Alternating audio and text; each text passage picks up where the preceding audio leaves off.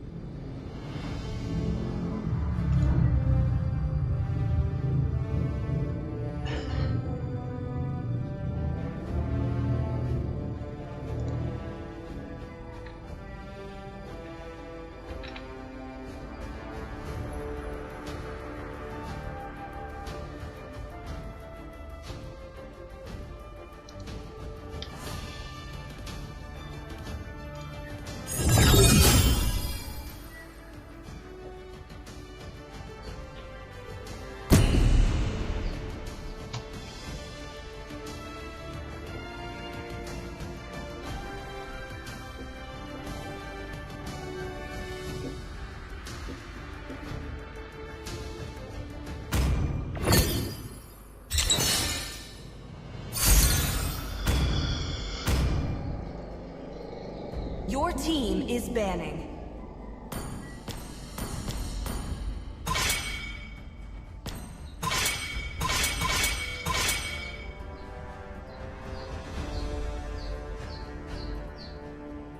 Please ban a hero.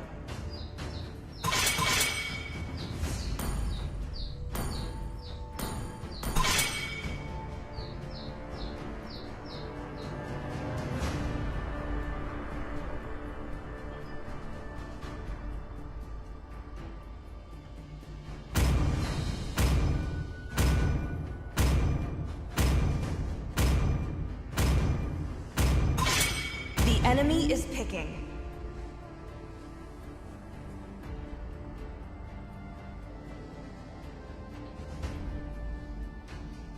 Tidak ada yang bisa lari dari tinju besiku.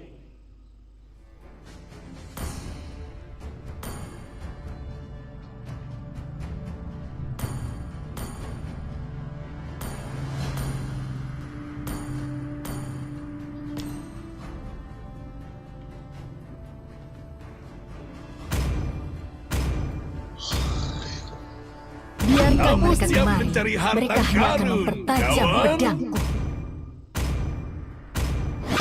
Sihirku akan menciptakan dunia yang baru. Cahaya akan jatuh ke dalam kegelapan.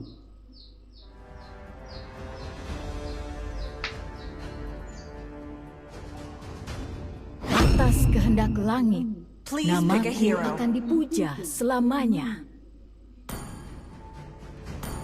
Akulah cahaya rembulan yang menembus kegelapan.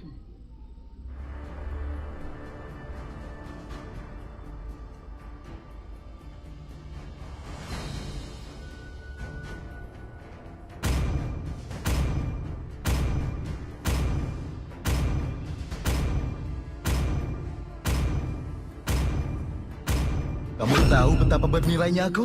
The enemy is Seharusnya picking. kamu tahu. Iblis tunduk padaku, dan para dewa berlutut di Tidak hadapanku. membutuhkan perlindungan dari hujan.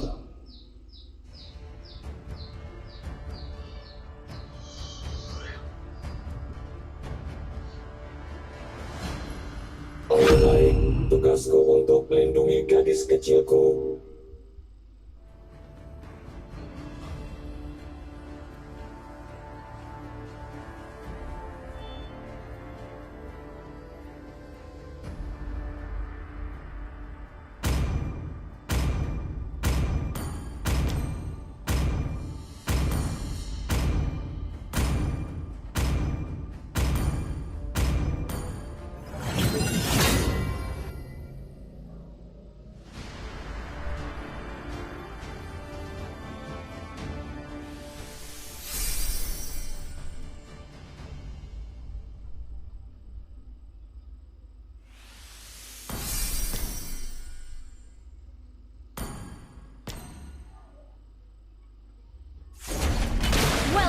to Mobile Legends!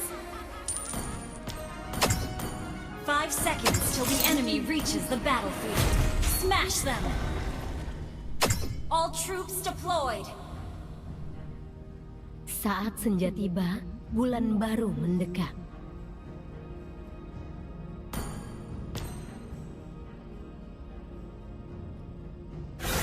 Bidikanku selalu tepat sasaran.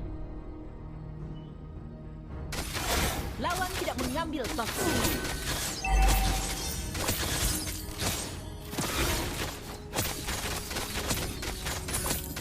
Jalanku sebagai pembunuh, rendah hati, berwibawa dan tulus.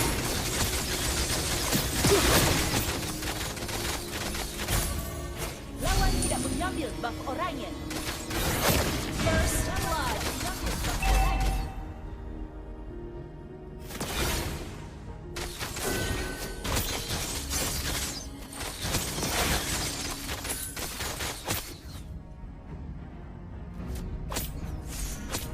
Rembulan menyinari setiap sudut hutan ini dengan indah. Ally has been slain.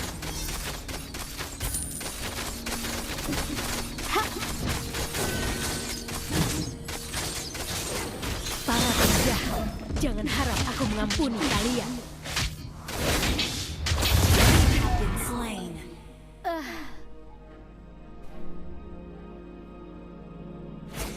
Sampai bulan baru menerangi kita lagi, aku akan terus berjuang. An enemy has been slain. An ally has been slain. Berhati-hatilah.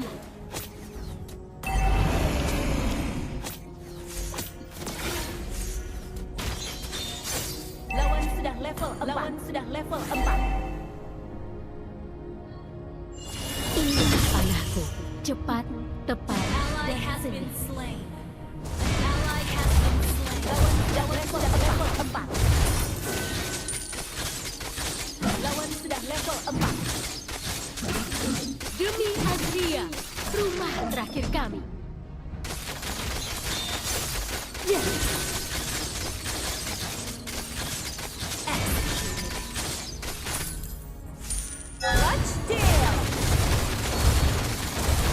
Tanahku adalah Jawa Barat.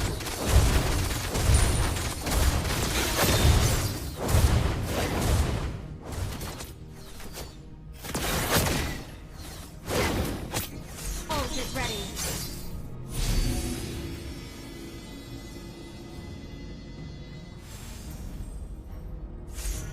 Berhati-hatilah.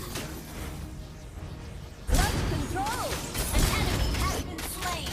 Ult is ready. An ally has been slain.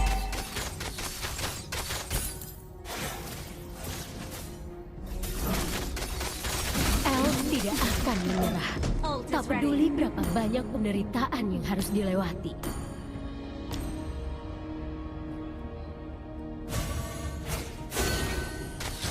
Meskipun hutan ini terbakar dan cahaya bulan meredup, harapan kami akan tetap ada.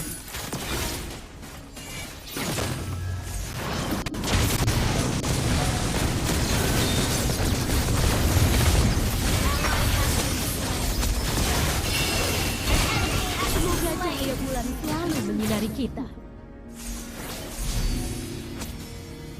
Hadiah dari hutan yang agung.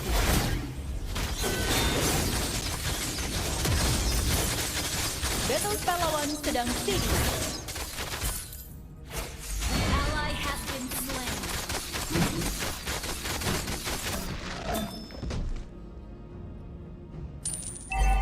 Enemy double kill. Menghilang ke dalam cahaya rembulan. Ha!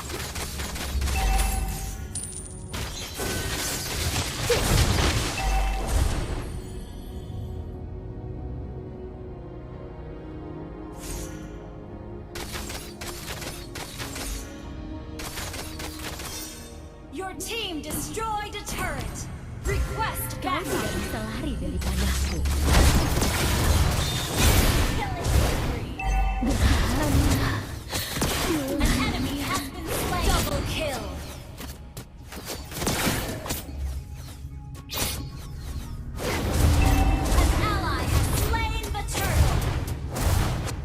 Aku siap untuk bertarung lagi. Shut down. Our turret has been destroyed.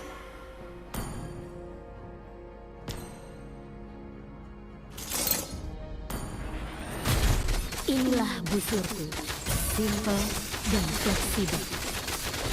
Enemy rampage.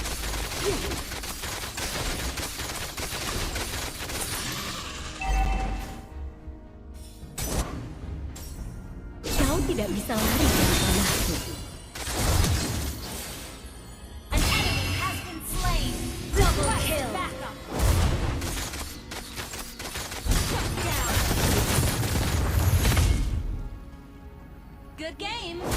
Cahaya rembulan tidak mengampuni musuh Azrin.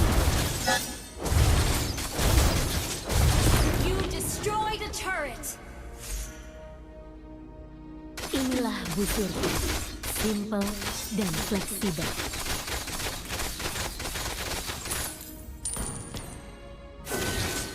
Ally has been slain. An enemy has been slain. Enemy double kill. Enemy triple kill. Semoga cahaya bulan selalu menyinari kita.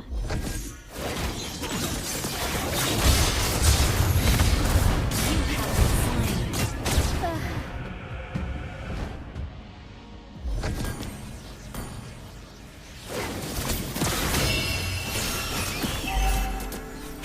Ally has been slain. An enemy has been slain.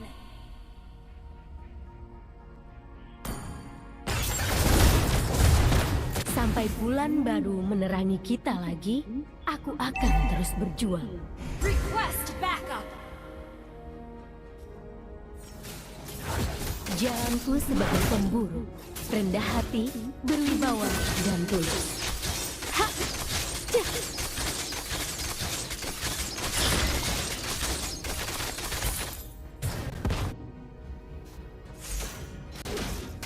An enemy has been slain. Launch attack. Menghilang ke dalam cahaya Double rembulan. kill.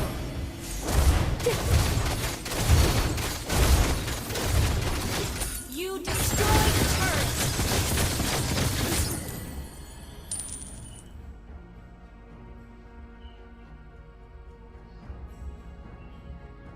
Ult is not ready. Hutan ini dalam perlindunganku saat rembulan diselimuti kegelapan.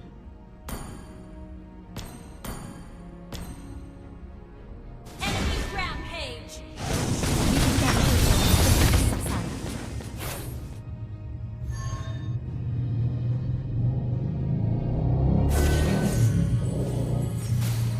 Elf tidak akan menyerah. Tak peduli berapa banyak penderitaan yang harus dilewati.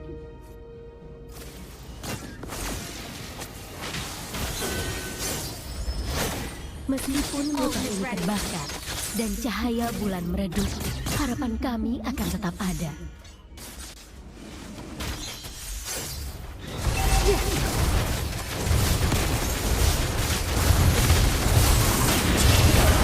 You have slain an enemy.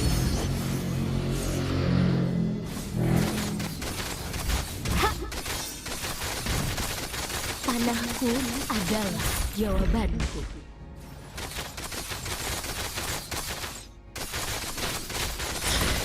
Request backup.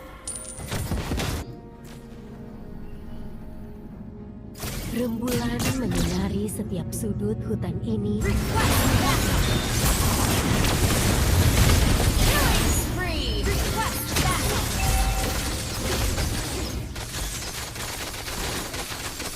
Demi Request backup.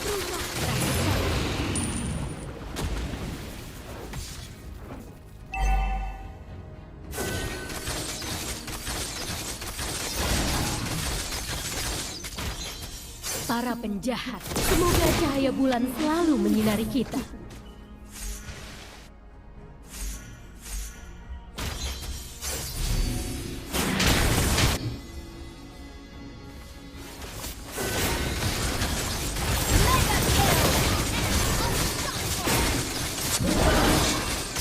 You have been slain.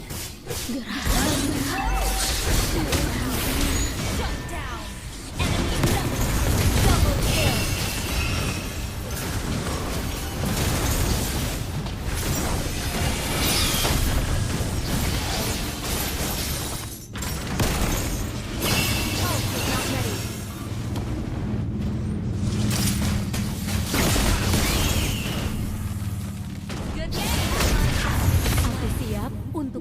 bertarung lagi.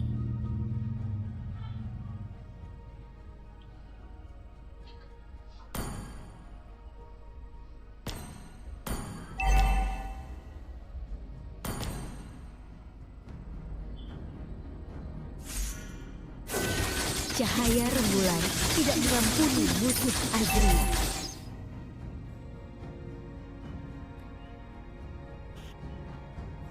Kau tidak bisa lari dari panahku. Ally has been slain.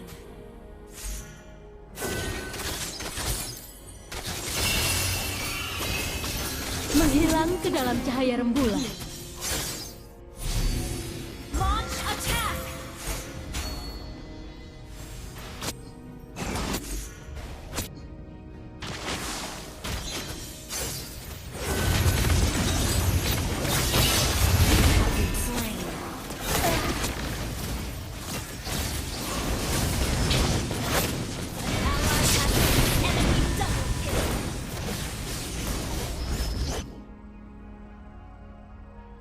The enemy has slain Lord. Our turret has been destroyed. Instant kill! Our turret is under attack. Our turret has been destroyed. Sampai bulan baru menerangi kita lagi. Harus berjuang. Our turret is under attack. Our turret has been destroyed. Ha!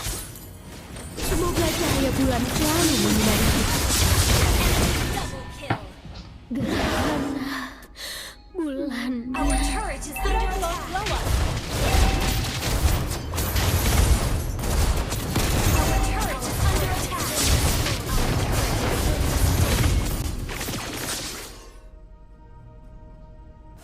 Our base is under attack.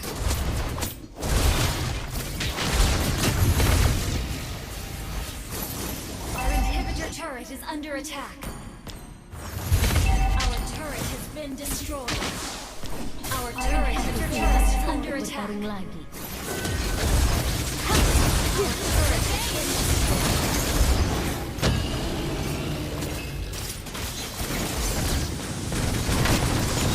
Instant kill. Under attack. You have slain an enemy.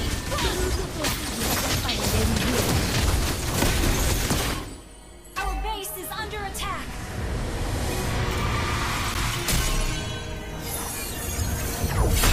Defeat.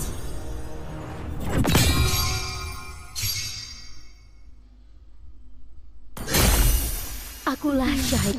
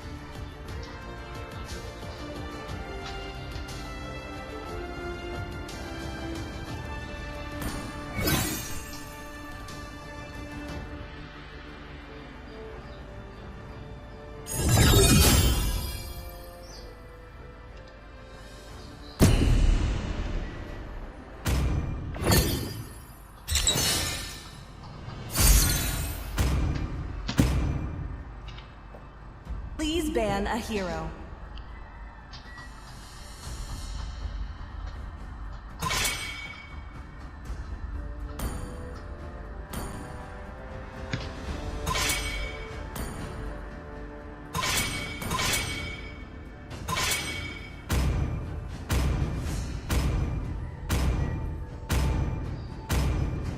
Your team is banning.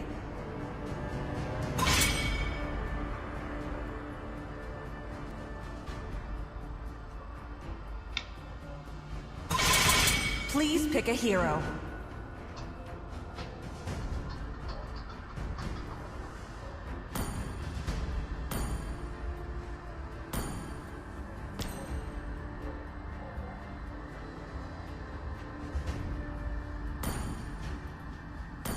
Tidak ada penjahat yang bisa lolos The dari. enemy is picking.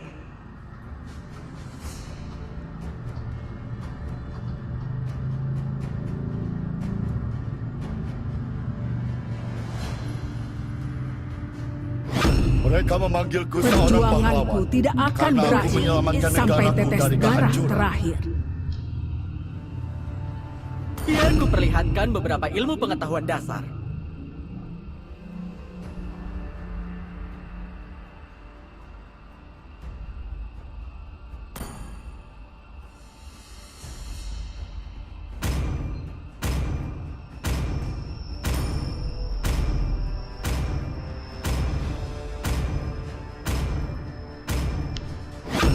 Celah ditemukan. The enemy is Siap picking. untuk menyusup.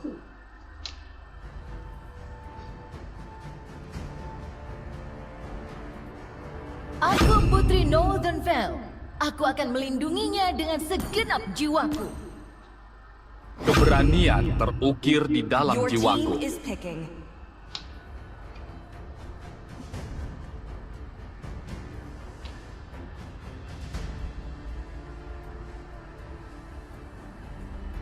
Hanabi, Sanjo. Uranus has awakened. The enemy is picking.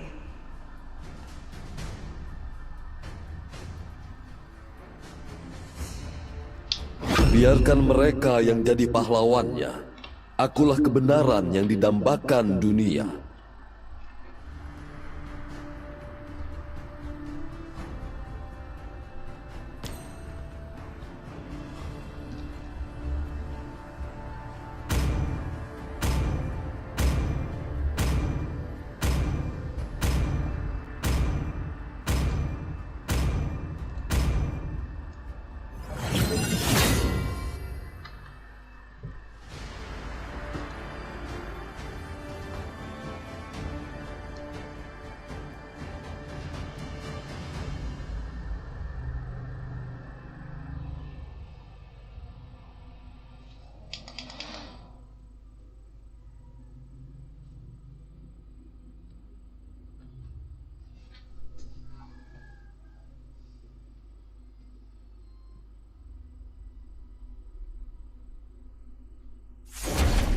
Welcome to Mobile Legends!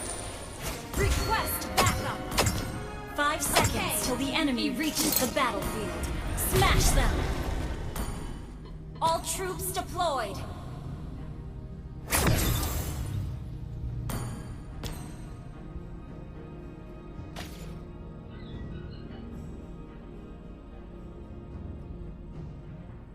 Lawan tidak mengambil buff oranye.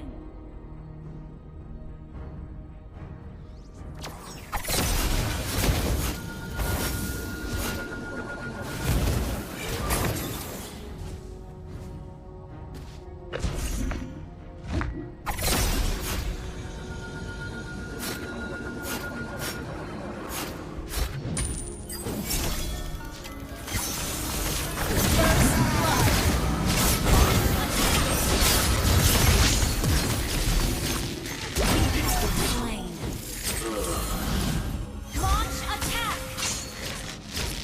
Enemy double kill! Understood.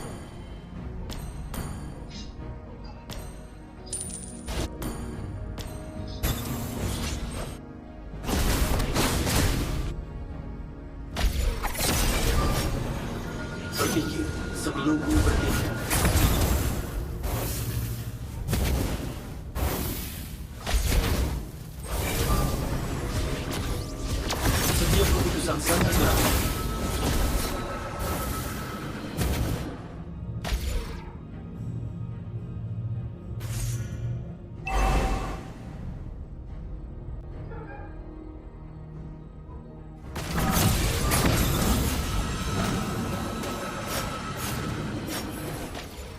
Aku akan melakukan segalanya.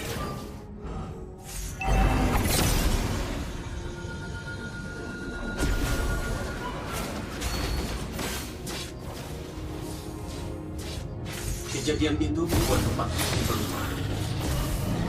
Lawan sudah level 4. An ally has slain the turtle. Timku lebih penting dari Lawan menginvasi sudah level 4.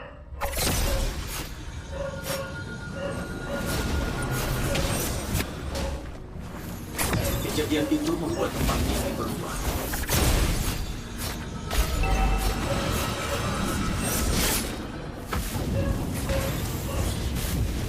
Aku akan melakukan segalanya.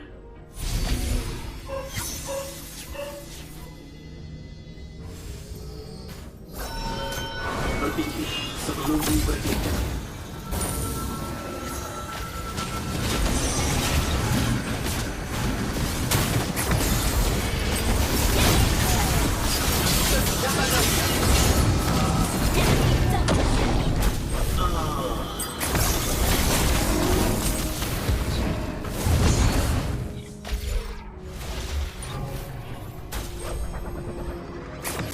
Setiap keputusan sangat berarti.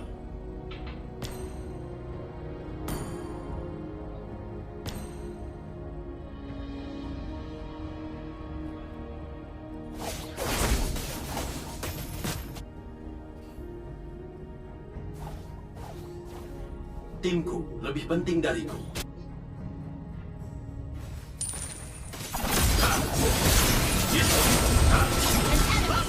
Slain. Setiap keputusan sangat berarti.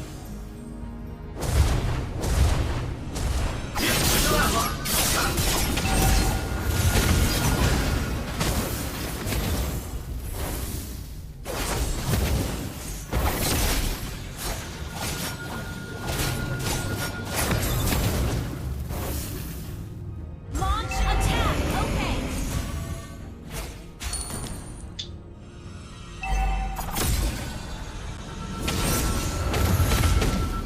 Aku akan melakukan segalanya. An ally has slain the turtle.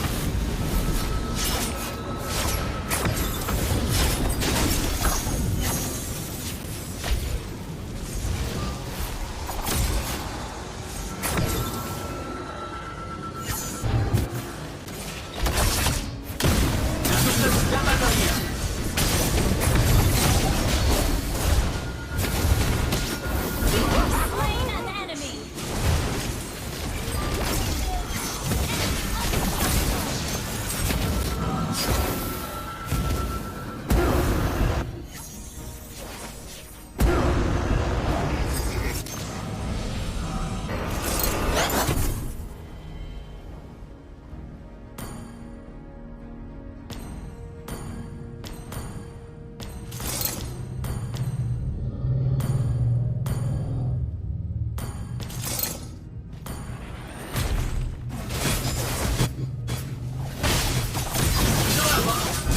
Slain an enemy. Initiate retreat. Understood. Timku lebih penting dariku.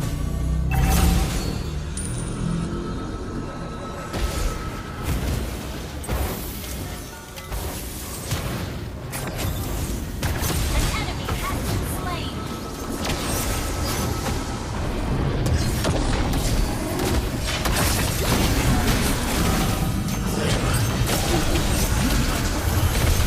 Our turret is slain. An enemy has been slain.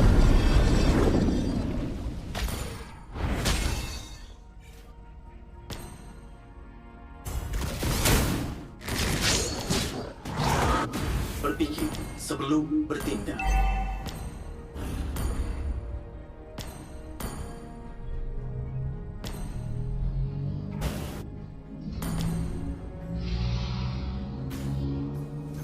Kejadian itu membuat tempat ini berubah.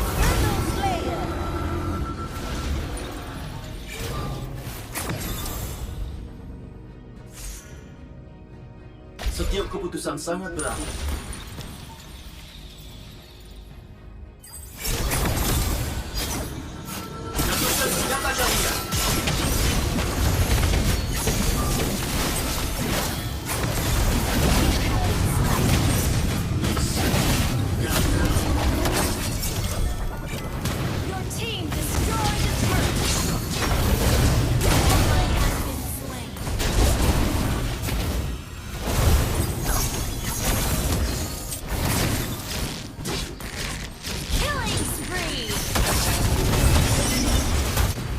Kejadian itu membuat tempat ini berubah. Killing spree!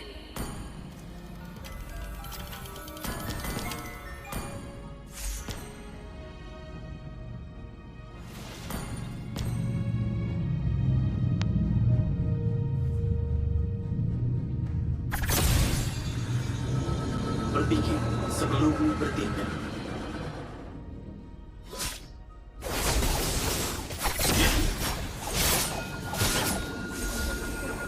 Aku akan melakukan segalanya.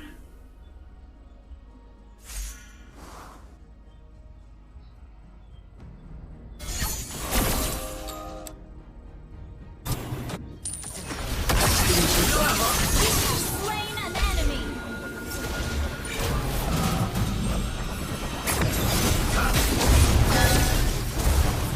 Mega kill!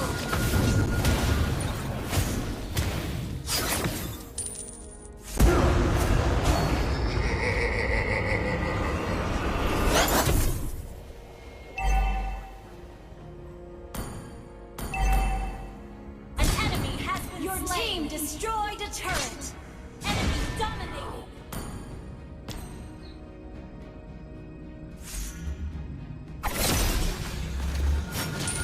Setiap keputusan sangat berat.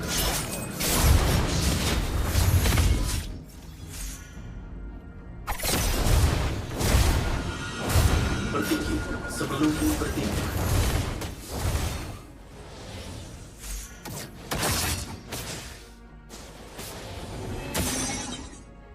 Aku akan melakukan segalanya.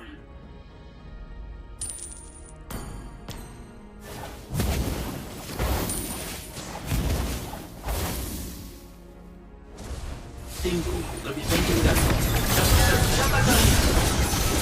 Your team destroyed Mega kill!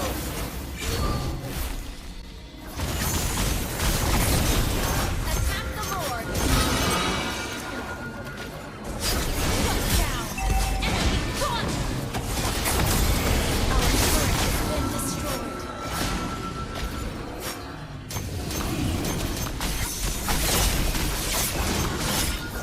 Our turret is under attack.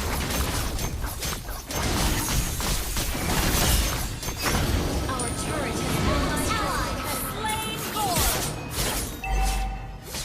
Unstoppable! Shut down! Legendary!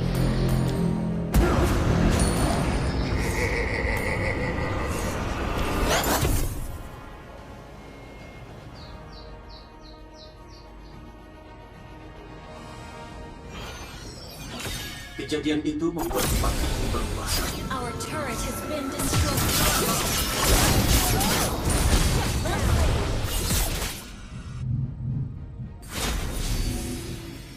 Timku lebih penting dariku.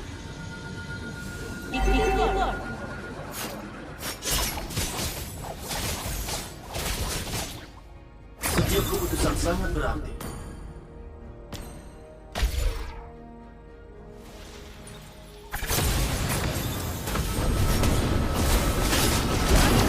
That was amazing!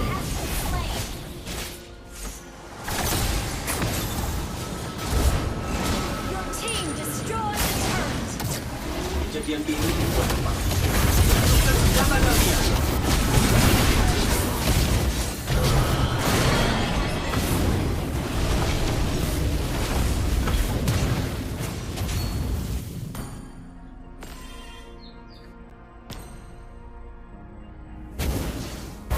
Your team destroyed a turret. Your team destroyed the turret. Killing spree.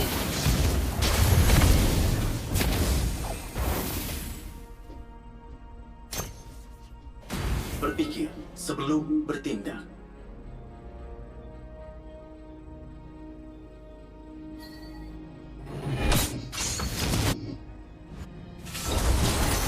Ally has been slain.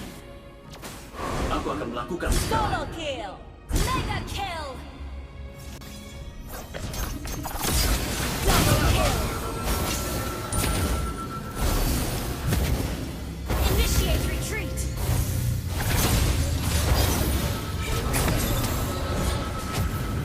An enemy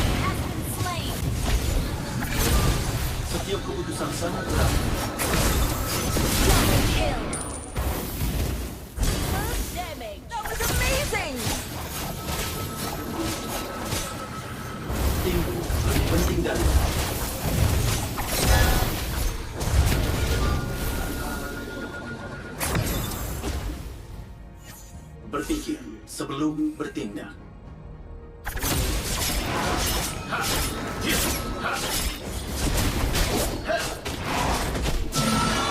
Aku akan melakukan segalanya. Your team destroyed an enemy. Kejadian itu membuat Gather as a lord. Okay.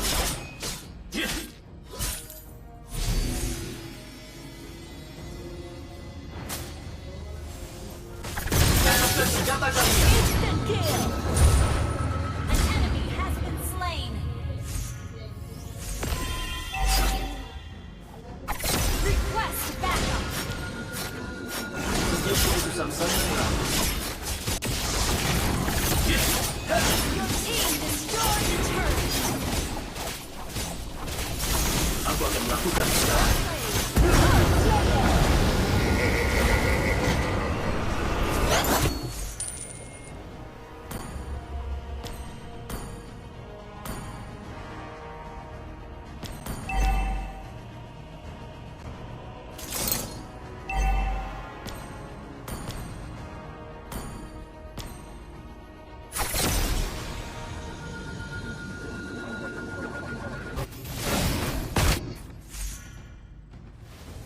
Monster kill.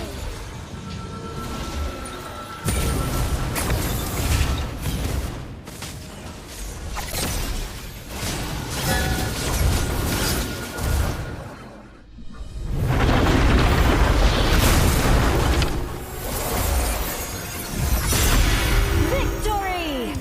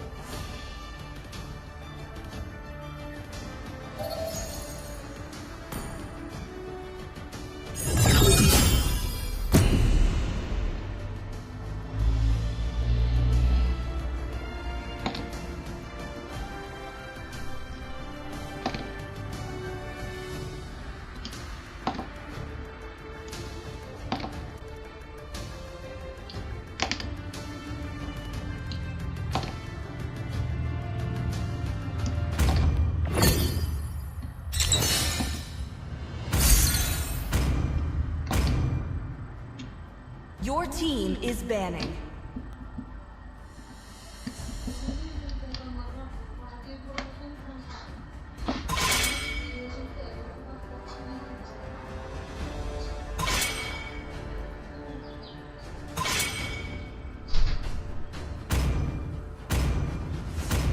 Please ban a hero.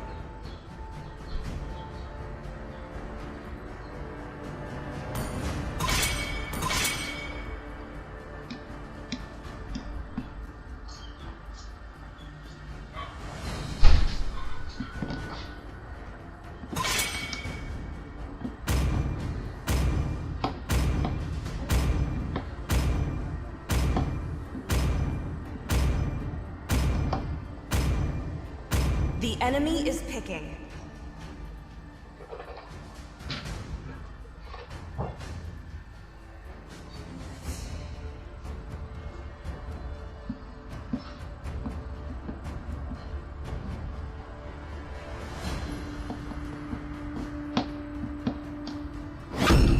Atas kehendak Your langit, team is picking. namaku akan dipuja selamanya.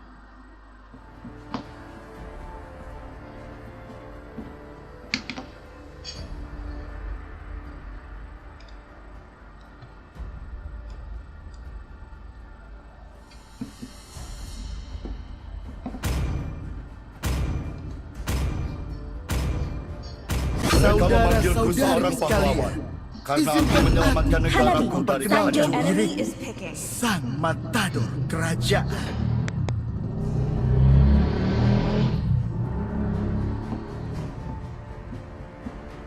Seorang pria darah dengan musuhku sebilah mengalir tombak dari adalah tombakku. sebuah benteng.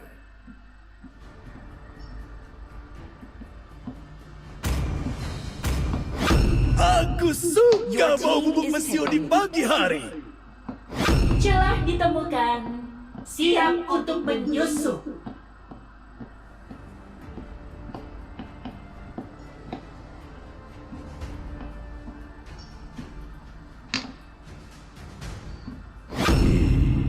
Uranus The enemy telah is picking. bangkit.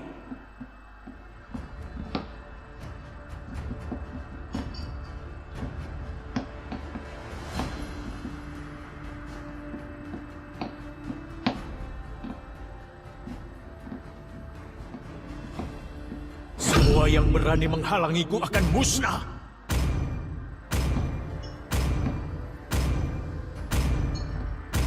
Terkadang, kepintaran bekerja Please lebih pick a baik hero. daripada kekuatan. Tidak ada penjahat yang bisa lolos dariku.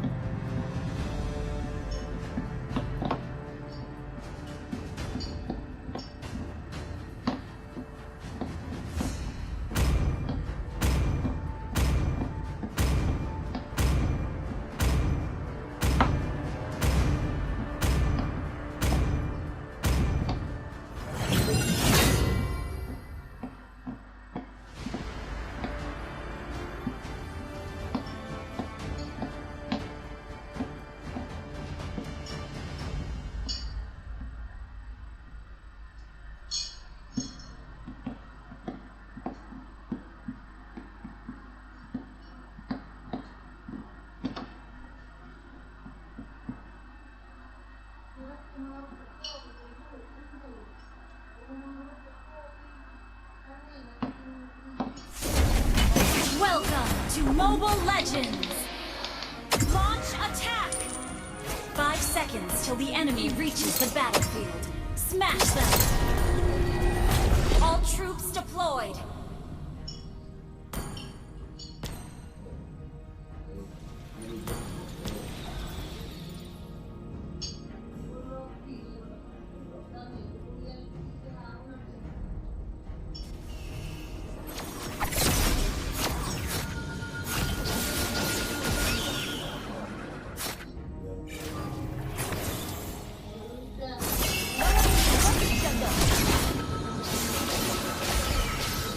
Kejadian itu membuat tempat ini berubah.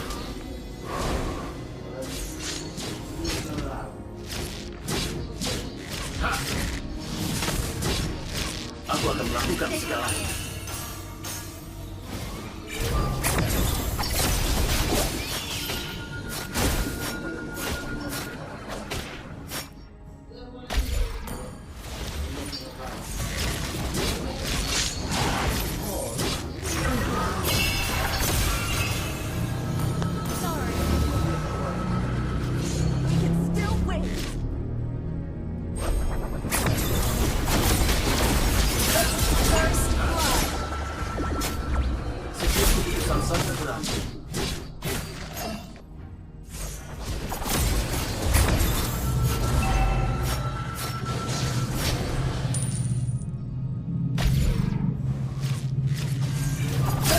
Bertisu sebelum bertindak.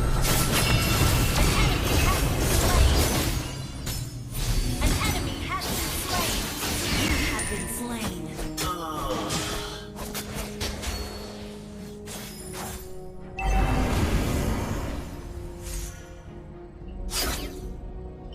Unstable network. Killing spree!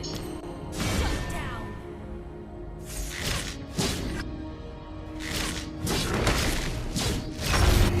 An ally has slain the turtle!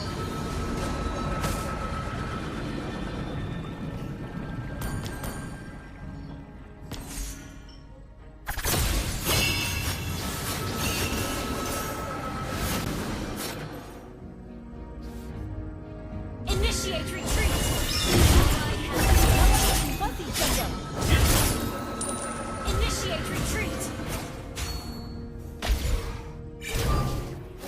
Berpikir sebelum bertindak. 目標が消えた。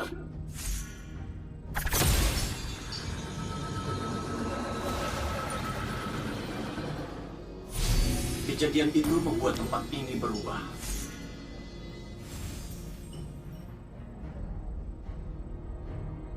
Aku akan melakukan segalanya. Launch attack!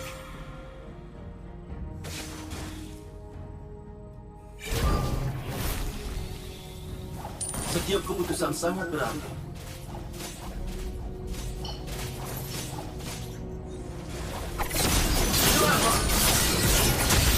An enemy has been slain. Initiate retreat.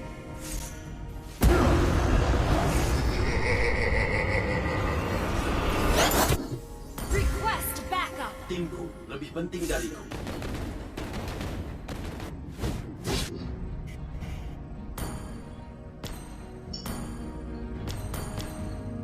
Request backup. Understood.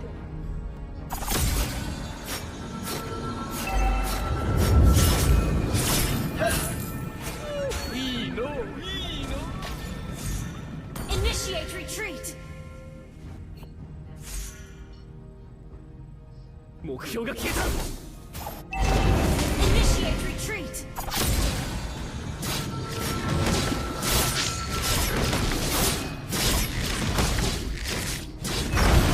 An ally has slain the turtle.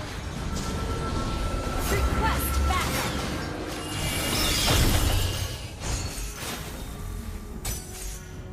Request backup. Okay.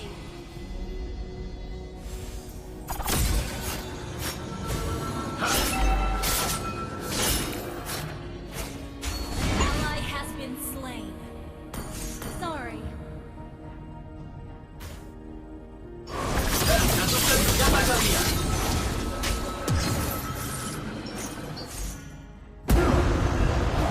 Launch attack. Bonus pahlawan sedang sini. Setiap keputusan sangat berarti. Request backup. Understood. Killing spree.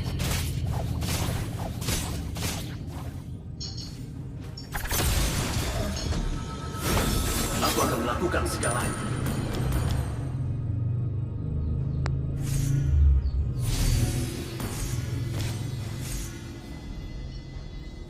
Berpikir sebelum bertindak.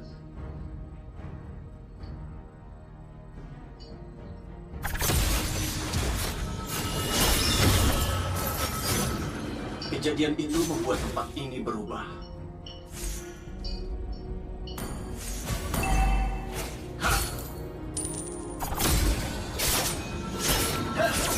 Timku lebih penting dariku.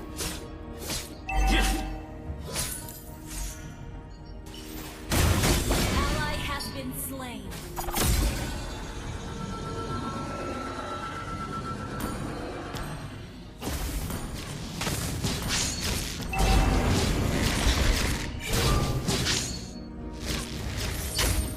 Launch attack.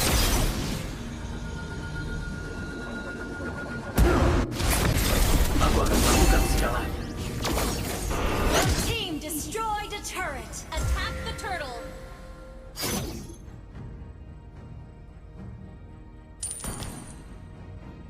An enemy has been slain. Setiap keputusan sangat berarti. An enemy has been slain.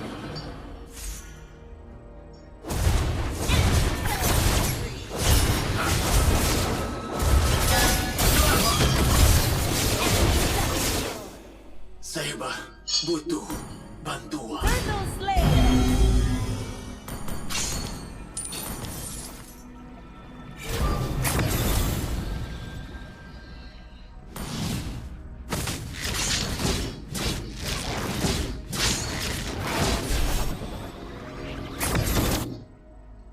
Timku lebih penting dariku. Shut down. Enemy double kill. Berpikir Berpikir sebelum bertindak. Killing spree. Ultimate lawan Our sedang turret siege. has been destroyed. Kejadian itu membuat tempat ini berubah.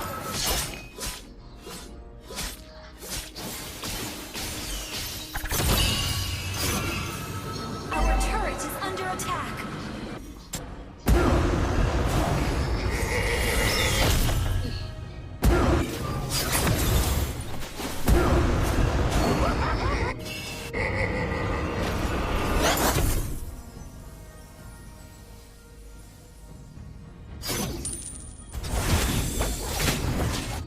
Enemy rampage. Our turret has been destroyed.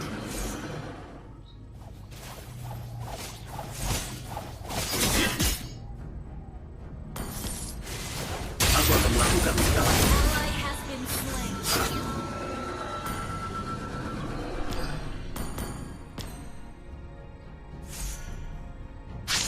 Timku lebih penting dariku.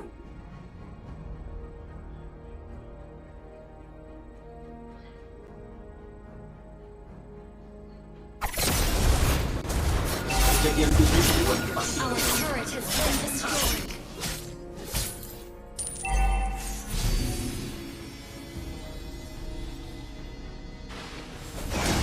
Berpikir sebelum bertindak. Attack the Lord. Setiap keputusan sangat berarti.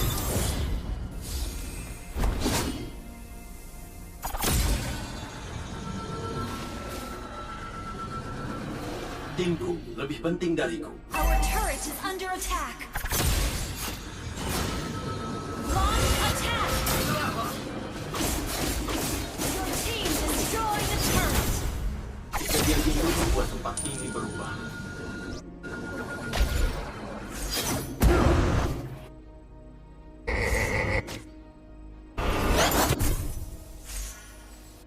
Berpikir sebelum bertindak.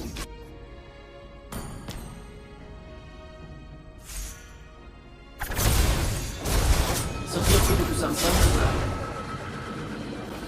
Ultimate lawan sedang siege. Ally has been slain. Aku akan melakukan segalanya. You have slain an enemy. Request backup. Our turret is under attack. Your team destroyed the turret. Our turret has been destroyed. Request backup.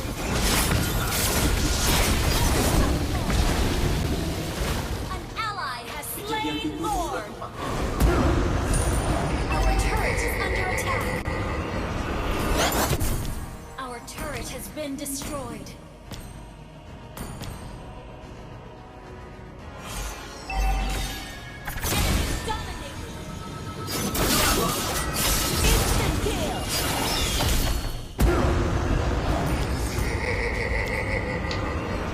First damage.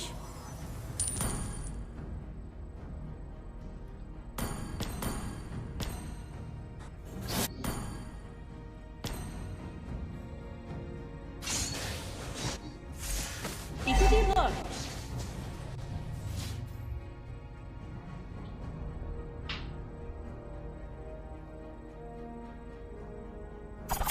Setiap keputusan sangat berarti.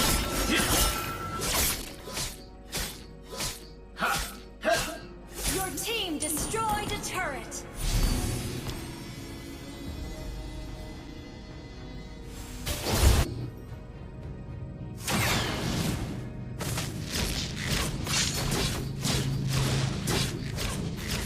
Initiate retreat. Lebih penting dariku.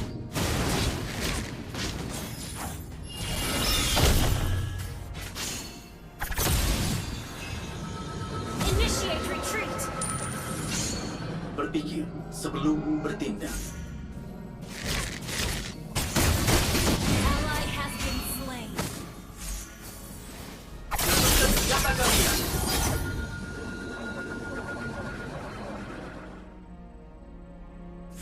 Aku akan melakukan segalanya.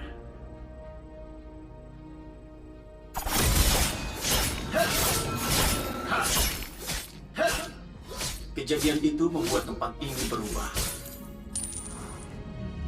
Launch attack! Enemy has been slain!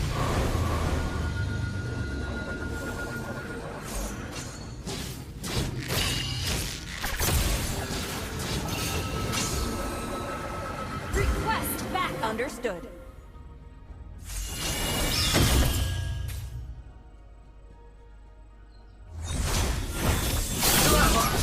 Godlike!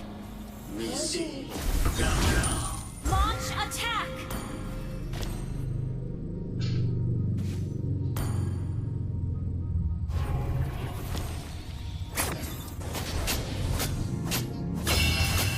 Initiate retreat!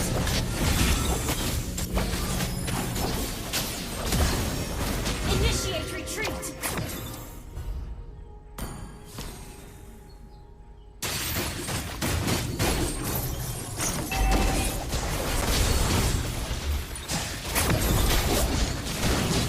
Aku akan An melakukan enemy segalanya. has been slain! An ally has been slain. Gather at the Lord! Tinggi lebih penting dari itu. Killing spree.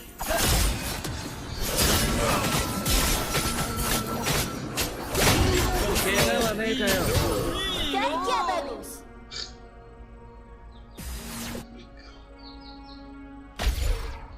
Our inhibitor turret is under attack.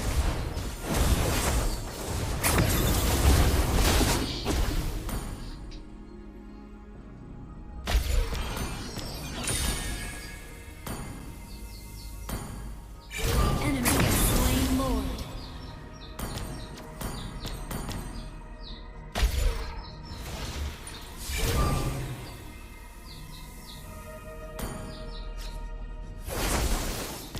Our inhibitor turret is under Initiate retreat! Keputusan sangat berat. Our turret is under attack! Our turret has been destroyed.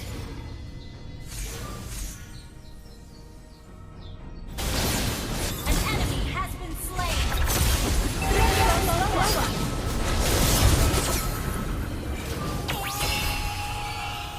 Launch attack! Shut down!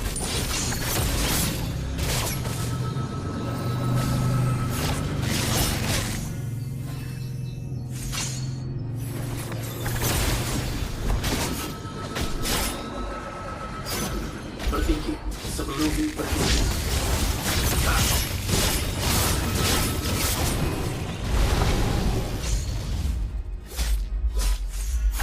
Kejadian ini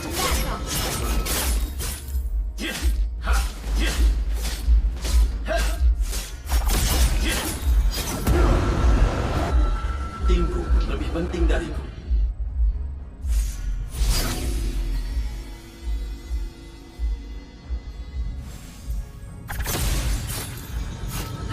Berpikir sebelum bertindak.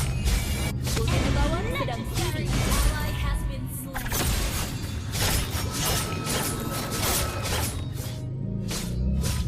Your team destroyed a turret.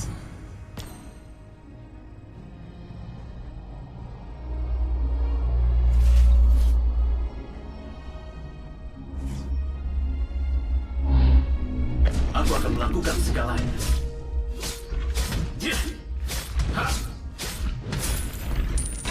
Legendary. Setiap keputusan sangat berarti.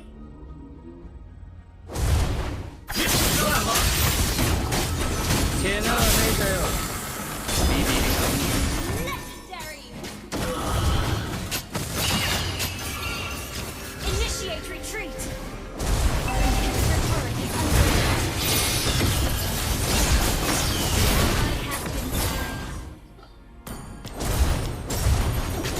Our inhibitor turret is under attack. Our base is under attack.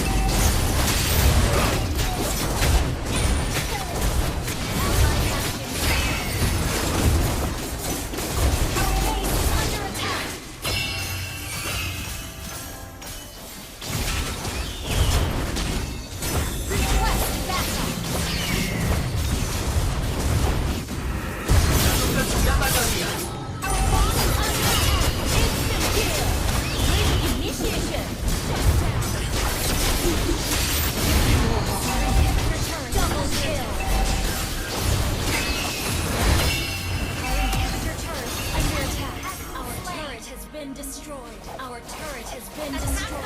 Brilliant tanking. Superb damage. Attack the Lord.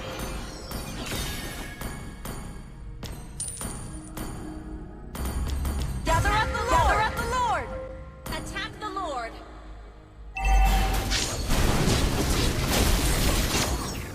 An enemy has reached the Lord. Wiped out.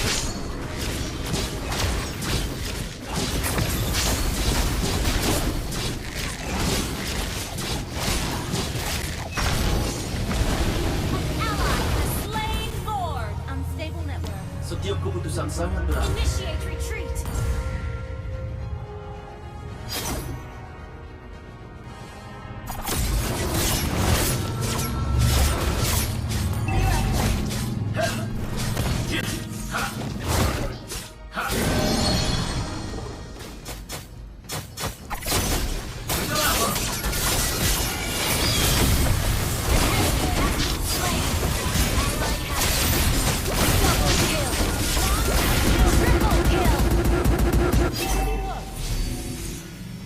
Aku akan melakukan segalanya.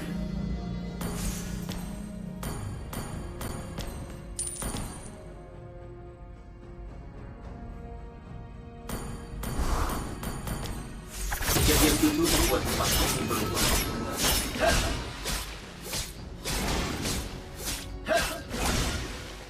Launch attack. Understood. Timku. Destroy the turret. Team, destroy the turret. Mega kill.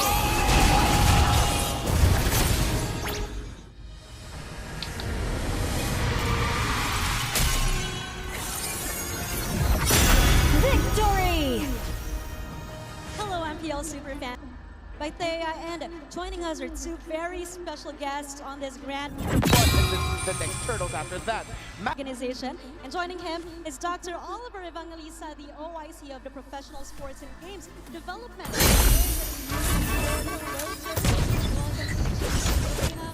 Dr. Oliver, we now have representatives for the Asian Games, the 20th Asian Games, as well as the MSC and the MWI at the EWC 2026. Now, how important is it to have players representing the Philippines on the global stage?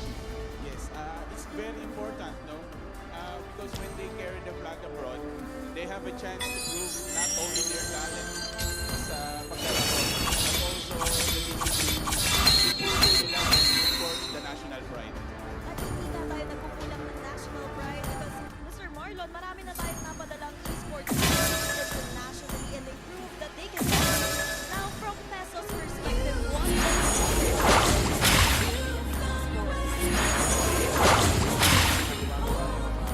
gumagana na yung pinagpagura natin.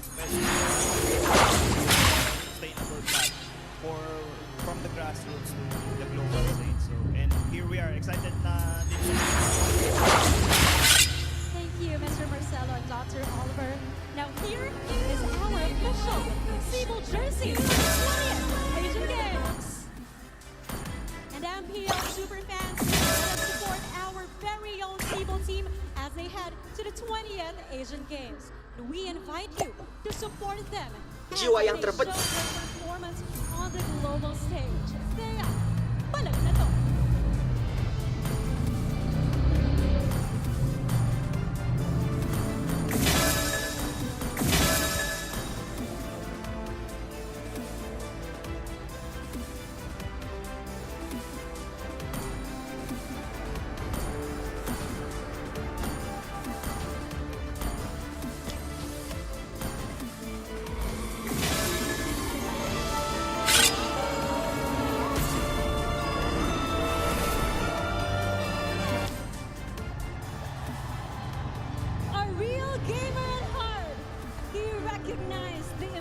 Potential of Filipino talent in the global arena.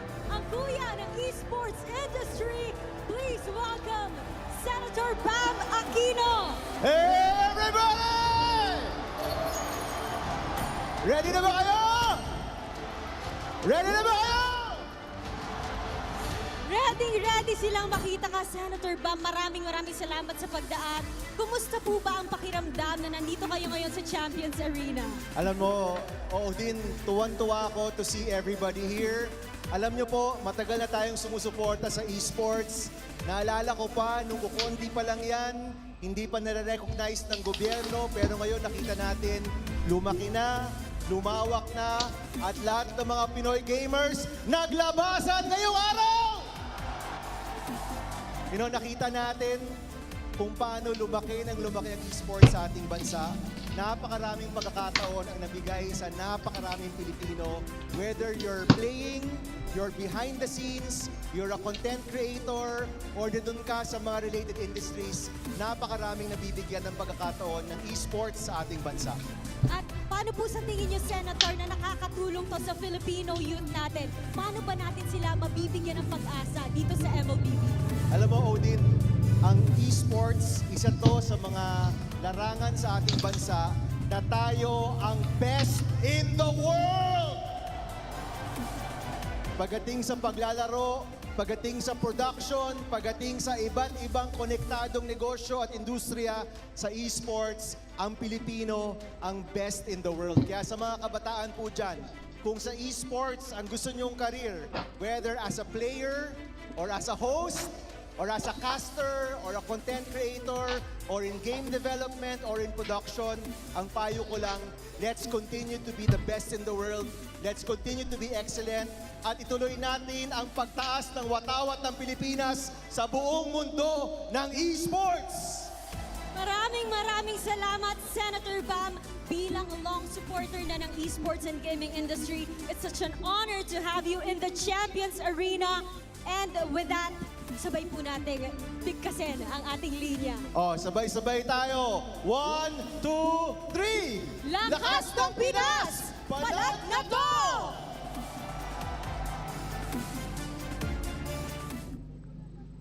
For a long time, traditional sports and esport athletes walked completely different paths. Today, those lines blur. Look around. We are witnessing a new breed of heroes who are redefining what it means to represent the flag. At the forefront is Carl TZ, the most decorated player in history, leading the charge to prove once again that the Philippines is the home of MLBB champions. Step forward onto Asia's grandest stage, Lakas ng Pinas at Palag na to.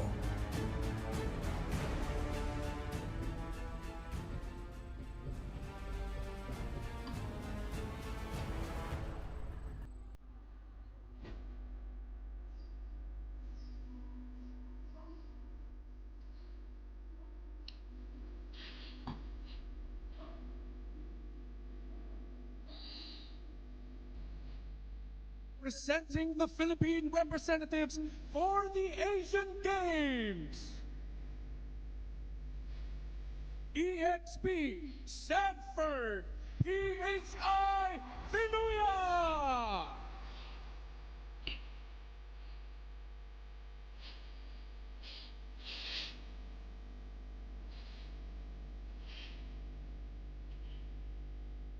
Jungle Carl TZ PHI Nepomuceno.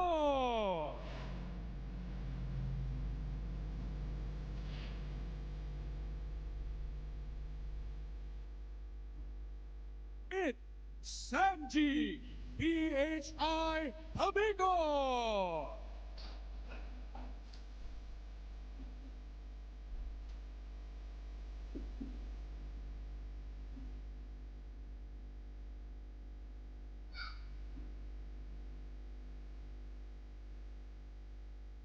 Rome JP PHI De La Cruz.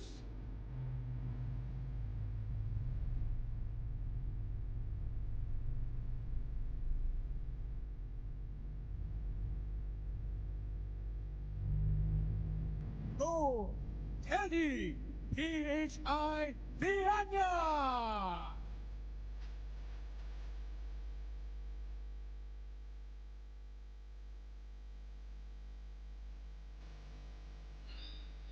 Analyst Nike PHI Cebañez.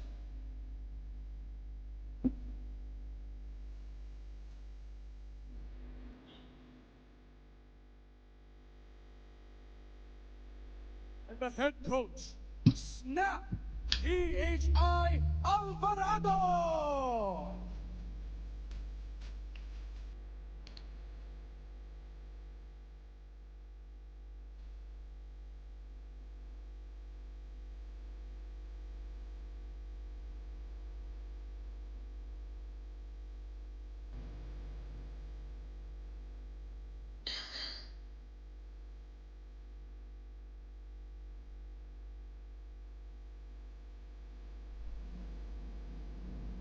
Once again, give it up for your Asian Games representatives.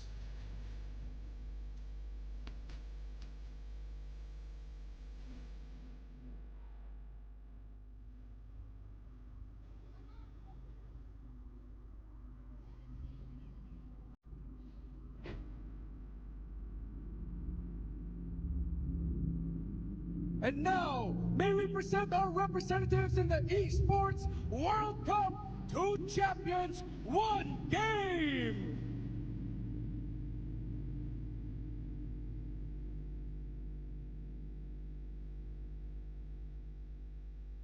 Champions Arena, please make some noise for our MWI representatives, Navi Philippines!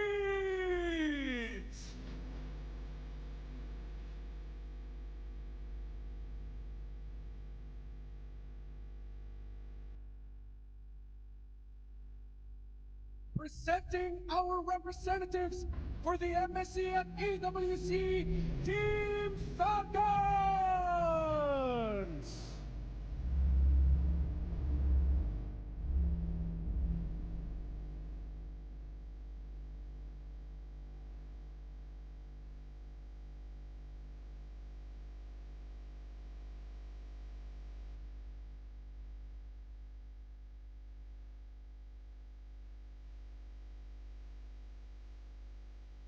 And Team Liquid Philippines!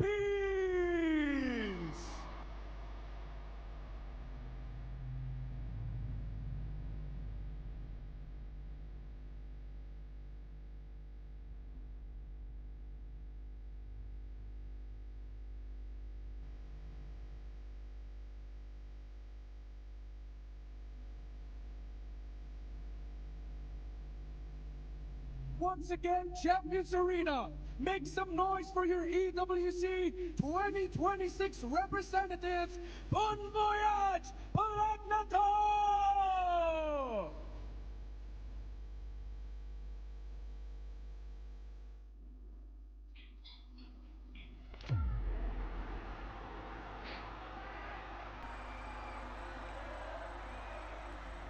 I can definitely see that the esports scene, especially for MLBB, it'll just keep getting bigger and bigger. Ay, tingin ko kasi sobrang laki ng community ng ML, lalo ngayon kasi grabe na yung mga community ng fans eh. Iba yung feeling, lalo-lalo na sa amin. Tuwing uuwi kami, makikita namin yung mga Pilipino sobrang proud sa amin. Magiging part na ng buhay nila na manood ng arena sa mga susunod pang araw. Hindi lang siya tumitigil sa laro. The stories are so real, the stories are so big, na para siyang superhero movie. For the very first time nakita ko sa buong pamilya na nagpa-picture sa amin. So parang dun pa lang, namangha na ako. Sabi ko, this is the community that I want to be in. Mga magulang natin will look at esports, gaming in general, be like, wala kang mapapala dyan and stuff. But it's not necessarily true. Nung season 1 namin, doon lang kami sa sa mga malls. After nung SGD time ko, nung nalipat ako sa brand, talagang doon nag-start yung sunod-sunod kong mga panalo siguro, ganun. And doon ako mas na-recognize. Tayong mga Pilipino kasi parang happy-go-lucky tayo. Kahit anong pagdaanan natin. Tayong mga Pinoy yan eh. Lumalaban talaga tayo kahit even the slightest chance.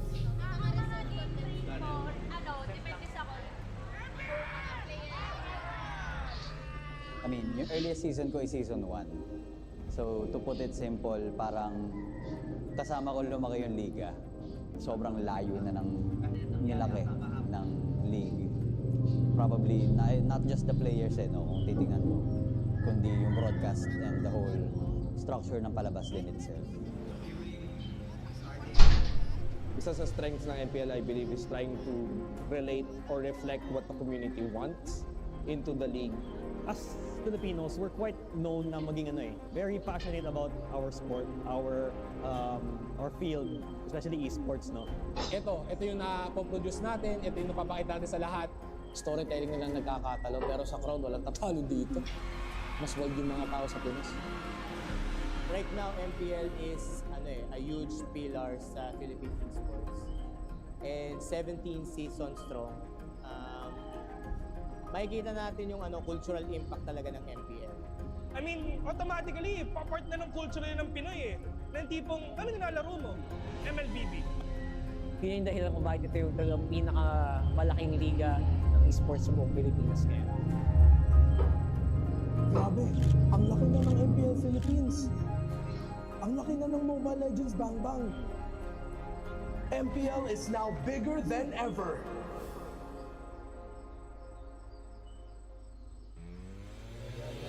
Tonight, they settle the score once and for all. It's Team Liquid Philippines versus Team Falcons. This is the MPL PH Season 17 Grand Finals!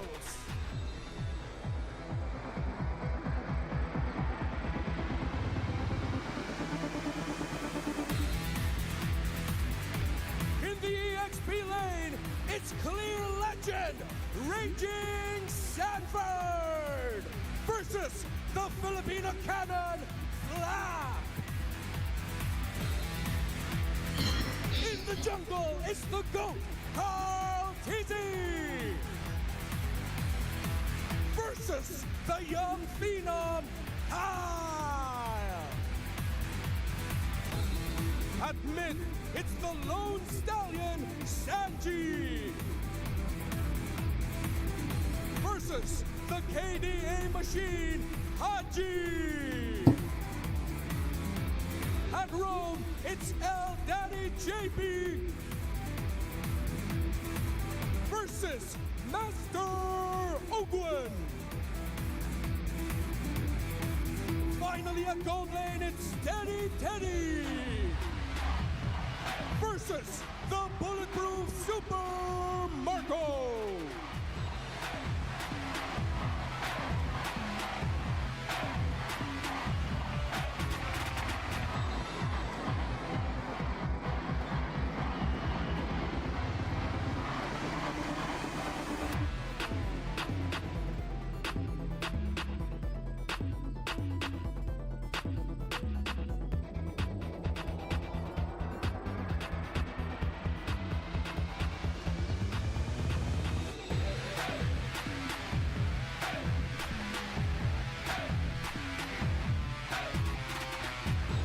Is the ultimate clash of titans. Who will claim the Immortal Cup? Champions Arena, make some noise!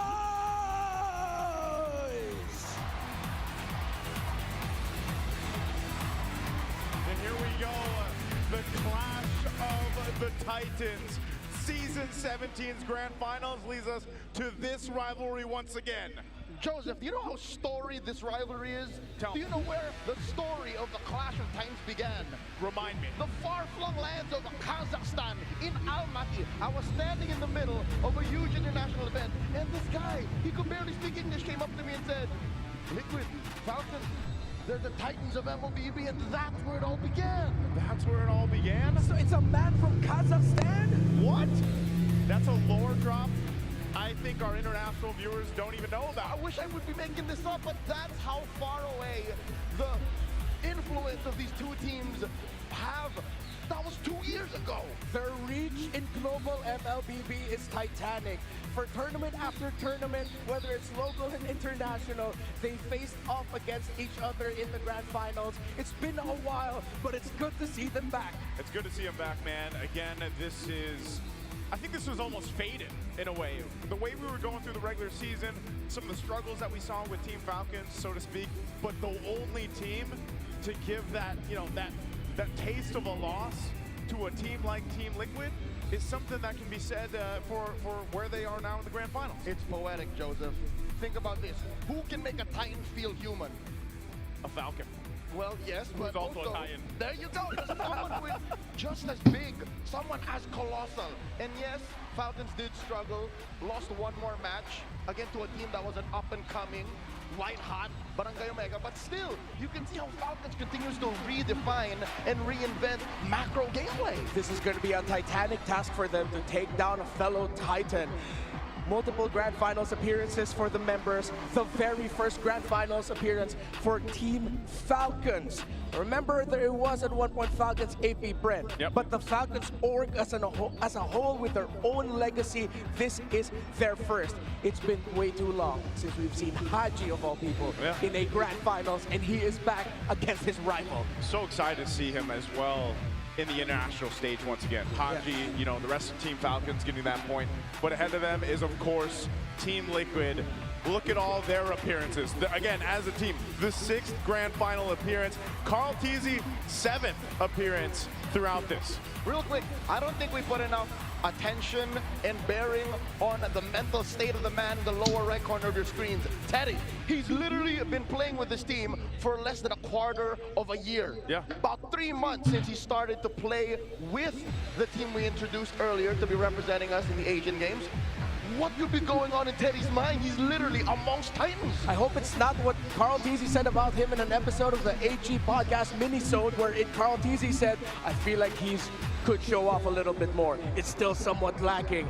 I am also now wondering, Teddy, it's your first Grand Finals. His playoff performances, they've been all right. But if he wants to take the next step, he needs to be better than great. I'll add this as we see our first map's gonna be Flying Clouds here. I will say Teddy has showed a little more grit, you know, especially towards the end of the regular season. He started to be a little more aggressive in the goal lane against his matchups. He started to show a little more spunk, you know, in the way he was approaching those fights. And yes, he's been steady, but I also feel like a couple times we've thrown out, man, that's deadly Teddy, right? Because he went from that more steady mode, especially in the early weeks of the regular season, to this point where now we see him being a little more aggressive. And I think that is what the rest of the 4 horsemen and the members of Team Liquid were looking for. And they got that. And some of that aura that they have, I feel like has definitely influenced Teddy's playstyle now. If it does come down to it, and if they do trump Falcons here tonight, then I think it's safe to redefine what Liquid is made of. It's now the 4 horsemen with Teddy one of them, and the GOAT. And the GOAT. That's true. Yeah, I mean, unless something else happens, Team Falcons definitely can take us somewhere else. Hopefully, I'm just hoping, man. 6 games at least. 6 quality cinematic games is what I'm hoping for. Tis what I predicted. That's what you did? Yeah. Redmar, what'd you predict?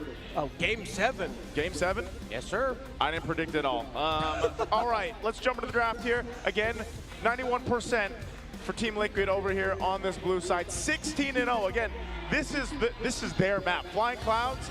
No one has taken them down off it. Maybe Team Falcons. Maybe the flight will help them in this one. They like to fight. They like to fight and flight. That's what basically this says for Liquid as they take out the Kalea, the Guinevere, and the Suyo. Oh my god, that ladder pick is something that the Phenom Kyle has been kicking butt with all throughout the season. I'm surprised why teams still give it to him. I love that Coach Snap and Coach Aeon respect that. Are we going to end up with a Leomord Harley priority here? You're probably not going to first pick the Harley for Team Liquid Philippines within the presence of the Leomord, but they can get their signature pick for Teddy right away. I wouldn't be so surprised if they just lock in the Claude right now, put some confidence on the young man, his first Grand Finals game, but he said, no, we still want to keep blocking Falcons picks. They pick up the Marcel, and this has been the approach so far for Liquid in the draft. Just a lot of blocks. Yep, the Marcel's great because, again, you can do a whole lot with this. You can build a composition that's going to highlight this. Again, the Gorda has been making waves throughout the meta right now. This ends up working out really well with the Marcel if they decide to go and put that in the hands of Sanji. We'll see if that happens. Team Falcons on the other side can most likely pick up the Claude now. Pick up the Claude, take that away from Teddy. Has to be. But the problem with that is, yes, you pick up the Claude, but then the Harith with the Marcel actually does very well. Against the Marcel, bad. So I think our Harith is going to be coming in for TLPH later. For Falcons, maybe see if you can pick away a mid or EXP. And it is a mid. Haji on this Valentino was key and instrumental to their victory against Onyx PH yesterday. Considering that the Ju Sin could be a pickup for Team Liquid Philippines, the Eve is good. And that might force them to go for Valentina. Okay. Valentina, probably the Harith. I don't know if they'll decide if they just wait for the jungle pick here, especially given the fact that one or two of the top most picked junglers are banned out right now. The Harley Liam Ward trade is still up. Yeah.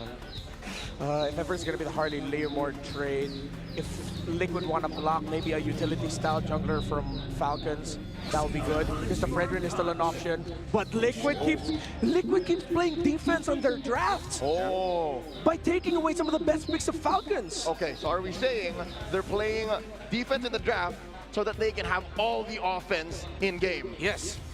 Because when you have a roam jungle duo such as the Marcel and the Fredrin has a lot of space to potentially invade because you're constantly getting information with the Marcel. While of course the Paquito now, Falcons has to consider, number one, picking up the Esmeralda early, but kind of awkward. Then the other option is they rush a Benedetta, one of the few heroes that can match what Paquito does right now in terms of the fast wave clear and fast rotates. And then in conjunction, you lose out on Kyle's picks. Yes. Yeah. There's been a lot of Esmeralda though too, with the chance that this is also probably a Harith. Yeah. So I don't know if they're gonna go that way. They'll lock in their jungler, Leomord. You mentioned it earlier. So they lock it in. This is first phase, solid on both sides. There's a clear plan here. I do like what Team Falcons is doing because this goes ahead and it gives them that box. We mentioned this yesterday. It was pivotal in their matchup against Onyx. They needed to go in and fight into that box, and that just happens to be the real-world manipulation with the Eve here. Yeah, the difficult thing about the Falcons combination is with the Leomord, you want to be able to get early wins. Well, let's see. We're going to throw it over to the on-ground panel to break it down a little further. Thank you so much to our casters. And over here at the on-ground panel would be me, Brigida, together with Wolf, our analyst for today. And kanina nakita na natin, isang kagulat-gulat na pag-prioritize ng Team Falcons on the Eve in the first phase. Ano masasabi natin tungkol dito? I think, Briggs, ito ay parang denied pick as well as parang naging comfort na rin nila na-develop throughout the playoffs. Nakita natin yesterday, the reason why they won against Onyx is nung ginamit nila Eve up against the Jushin na happens to be open pa rin up until this point. So, I doubt na mapipili yung Jushin dito. Alam mo, laging contested yung hero na yon. But in this grand final, baka mag-decide na dalawang teams na hindi na. Kaya nga, Gort nga yung binaban nila dito not the Jushin for TLPH. So they will be willing to leave that open. And I think isa rin ito sa mga moments na talagang napapatanong ako kung ano yung mga magiging response ng Liquid in terms of the picks. But just the same, Team Falcons, I'm wondering, since the Paquito is open and the focus is once again taken out, what do you see as a potential response na manggagaling din naman sa Team Falcons for this pick? Kasi wala na rin yung Esmeralda. Yeah, I think yung Benedetta, na nakita rin natin yesterday. Itong Esmeralda, nakagulat na parang hindi kinuha agad ng Team Falcons despite them having a lot of options para kay Kai. Lalo na katapat kasi Fredrin eh. So, kailangan nilang mag-isip ng iba pa. Like, pag naman yung Benedetta dito, like, what is your actual answer to the Paquito? Siguro, maiiwan sila with Derizla. Kaso, hindi nila kukunin yun up until lumabas yung Valentina or kung ano man yung mage pick para dito kay Sanji. And at the same time, I feel like nakita natin kung ano yung pwedeng maging implications ng isang slower paced na EXP lane for Falcons. And na-highlight pa naman sa ating keys to victory na kailangan talagang maging aggressive lang all throughout the early ang Team Liquid Philippines.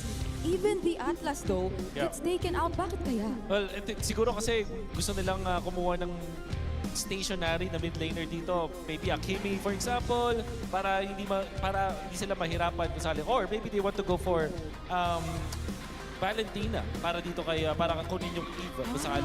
Alam mo yung mga team, sabi nila sa akin hindi daw sila takot sa Valentina kung Atlas sila. Actually, parang mas lamang pa yung Atlas kapag merong Valentina. So I think that could be a consideration here for TLPH. Yep, great way ang isang Atlas na nakapag-close in din bigla-bigla, magugulat ka na lang, no? Pero here we are awaiting if they will go for the roam or EXP lane pick, and instead they go for the Hilda. So I believe this will be a Master Ogwen hero in the meantime. But a bigger question mark for a lot of us right now is what also could be the Teddy pick? Kasi Yun baka na yung nga eh. Valentina, yun na yung maging consideration for Sanji. But Teddy, wala na yung Harit, wala na yung... Baka mapwersa silang mag-carry kasi dito para masagutin yung Hilda. But it doesn't really counter itong Eve. In fact, mahihirapan siya dun sa Eve kung sakali mag-carry dito. However, maganda naman yung carry versus the Claude in the laning stage. Another option here is the Bruno. But I feel like mas mag-focus lang sila dito. Kung hard carrying Obsidia could also be a consideration, but there's the carry, as we did say, and the Kimi. Yun din yung mga sinabi natin ipili nilang Falcons. Etong Hilda pwede maging roamer na lang. Minsan the EXP. And you're gonna be looking for somewhere along the lines of an Arlot here para sa Falcons kasi meron siyang synergy with the Eve at maganda siya kung sakali laban sa isang Pakito at as well as this carry. Last option siguro dito yung Benedetta pa rin pero may damage yung Falcons, but I feel like top option dito, number 1 is that Arlot, number 2 Benedetta, 3 maybe they can consider the Terisla. Kaso baka matunaw nga lang, pero yun, one of the considerations din yan. Yeah, and because of the Hilda, I feel like they will be a bit more flexible when it comes to their EXP lane pick kasi meron naman na magiging in charge nung panggugulo mo talaga in the early stages of the game, and you would potentially expect to see Master Ogwen all over the map, though not necessarily directly, no, na magiging panggulo. But kakasabi ko lang ng gulo, they pick up the glue. So even when there's a carry on the opposite end na pwedeng mangtunaw nga kapag hindi mo na timing yung second skill mo, magiging glue pa rin ang kanilang priority dito. Alright, super fans, you may scan the QR code and predict the match winner correctly for a chance to win 1,000 MLBB Diamonds. Marahaba-haba pa ang ating magiging gabi dito, Wolf. Pero so far, looking at the drafts, kanino ka ba mas papabor sa ngayon? I like the Kimi and the carry. Ito yung na-expect natin doon sa second phase. Just looking at the banning coming out from TLPH, parang ito yung sinasabi ng draft nila. So, I like this ender para sa TLPH. Alright, and there we have our drafts locked in for game number 1. San Juan Arena! Papasok na tayo sa ating game number 1. Ibato na natin sa ating mga casters. We have waited weeks, if not months, to lead up to this point in MPL Philippines Season 17. We've gone through rivalry after rivalry. Well, what matters now is the clash of the Titans. Let's jump into this best of 7 grand finals. Game 1, will it be TLPH or Falcons to get the first blood of the series? It might be a little bit easier here for TLPH to do that. Hey, flat easy! Gets a shield, forces a flicker. Out of 40. Action, the opening seconds of the game. Yeah, what a good read there, actually. Knowing that he already hit level 2, he went into the bush, flat, to get just a little bit of shield. And since Sanford was still at level 1, he could not take the risk of eating up a combo. Whoa. Oh, my lord, Open here, put down about a sliver of health. What are these Titans up to? They're trying to poke. They know they have to be aggressive. Uh-oh, JP, put down a 5th. And Falcons are just checking. Yeah, so as I was saying earlier, it might be easier for TLPH to get first bloods. And Falcons know this, so they're upping the tempo, they're continuing their invade. As I mentioned earlier, they are taking pages off of Onyx's book with the early game rotations, with the suddens where we thought that maybe that glue would go into the roam, or excuse me, the EXP, but then they switched it up, which makes it a little bit easier to manage the Paquito as the Hilda. So instead of looking at the center, they look to the side and the presence of the Paquito. So interesting because, you know, how many times have we seen Ogwen now pick up this glue pick? Whether it was originally planned or they just swerved it out, that's fine. Ogwen, for the most part, he's felt a lot of deaths on it, right, throughout the playoffs so far, and I feel like at the same time, this lineup, this ability to go ahead and bring in the Hilda, to go ahead and allow him to alleviate some of the pressure on him, will help Team Falcons approach the fights better, because before, it was mostly Ogwen playing up that front side, flap. Oh, here comes Kyle, calls in Barbiel. Stampedes through the 2 members of Liquid. JP checking range. Ogwen spacing him out. They go for the turtle. Okay, good. They go for the turtle. Sanji's around the corner. Doesn't have the traction pulse yet. Flap's really low. So Falcons might have to give this up. There's no Phantom Steed either. Hodge has an RWA, pulls it out. And in comes JP. Turtle gets reset. Ogwin put down a third of his health. No one to mount just yet. So Flap just forced to flicker back. A lot of ult spent by Falcons this early on. Looks like it's going to be a win for Team Liquid Philippines and Turtle #1. They don't need to keep the aggression up. They go back into their rotations. I love what I'm seeing from these two so far. It really feels like I'm watching a more chess-like version of MLBB, maximizing every ability, every battle spell, and not giving away a meaningless kill. Shades of the early exchange from Falcons versus Onyx last night. Yeah. There was a team fight wherein Haji also pulled out the item a little early, which led to the opponent getting the objective. Falcons gotta fix that. Yeah, he also had some clutch ones, you know, and so Golden Hour going to be used here. Not sure if there's going to be much. It's mostly on Ogwin. He's going to go ahead and survive that again. This glue tanky enough to deal with some of this early pressure damage. Yeah, Kimmy plus the Marcel together is like a Granger and a Marcel. You freeze up all of those projectiles you've charged up outside of the Golden Hour, then once it comes out, a big burst of damage. So, as awkward as it is for Ogwin, he needs to prioritize the Radiant Armor here. He needs that extra magic defense to survive the pokes coming in from that Kimmy. Despite them, yes, being a Fredrin and a Paquito, you have to look at the magic defense to keep yourself alive. Yep, over on the gold lane too, you know, we've talked about the whole golden royale that we had here throughout MPL Philippines Season 17. Super Marco solved that. He, you know, got the upper hand against Severo, who was so impressive throughout the season. And then you have this point where Super Marco on the Claude, the most winningest gold laner, up against a carry who needs more time to go and build up. But so far, we've seen Claude's just play so well in so many different compositions. Super Marco specifically seems to be handling the lane fine against the carry. It's good also that despite us ending up with a Fred and Leomord matchup, it's not the, okay, everyone just farm up, manage your lanes, and then let's go ahead and see each other in the Turtle. They're still trying to find small wins and skirmishes in the river.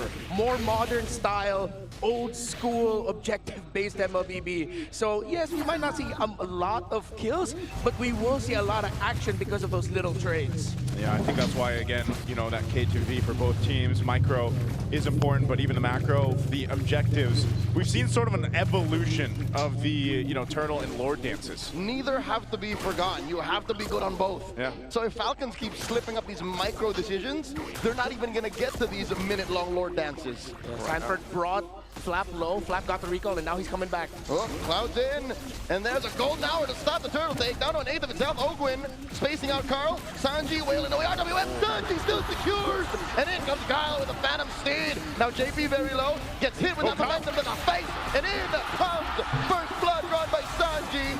Kyle falls, so does Ogwin. This is looking bad. Blazing away at the back line. Super Marco not finding anyone.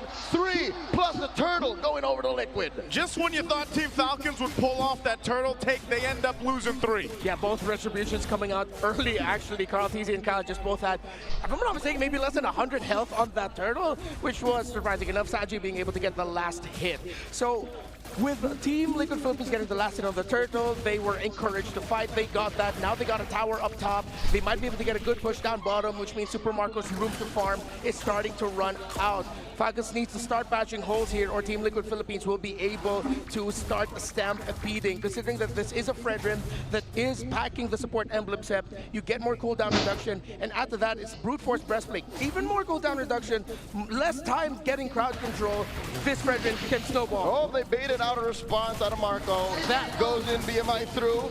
4 members of Liquid down bottom.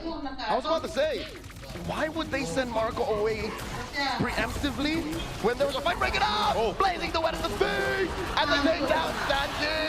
But Dilbert knocks out Marco, and the fight continues as Ogwin falls.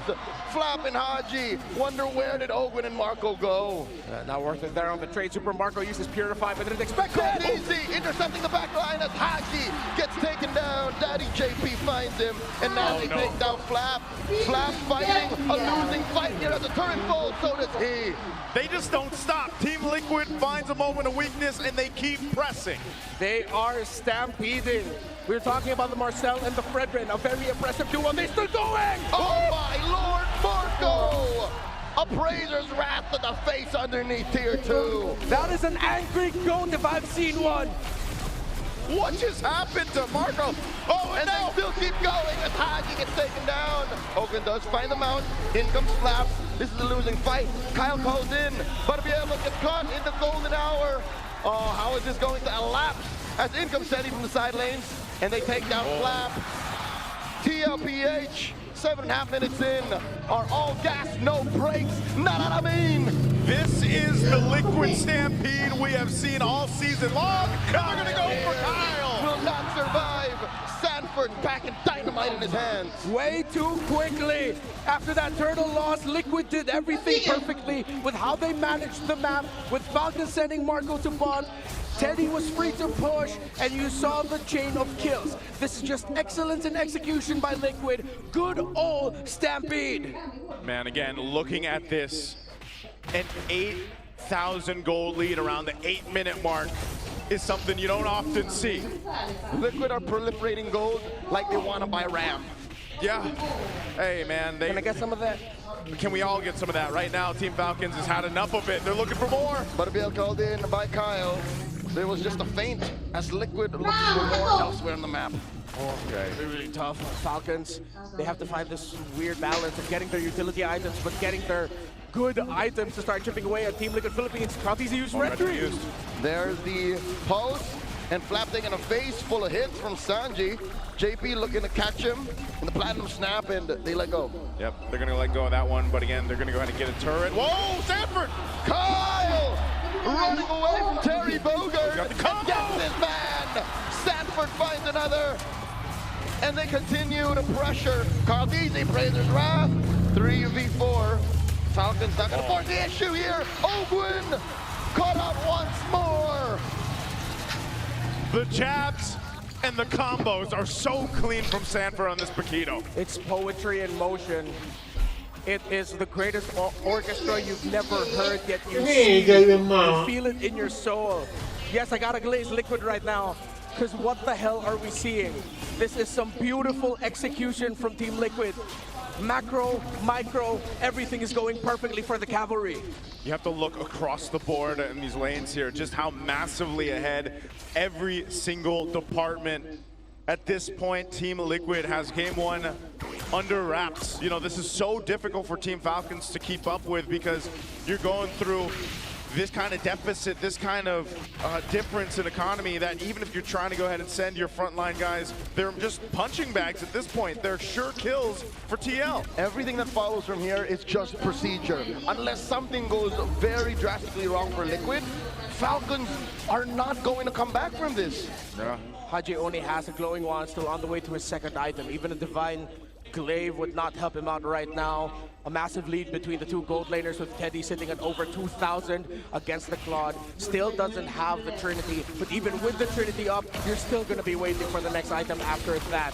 What Liquid has done here is an evolution of what we've seen of the double marksman, double carry style of strategy, because they have an EXP laner that is much more high damage dealing and fast at rotating. It speeds up. Okay, Haji pops that real world manipulation in hopes to defend. Sanford's inside, compromising Flap as they switch targets over to the inhibitors. Falcons can keep their inhibitors. Liquid is taking the disciplined route. Yep, they'll keep them up. Base turrets, though, did take some damage here. TL, with this kind of lead, looks to go ahead and potentially take down a base turrets off of this, too. They know the RWM is used. We'll see if Haji gets it back. There's the mid turret, going to be worked on. Kyle taking hits from Sanji. Down goes that mid lane inhibitor, and Ogwin gets annihilated. Super Marco blazing duet. Backwards as the golden hour is brought out by JP. Teddy takes down the bottom lane, top lane left. The only bastion for Falcons. Their base is about to get stormed. Got the wave in mid. I don't know if I can recall seeing this kind of lead in the MPL Philippines Season 17 yet. 14,000 gold under the 12-minute mark is absolutely insane for Team Liquid on this Stampede in Game 1. Team Falcons hold on to one base turret. What do they do here? Is this one of those situations where you have to start just thinking, we got to go again? Yeah, they have to turtle it out, and I wouldn't be surprised if they're already thinking, oh, go next. Yeah. See what we can do so that we don't end up with that kind of lineup again from Team Liquid PH. And, well, if you want to look back at history with gold gaps like these, Falcons is the only team in MPL PH history to make a comeback down 16,000 gold. Was that 2 seasons ago or last season? Against Aurora. Yeah, against Aurora. they have another DNA, but then this Liquid team is just different, man. This lineup, it's way too difficult to make a comeback through. Again, it's a double carry with a someone carrying the EXP. Oh, RWM trying to put down JP. Open gets the mount, they pick off Daddy JP. Flap gets taken down by Teddy, and Super Marco barely survives. One for one. They just want to chase Ogwin down. At least that move right there buys Team Falcons some time in the game. Oh, there's the pulse throw now to cancel the conceal. Ogwin with the split. Oh, just wasting time here. Yeah. Throws out the gluing. Krabby Patty sits, and he's already wasted more than a minute of Liquid's time. I think this is mission accomplished for Ogwin.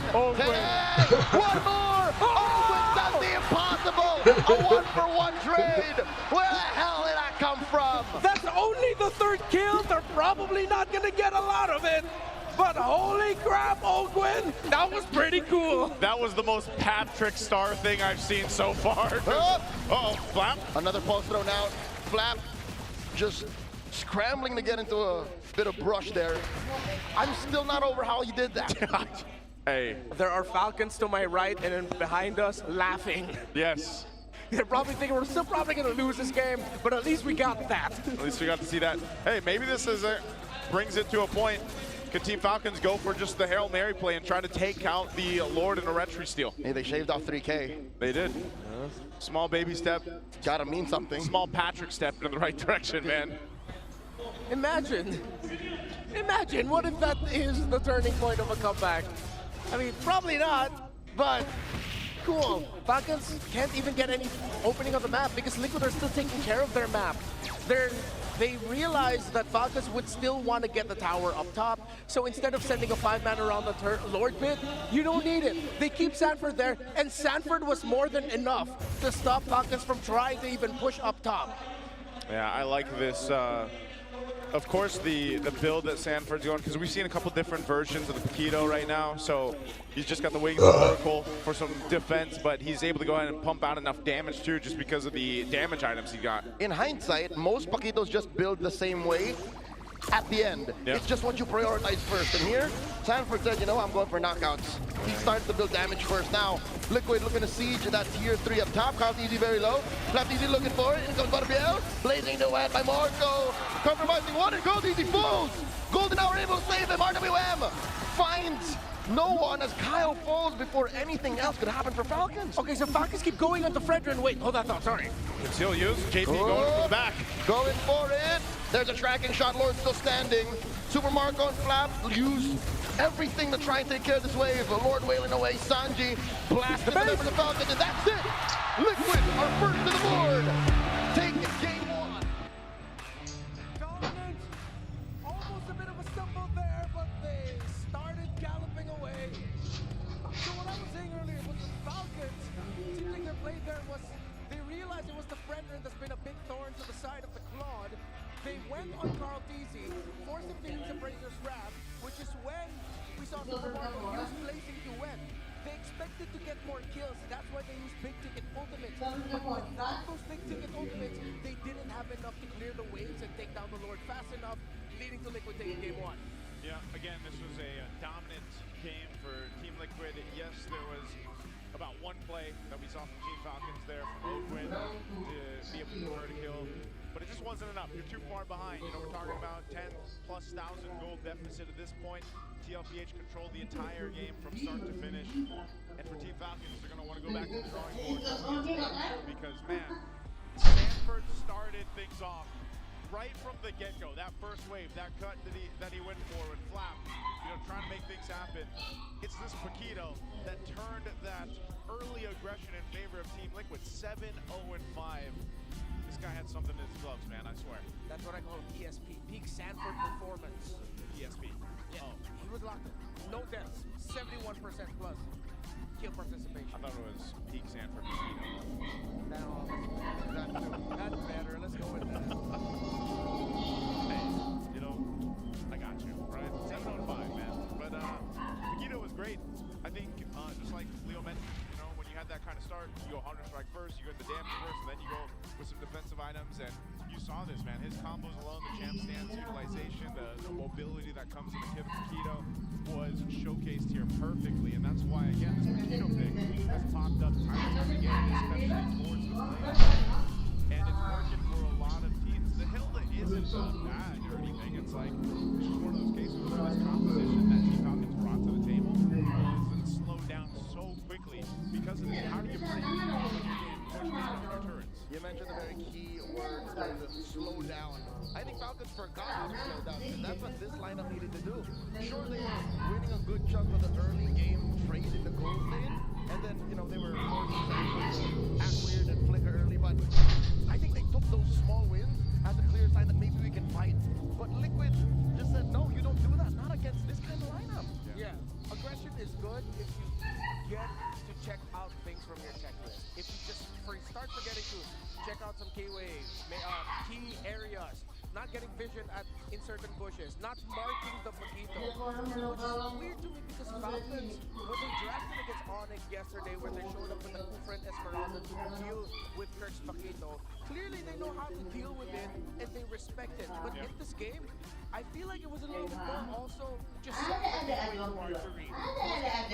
where he was coming from, his combinations would be coming off of weird angles that maybe Falcons just didn't expect that he'd actually be there because they checked it prior.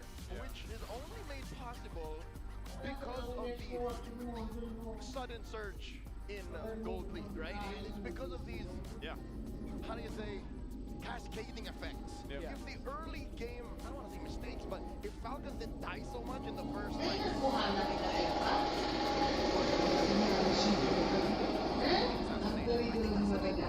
we've seen Falcons suffer this with That's why that, with certain competitions like this, you're able to go ahead and just keep pressing on the gas. And Team Liquid does that. There's a reason why they went the way they did to the grand final. If they find that weak point where you're just down and out, they'll keep pressing it. It makes so much sense. It's literally nature. You ever see a falcon fly backwards? No. No. But stallions gallop back. You know, that's true. Like when people play polo, you know what I mean? Yeah, polo. Back up. Oh, that's true. They reverse. But a falcon, how does a falcon reverse? Exactly. Flap his wing, reverse? No, it doesn't. It can't. He can't. Yeah, it has to like do a complete turnaround. Yeah. Yeah, stallions can do a little like call it equestrian. There you go. Where it does a bit of where it does a bit of a sea walk. You know why he knows this? Because he polos on Saturdays. Yep. Oh, Sir, man. it's Sundays. Sorry, my bad. Golf is on Saturday. My bad. It's after yacht mornings on Sunday. I'm feeling pretty poor over here on the right side of the desk right now. No, I'm not allowed in the yacht club anymore. Hey, you know, Team Falcons, that's right though. They couldn't backtrack from this. They had this composition that was just stopped in its tracks. They were choked down everywhere. Again, Team Liquid does this, man. We've been watching them all season long, even before this season. This is what they do. So hopefully they can take a breather right now with the Infinix GT Watch 5 Pro on your wrist, his wrist right there. GT5 buds in your ears and the GT50 Pro in your hands. You can now unleash the liquid cooling beast. Powered by the Hydro Flow liquid cooling and 144 FPS MLBB certified performance. No lag, no heat, pure cool, pure speed, every game. As a gift for MPL superfans, Infinix is launching an exclusive payday sale from the 27th of May to the 31st. So today's the last 30% off. Scan the QR code now and grab these solid deals. The GT50 Pro pre-order with 11,999 pesos worth of freebies and discounts has also started. Just go to any Infinix stores nationwide to avail. Wag magpahuli, go get your Infinix today. I got mine. I got mine yesterday. Did you get yours? Yeah. Oh wait, is this one? Yeah. Okay. I want one. Leo, we gotta get Leo one, right? This is also, maybe you can use this, Leo, to dominate the land down if you want to. With that Infinix, you can get the connections that you need from scouting the rotations to tracking pros, stay online, and in that zone. Yep, you do it with Smart Power All 99 and get 10 gigs data from MLBB and your favorite app, plus unlimited FB calls and texts. Share every GG moment with Smart, the simply reliable partner of the MPL. There we go. So hopefully you get your Infinix GT50 Pro. They are amazing. But you know, I'm wondering what the players here, especially for Team Liquid, did to prep for that match to have that kind of game one. Let's go ahead and listen in our Smart 5G ping test to see exactly how they prepped for it. Okay, let's go, bro. All right. Bring it on, bro. This is the first time actually we've met. Met, yes. And then now we're going head to head, and I just told you that I've played this game quite a few times, so a bit of an unfair matchup, I believe, you know? I'll figure it out. No, I'm sure you got this. Was it you that killed me? Yeah. Message namin sa Liquid, good luck sa atin. Bigyan natin ng magandang laban yung fans, tapos huwag nyo kaming i-4-0. Mag-enjoy lang tayo kasi tayo na naman yung nagkatapatid. Sobrang saya ko. Tsaka na-miss namin kayo kalaban sa mga international. Mga unstoppable na sila guys. Carl, pengi ako sa trophy mo, Carl. Para dalawa na sa akin. Message ko sa palikod, galingan nila kasi nag-ready din kami and bigyan natin ng magandang laban yung mga fans, mga tol. Ako sabi ko sa mga fans, sobrang salamat kasi sobrang sarap paglaro dahil sa inyo. See you sa MSC! Paris, sumanda na kayo! See you sa Paris! See you at MSC! Paris, sumanda na kayo! Carl, gusto ko sa Paris, picture tayo pre sa Eiffel Tower. 5 sa tip. Ako din. City of Love, sabi nga. Ikaw nga sa Picture Paris. kayo ni Dol, sa Eiffel Tower. Picture daw sila ni Dol guys sa Eiffel Tower. Pre, daming fans oh. Welcome back, MPL Superfans. This is Denise. I'm with Thea, and let me introduce an iconic player in the MMA fighting scene. We have Mr. Mark Mugen Striegel. Thank you. Happy to be here. Thanks for having me, everybody. Hi, Mark, and welcome to the Champions Arena. I think you're very overwhelmed right now with what's happening. I've never seen anything like this. I didn't realize how big the support and everything and the fan base is. So it's pretty overwhelming, but it's awesome to see. It's awesome. I think you have a lot of fans here also. And we're very happy to have you here. Earlier, you carried on the torch, you walked the red carpet, you went here, and you flamed that light. How big or how are you feeling that you were able to take part of that very special moment for the esports scene? I've never done a torch bearing before, so that was a really cool experience. And yeah, it was. I feel honored to be here and send off these guys to their next competition. And Mark, you mentioned that it was a very big crowd. And you know, gaming was known as just a hobby, but now it's part of the Asian Games, along with traditional sports. Now, can you summarize what does this mean for the entire sports world? Oh, this is huge. This is groundbreaking that esports are included in the Asian Games. So it's really exciting moving forward, and I'm just happy that our Filipino athletes and champions gets more outlets to show their caliber and how good they are. And I'm sure they're going to do well in the Asian Games. You know, Mark, we know you're a pro in this scene, and you've had so much experience already as a sports guy, you know, so to those our players who's going to be in the 20th Asian Games and the global stage, what message can you give to them? Go all out, fight hard, and you know, just leave it all out there and go for the gold. You know, fight with pride and yeah, represent. And of course, Mark, we can't let you go without talking about your recent stint in Netflix, Physical Asia. Now, when you reflect about your journey over there, what was the most challenging part? Honestly, everything on that show was challenging. It was a grueling, wild experience, and I can't say specifically what was the most challenging, but maybe the death match with Sunny, the over the ball in the mud pit, just because he's such a big guy. But everything was hard. Korea was a crazy experience. Korea, and you know, we also heard earlier in the Smart Ping test that you were able to play a bit of MLBB, so you're also an MLBB player, that's right? Yes, I play Mobile Legends. I love it. I play two characters mainly, Val and Terizla. So I can't play too many characters, but I am Mythic, and I play Val and Terizla the most. We love it. I know the fans are loving it right now that they also are hearing you're also a player and a fan of the MPLC. And you know, Mark, here in the MPL, we have the Wall of Fame where we award various Filipinos who are experts in their field. And of course, we want the honor of you signing this flag. Thank you so much. Awesome. Oh my gosh, I think Mr. Mark Mugen Striegel is the final one, at least for this season, to sign the Wall of Fame. We've had so much athletes already signing, and it's such a special moment to have Mr. Mark Mugen Striegel here in the Champions Arena. MPL Superfans, show him some love, come on. Thank you, everyone. Happy to be here. Looking forward to the rest of these matchups. Super exciting. Thank you, guys. And you know, Mark, your experience here wouldn't be complete if you don't say the iconic line, Palag na to. So when we say the past, you say Palag na to, okay? All right. Pinas, balag na to! Grabe talaga yung mga kasama natin ngayon sa Champions Arena. Thank you so much to our host at nagbabalik tayo this time, Brigida and Wolf, na nasa side ng Cavalry! Okay, ramdam nating buhay na buhay sila, Wolf, ha?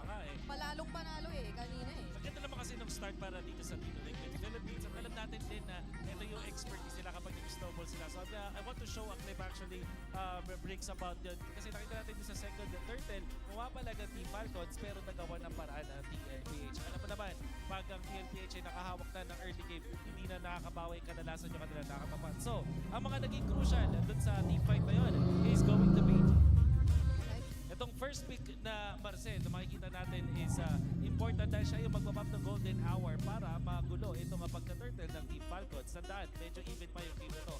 And pagkagamit nga naman ng ating golden hour, alam natin hindi makaka-retrieve. Pero yung Falcons gumawa pa rin na paraan. Like Ogwen, specifically, makikita natin sa dito banda na ginugulo pa rin ito talaga si Cartesi dahil utility jungler to at kapag na-zone at photo in the early stages, mahirapan nga naman makapunta pa dun sa objective. Buti na lang, clash dito si Sanji para sa TLPH at kanya-kanyang laban na ginawa dito ng Team Falcons. Makita natin yung mga in and out from JP na tinulungan din eventually ni Sanji at ni Sanford. Tapos makakita natin kung gagamitin ito Marcel para makahit yung mga Team Falcons. Eventually makakuha ng tatlong hits. Mula dito sa clash na to, Bricks, nakuha na ng TLPH yung momentum sa laban at hindi na nakapalagpa yung Team Falcons. I agree. Overall, honestly, maski mula pa kahapon, parang nailatag na sa atin ni Master Oven kung ano nga ba yung ideya dito sa glue pick na to. Even with the first two item builds na ginagawa niya, grabe talaga yung mga cavalry natin, Wolf, no? May mga pinapakita sila dito. But going back, ito yung kanina katabi ko si Hans Galleria. Kilala mo ba yun? Oo naman, si Idol.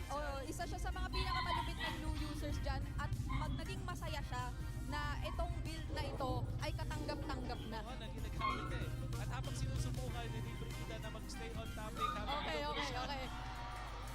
Okay, tapos na. Lapit Dapat ganun, okay. Dapat meron tayo nung camera yung para pagdidikitin yung ganun. Pwede ba? Okay lang ba sa'yo yun? Ba't wala na yung camera Kidding aside, mapunta na tayo sa ating game number 2, Briggs. At ang importanteng malaman dito is meron bang nakahanda ang team of Falcons with this kind of composition from Team Liquid, yung mga utility junglers. Like, the Fredrin was picked up and we know for sure that Team Liquid really likes and mastery can really utilize itong Fredrin in a masterful way. Marami na silang championship na ipanalo with this Fredrin. So, paano nga ba sasagutin ng Falcons to? Hindi ako satisfied, Briggs, dun sa Leomord. I don't think Leomord, I don't think it was the answer. Lalo na hindi rin napigilan yung Pakito. So, this has to be different para sa side ng Team Falcons. Kung hindi ako nagkakamali, meron kang isang suggestion for that third pick kanina na mas prefer mo sana maging priority na lang nila. But then, they still went for the Leomord. At ngayon naman, tingnan natin kung meron nga ba magiging significant changes. Because Team Falcons, I believe they chose red side, tama ba ako? So, kung sakaling red side, ang kanilang hindi natin ma-information. Pero kung sakaling red side, it means na yung third pick yung kailangan nilang ayusin ulit. Kung sakaling red rin ulit ang second pick nila ng team ng Onyx, Team Liquid Philippines, kailangan nilang sagutin ng ibang hero yon like Esmeralda for example. At syempre, not just Teddy, ito si Teddy. Tingnan mo naman, number 1 pala siya sa overall ranking at lane ranking ng KBA. So, natalo na niya si Cartesi sa overall ranking ng KBA natin across all the players. Tapos, sa mismong game, sa lahat ng gold laners, number 1 din siya. Oo, hindi ako nagkakamali. Ang first few weeks talaga ni Teddy ay parang halos hindi pa siya nabahiran ng ilang deaths at all. And up until the end of the regular season or even now that we are currently already in the playoffs, ay nandun siya sa top 3 na least deaths pagdating sa ating mga gold laners. Although granted na, of course, ay hindi naman siya nakapaglaro ng week 1, but then that already shows a lot dahil nga sa nagsura ng Philippines so far. And in that game, I would say, nagulat ako sa kung paano natin nakitang hit agad si Teddy, especially when it came to the defense. There are times na makakaisip ako bakit ganito yung si Teddy and the thing with themselves assured us na kaya ang dahilan kung ba't sila ganun ka-aggressive with Teddy is because of the 4 people dito naman sa Baby Blue. May nakikita tayo ngayon dito at kani-kanina lang nagkaroon tayo ng opening. Medyo send off na rin siya no, para sa ating mga upcoming Asian Games representatives, which is mostly of course Team Liquid again. So ang Asian Games representatives natin na represent na also having a lot of the 9 of the members of Team Liquid Philippines ay makakatapat yung potential. Wala, 100% sure kasi baka hindi sila magkatapat sa bracket but they're in the same tournament. Alter Ego that defeated Team Liquid Philippines will be there for the tournament. That's why makikita natin na pwede magkaroon ng bawi ang Team Liquid of Philippines. Oo. Hindi ako nakakamali. Hindi pa tayo sure sa bracketing, pero sure tayo iisang group sila. Kasi meron lang mga piling regions na na-separate sa Group B, pero for majority of the regions, that includes Malaysia, Indonesia, the Philippines, sama-sama sila sa Group A. So, alamin natin kung magkakaroon sila ng eksaktong pagkikita agad-agad. This game na, I believe na unang hakbang. Oo, isipin mo, kakatapos ko lang mag-compete dito sa hit o dito ka sa grand finals, in just a few days, meron ka na namang tournament na sasabihan. So, exciting stuff. Right now, we are gonna be heading into game number 2. Hindi natin kami magiging handa ng dalawang teams natin. But like I said, we are challenging Team Falcons dun sa idea na meron ba kayong sagot doon sa Frederick. With how the bands have shaped up with the ban on the Guinevere coming out from Team Liquid Philippines, it just means na meron napakatakas ng chance na hindi makakuha ng good team jungler ang Team Falcons. Gusto nila. And yes, they want to show us something different. Oo. Sabi yung pakiramdam mo na nandito na tayo sa Clash of Titans 3.0 pero Fredrin pa rin. Fredrin pa?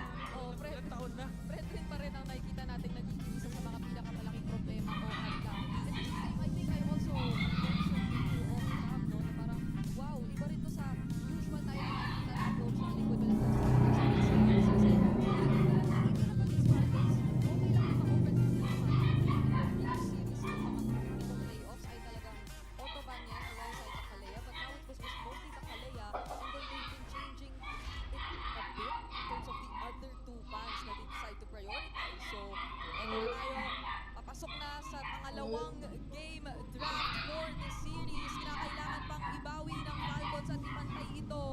But Liquid so far have shown great momentum from the start. Makumpirma na nga natin kung yes, Falcons will be on the red side. Dito first pick para sa PH. Falcons, what is your answer? So, banta rin ang Guinevere. Ipapakita din ban, will be your first pick dito kay PH. Pwede nakawin na Falcons yung Flood. Eve is an option. Pwede rin naman yung Esmeralda as the third pick. I'm thinking Suyu and Eve ang sagot ng Falcons. Mga ganitong scenario. So we will still want Falcons to stick with the deny on the Eve dahil doon nga naman sila mas nagkakaroon ng limitations for Liquid. And it also helps kasi isa sa mga parang nakita nating key strengths talaga ng Falcons so far yung talagang pagkaka-establish nila ng backs nila. And I think that was something that they attempted to do but clearly failed because of how well Liquid have manipulated the beginning of that game. But instead of the Eve pick, Suyu Plot. Alright, so instead of Suyu Eve, it's going to be Suyu Plot, still the same. And will Sanji pick up the Eve? That's the question. Meron pa rin chance na kumuha ng Fredrin dito ang TLPH, knowing na damage na rin kasi yung EXP nila. But this will be under the impression na may third pick na Esmeralda. Harith and Fredrin na kanilang kukunin. Talagang dinidare nilang mag-Esmeralda ang Falcons. I really think this should be an Esmeralda third pick para sa Falcons. But if they do go for the Esmeralda pick, hindi ba ito something na napo-foresee ng Liquid? And wala na silang gold laner, they could not potentially pick up the carry anymore. If any, ay na-encourage pa nga nila again, as you said, because of the Harith pick yung Esmeralda pick up. So where else could they really expect the damage to do with the Esmeralda? Kasi parang ang idea doon ay maghanap ka na ng mga malakas na matunaw na like the loops, for example, or even the cleaning. So siguro doon magkagaling yung kanilang sagot. But apart from that, just because of the fact na parang ginawa siya na agad natin, there is the Esmeralda as we did expect. Talagang, alam mo yung nararamdaman ko dito para sa TLPH, alam nila na Esmeralda na yung pick kasi hindi posible na mag-pick ka ng Pakito at as well as Harith na hindi mo iniisip yung Esmeralda na pwedeng sagot ng kalaban mo. So, I think the answer for the Esmeralda will come from the mid lane. Somewhere along the lines of Akimi and the Lunox kung sakali. Pero malabo din kasi yung Lunox kasi hindi siya meta. So, Akimi and Eve, possible bans here para sa Falcons. Last time I checked, yung stats din natin would say na Lunox was only picked once in this entire season and that was only from Lancy. So, hindi na natin siya nakita lumabas ulit. And Falcons can afford to also take out potential threats towards this pick. But instead, they will focus down muna on JP and ano na kaya ang talagang magiging possibility dito? Kasi parang ang hirap naman nasabayan na lang sa sustain.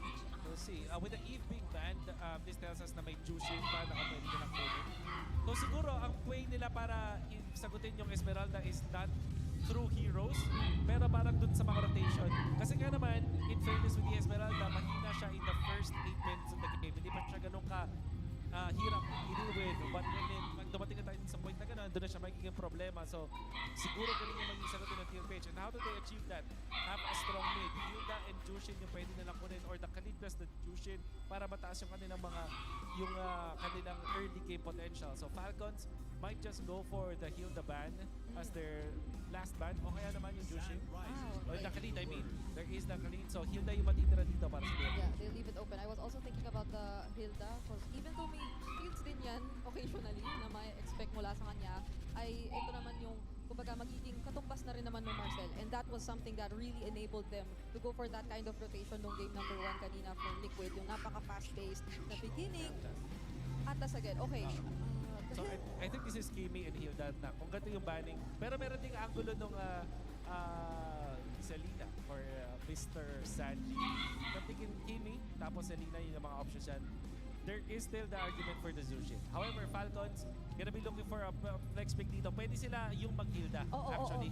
Para nakawin nila dito.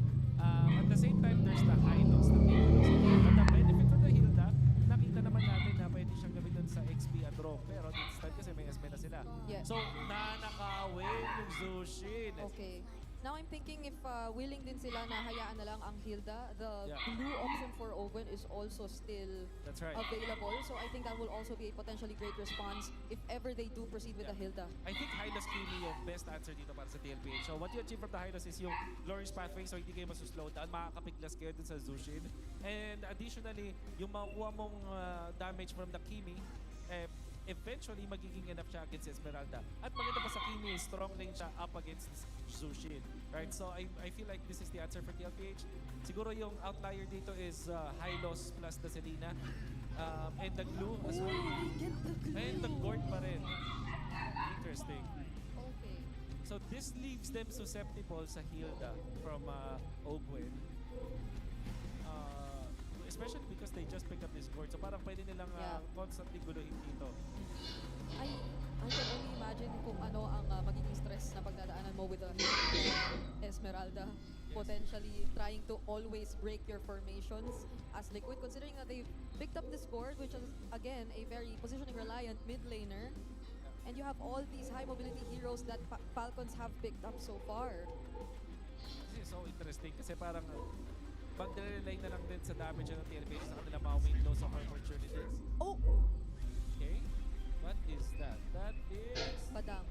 Oh, okay. So, hindi ko kasi kita from dito. But it's the Badang. Which is generally good versus the Gord. Alam mo, ito ata ang game na maipapanalo ng Falcons from the early up until the late game. I think their draft is complete.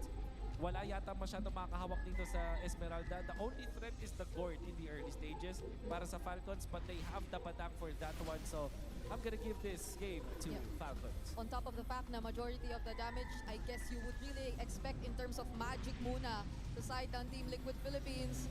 So, naririnig ko na ang side ng Falcons! Excited na ba kayo for game number 2? Paano naman ang Cavalry? Ibato na natin sa ating mga casters. Here we go, game 2 upon us. Team Falcons got smacked in the face in game 1. This draft, I have to agree, should be able to go ahead and solidify a win here in game 2. And I have to say it too, man. As a gold mate, yeah, I'm a little scared of this lineup that Team Falcons brought. Yeah.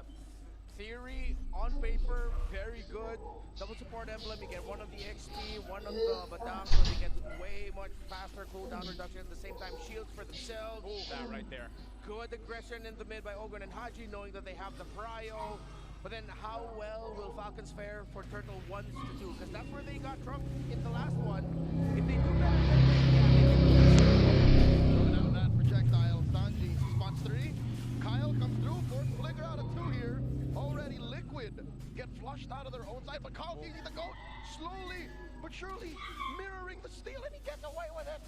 Oh, he gets away with it too. Oh, and he got that. Got that too. That's not good if you're Team Falcons. They spent way too much time trying to mirror what Carl Teasy was just doing freely, right? Yeah. You can see that kind of minor delay is going to have an effect on Kyle for now. Which is why I thought that after that Golem invade, Kyle would go to his own Lizard so that when he can clear Lizard, get Orange, then get Beetle, that's when he'll hit level 4. But, well, he decided to turn his rotation around. Then again, the Turtles spawning here. Still not that much dire straits here for Falcons. Let's just see if Kyle will be able to hit level 4 with this Lizard take. As Carl is already level 4. Yeah, he should be good, he should be good. So he'll be okay for the first turtle. And, you know, part of this, again, is playing into the fact that you've got a lot of crowd control if you're Team Liquid Philippines. That's why there's 3 Purifies over here for Team Falcons. That's going to go ahead and help them solidify some of these team fights early on, especially. They've got control of the first turtle. Kyle will work on it, and that one. The rest of TL is in the zone. Carl Teasy will go ahead and walk up on this Fredrin, see if they find out for it. Sanford taking that white brush to the right. Quick knock up onto JP. Open, steals the turtle. And now JP running away very low. Crimson Beacon on a Sanji. Smashes Carl Easy in the middle of 3. Carl with a fade away of Razor's Wrath. Still gets taken down, but can't get figured out more. Super Marco early rotation, leading to it underneath tier 1. 1 for 1, but Falcons get the turtle. Yeah, really good there that Sanji was able to get the missile projectile in the gush onto Kyle to secure that kill. Falcons would be able to get the turtle though. Still, Liquid got to balance it out. The EXP lane flap had to rush the Dreadnought armor because he is back in the support emblem. It's good, but the bad thing is you're not a tank. You're very squishy. You get faster shields, but the Paquito can delete it. Whoa. Speaking of, Sanford comes through. There's the crack and the punish from Falcons as Ogwin takes down 40. I'm glad to see the Badang in action here in the hands of Ogren, who suffered a whole lot in game 1. Now he's up 2-0, helping the tempo with this lineup for Team Falcons as they continue. Flap right on Carl Easy's face. He knows how to play against this Fredrin. Appraiser's Wrath, but still Flap wants more. Yeah, just sending him back. Kyle will be able to get the beetle here. Kyle still makes it to his orange. So looking at the draft picture, wait, Ogwen. Oh no. Mounted by Daddy JP. Flickers back. Some shields. Keeping him topped up. He's taking Daddy JP all the way this deep. And now Ogwen gets a shield, survives. Crimson Beacon from Haji. Flap dancing around, JP will live. Yeah, he knows he can survive, so that's why JP just went all the way there. He still had his flicker. 25 seconds until the next turtle. Kyle needs to regen some health, get his own buffs down. Carl Teasy. I think you have to watch out for maybe the gourd and the placements of Haji on this Juicin. My eyes are on the 2 mid laners heading into this next turtle. Well, of course, watch out since it is spawning closer to the gold lane. Teddy and Super Marco can join in the fray. Could become a big 5v5. I like what Wolf was mentioning in the draft, and you know, again, I know for international viewers that's in Filipino, but what he did mention is that there's no way for TL that they draft those first, you know, heroes that they had in the first phase that are so shield dependent. You got an Esmeralda across from you. Is the Gourd the plan to go ahead and help deal with this? Is there something else to deal with Flap before you enter that fight? Kyle jumps on to Sanji. Sanji brings out the ordnance. Gushing through. Carl needs to secure the turtle, but Sanji falls. Kyle gets him. And there's a wall put up a crack. And Kyle just barely sidesteps away, but Sanford finishes the job. Liquid are pushing Falcons once again to fight, goading them into more aggression. Yeah, to answer your question, Team Liquid Philippines definitely gave that, knowing that they'd be going up against an Esmeralda. It's just, if you look at the firepower of Liquid, there's a lot. That despite you being able to make a lot of shields as an Esme, the only other pick that's stopping Sanford is the Badang. But the Badang also has to mark, well, the Harith, the Gord, even the Glue in some ways, but mainly the Fredrin, that it's not like the Kufra Esmeralda game they had against Onyx Philippines. It's a little bit, just a little bit easier for Sanford to get crafty with the angles that he's approaching from. Yeah, this is another thing too. Both gold laners have essentially been able to go ahead and do what they need to farm up. They got an assist, of course, throughout that last team fight, but still they're neck and neck in terms of farm here. We'll see how they play in part here, because especially for Super Marco, you know, he's got his DHS, he can be there for the next turtle. Both gold laners can, as we see this breakout. But another thing too for Team Falcons is this is that lineup, similar to what we were saying, where that lineup in game one, they should have played, you know, maybe a little bit slow, but they just didn't get a chance to. Well, this, I feel like they're keeping the pace under control against Team Liquid, and that's the best case scenario for them with this kind of lineup. It's just more so also, Kyle gets caught up, and here goes Owen to save him. And now Haji responds as well. Carl Deasy put down to a third. Crimson Beacon. Carl Deasy dashes back. Close call. Not much from Falcons here. They're not gonna force it. Yeah, they know they couldn't force it because they didn't have the big waves. Oh, the gosh, right on Owen's face. No way he survives this. The master gets slain. Did they not expect there would be members of Liquid there? Because they just committed a big four-man. Most teams already know that there are going to be bodies. I know he was checking, but you're up against a Gord. Yeah, this is the problem, right? This is what we were talking about, is the amount of crowd control that you have. And again, you have Fear Finds, but if your flicker is gone, Ogun gets punished. So what that results to is the last turtle going to the hands of Team Liquid. The gold lead's going to shift, although it is just pretty minuscule. It's nothing too big, but TL, you'll see them start to go ahead and put pressure on the side of jungle for Team Falcons up to this point. Flap and Kyle, though, they want to go for this tier 1. Oh, looking for that surge. It looks like 40's happy to just waste time here. Super Marco gets taken down. Max range on that gush, and all this while, they've been working on taking down the Apex Predator. Sanford does fall, but at what cost? Yeah, the minion wave couldn't stand long enough for Falcons to break the tower. Marco got taken down topside. Not a good trade for Falcons. Round 2 in mid. Hogan puts up a wall, but JP is hell-bent on getting a mount. There's a crack. JP flickers back. All right, JP's got to flicker out. This is going to be a tier 1. Kyle will go ahead and knock that down, man. They spent a lot of time at trying to get that objective. They will end up opening up the map a little bit, but also top side, look what happened.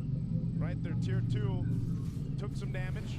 They pretty much mirror what TL is doing is mirroring what Team Falcons wants to do. And so it puts them in the situation of where do we put our guys? Where do we put our rotations more? And where's more important for Team Falcons? What's annoying right now for Falcons is we actually have numbers here with total damage dealt, damage taken, very even if the gold, close enough. It's the total control time. 45 seconds for Team Liquid so far, just 23 for Falcons. So that extra amount of control that Liquid has is what's giving a lot of difficulty for Falcons in the fight. Yeah. It still could be brought closer, not that far off in terms of the gold, but they need to see if they can start getting more gold on this Juicin specifically, because Sanji is starting to run away with the lead. Oh, point blank gush without any warning. A volley right in Marco's face. They catch Ogwin, force a flicker out of him. And now he answers with a crack. Haji looking to choke him up, but Sanji will finish the job. JP goes up, and there's a trade 1-for-1. Good trade. They deal with that at least, but this is going to be a problem trying to work against all these amount of crowd controls and stuns that TL has. Whoop! Flap here. Caught in the crowd control. And there it is, another gush plus a Zaman Force. Might have been overkill. That's not what Falcons was looking for.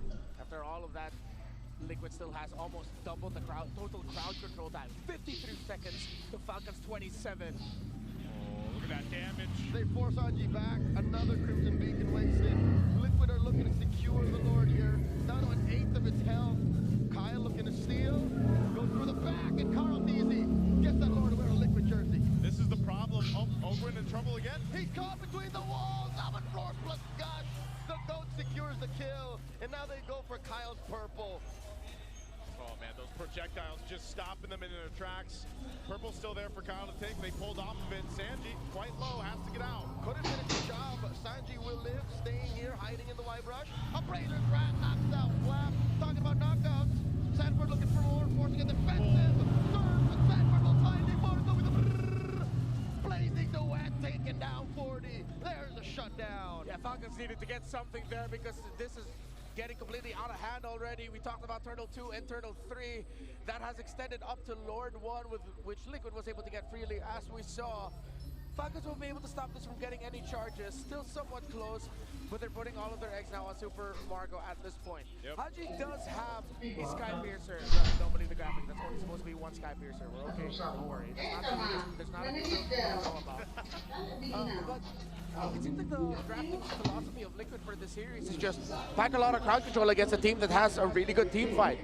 They've respected Falcons' ability to fight, what they showed off against Onyx, and they realized we can just bring back an old favorite. Spam Fredrin, pair it up with even more crowd control, damage EXP, old school favorite in a Paquito, and which is why this was an important match for Falcons to, a game for Falcons to win. Because if they want this, then they're thinking already, okay, we still have an answer to Paquito. If even after the Esmeralda, even after the Badang, they still cannot take out the Paquito, then they have to start committing bans to take it away from Sanford.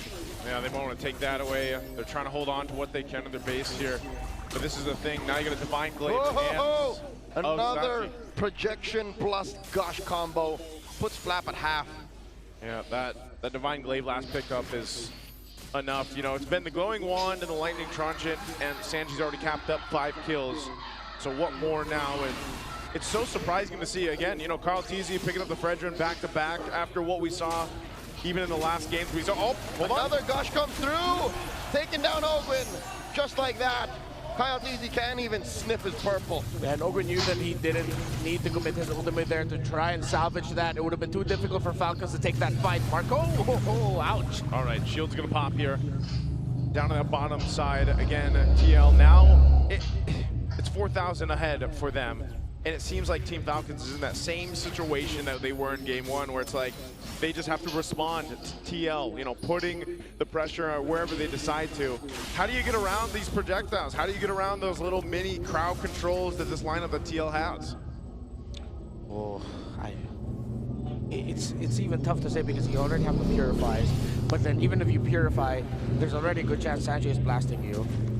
It's a cop-out, but play better. Out-execute them. Liquid are just really executing. Falcons, theoretically, we said it, have all the tools that they need. It's just how do you execute that when the other team is just so good at it? Kyle is so far off. I don't think he can make it back in time. They've already picked a fight with Flap and Haji.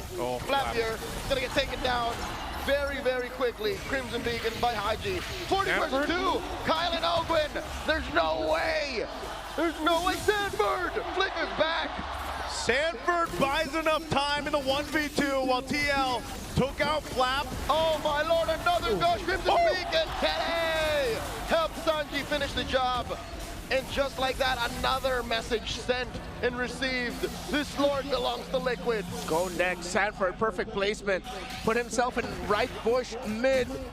Waited for Ogwin and Kyle. Liquid read their rotations. This is the Liquid that just knows everything that's going on. They expect what you're gonna do next, and they already put themselves in the perfect place to answer it. Rennie, I'm gonna have to agree with you, man.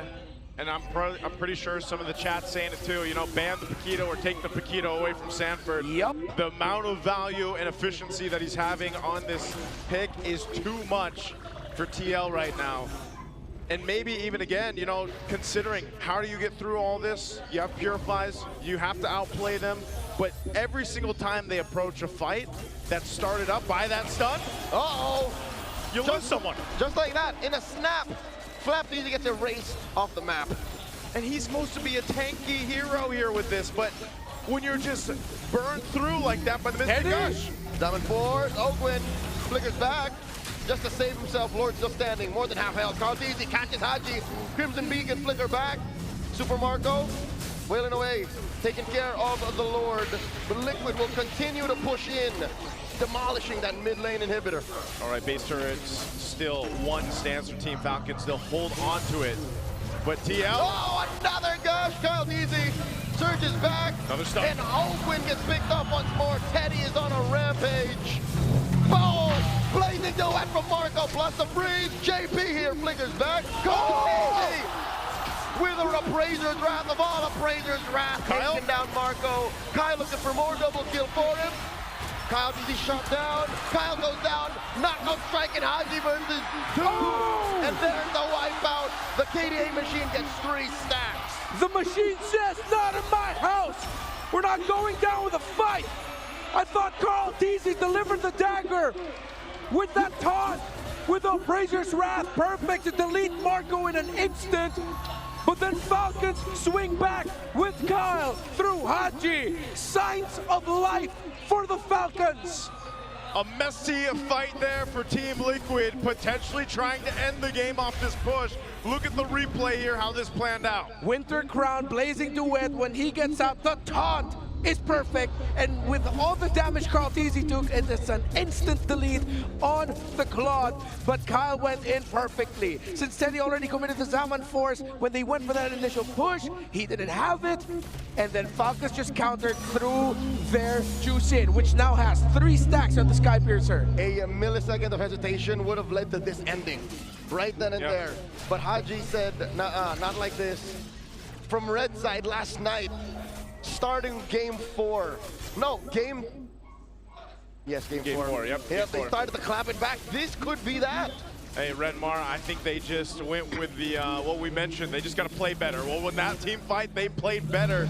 But this is the problem. The Lord still controlled by Team Liquid. Does Team Falcons take that? Do they just defend and they're going to try to get a range here? Haji looking for the choke out. Oh! He comes in, gets deleted. He was hoping on a dream and they're a man down. Ogwin gets mounted by Daddy JP. Oh, the timing with a Mystic projectile was on point to take out Kyle. Ogwin is out. It's a 3-man defense for Falcons. Liquid can smell it. Liquid are slowly galloping towards their base. Endable. Yep, they got a wave pushing in. They're going to try to defend. Gush forcing on the Crimson Beacon and Sanford takes down Haji. The base is up next. Marco with a blazing duet, the Hail Mary play. Minions get wiped out, but Liquid takes down Flam. And just like that, Liquid take another 2-0. Hope looked bright, but Liquid decided to stampede the Lord. Falcons looked at the macro too much, and that moment of hesitation cost the Falcons. Liquid go up 2-0. Man, it feels like Team Falcons is trying to learn to fly in this series. You know, game 1, devastating. Their wings weren't working at all. Game 2, they had a little bit of a twitching in the wings, but it's just not enough. If they want to get flight, they want to get some altitude, they're going to have to fix some of the choices in the draft. Maybe potentially, like we mentioned, even take away the Paquito or some other heroes from TL.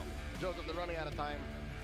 Why does it have to take a whole game for them to calibrate to how well Liquid executes? I think it was just, again, a difference in micro. It really is micro. The Falcons don't even get a chance to flex their macro. It's not micro in the sense of we're just talking about fighting here. It seems like everyone knows exactly what they need to do, where they need to be.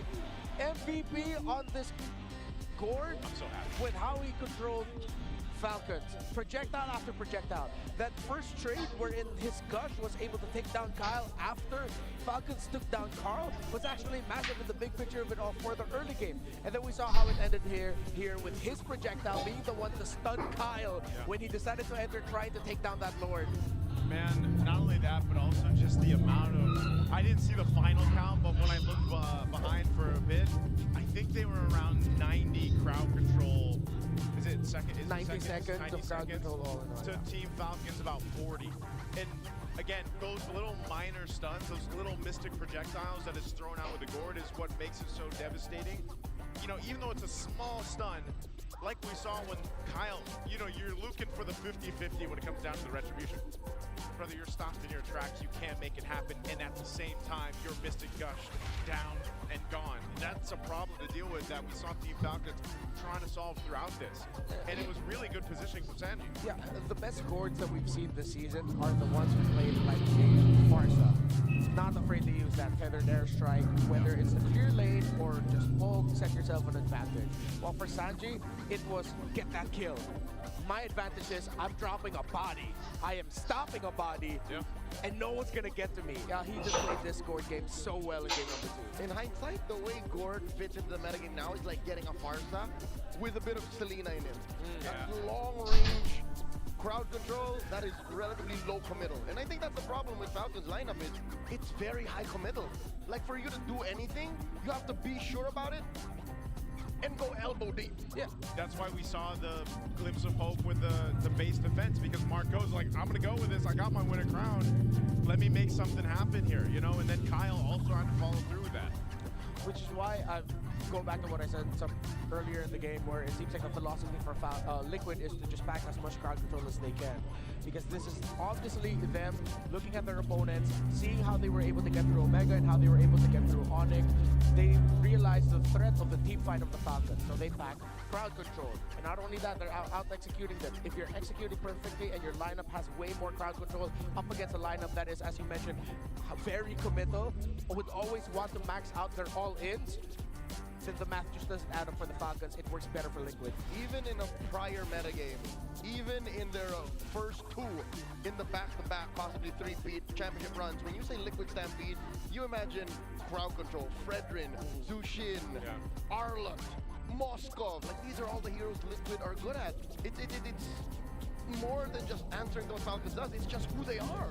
Yeah, and that's why it's, you know, it's interesting to see, again, where Carl Teasy has ended up now 2 games in a row on the Fredrin, but you're reminded why they, you know, they become experts at these utility picks like the Fredrin, like the Boxer, for example. And it's so consistent, so steady to see this from Carl Teasy, and it provides so much for the team to go ahead and work with. Because you can control your space, you can control the way you want to go ahead and take some of these objective fights, and at the same time, you're reminded as well just how strong an energy eruption is. You know, that little taunt, that little, even the health, the Appraiser's Wrath, man. The ability to go ahead and get some of your health back and just kind of surprise factor with the Appraiser's Wrath amount of damage. It works so well with Team Liquid's kind of concept right now. So I'm wondering, even going to game 3, going ahead of us a bit, are they going to change it much, or do they even need to? For Falcons or for Liquid to change? Oh, Falcons for sure. Falcons, they need to change. Liquid, honestly, if we end up seeing a full sweep here and it's just 4 games of Carl Teasy playing the Fredrin, how are you going to feel? How will you feel? Bro, Snap and Aeon, I'm going to have to ask them, like, yo, coach, you're going to have to share me some of that knowledge. Some of that knowledge. I feel like this is Coach Aeon and Coach Snap's doing. Like, how they've drafted so far in these 2 games, their preparation for it, their philosophy about it. This feels more of like a coach-led draft than a player-led draft. But I'm pretty sure, of course, the gentlemen in Liquid Philippines work together with their coaches, but there's just something about it. You mentioned how this is very Liquid, even in the start of their, what is on the way to being a potential 3-peat, that Coach Nap and Coach Aeon saw that and said, let's see if we can make that work in 2026. Right now, Team Liquid, they're definitely hydrated. They've probably got SIP, which is purified water. It's filtered through volcanic rocks for a crisp, clean taste that quenches like no other. Quench that thirst, take a sip, because I don't know what they're sipping on in Team Liquid, man. It's SIP. It's SIP. It's SIP. There's something else. You know, they're sitting on. What are they sitting on? They're sitting on the Max 5D on stage. There it is, Max 5D on stage. That's not what we're sitting on, wish we were, but we've also got some TT Racing chairs here. That's clever engineering, keeping these teams locked in. And grab that code while you can to get a discount. I know there's tons of TT Racing out there available because it's brought to you by TT Racing Philippines. We have your back. There it is. Max 5D. I've yet to sit on one. Maybe I sat on one once all season long. Hey, you know what? History's also in the making here right now, not just with this match, but also the first ever MCGG Crew Clash has officially kicked off, and the competition is heating up. That's right. Your favorite KOL are locking in their crews right now and clashing head-on for the ultimate bragging rights. You too can get in on all the action. There's a QR code on your screen. Scan that to support your favorite KOLs and get a chance to score massive rewards. Let's go. If you guys haven't joined in on MCGG yet, you're falling behind. You Magic Chess, Go-Go. Magic Chess, Go-Go. It's so fun. And you can also play it on your PC. I've been telling that too to people because they didn't know that they don't have to emulate anymore. Like, you know, you got its own software there. And now also the Smart Power Pose. We got Sanji here, the MVP on the gourd. Go ahead, bring your game face on for your Smart Power Pose. You know what I noticed too in the audience? There is a lot of people that bought the Liquid jackets. They have to be sold out. It's a racing jacket. It's a racing jacket? Yep, it's cloth. I thought it was a windbreaker. Oh man, I thought it was a windbreaker too. It's not. So is it kind of light in that, no. You know, the hot air, or no? It's heavy. It's heavy? Yeah. Well, they were thinking ahead. They were. Even before Paris was announced. Yeah. They knew. They had an inkling.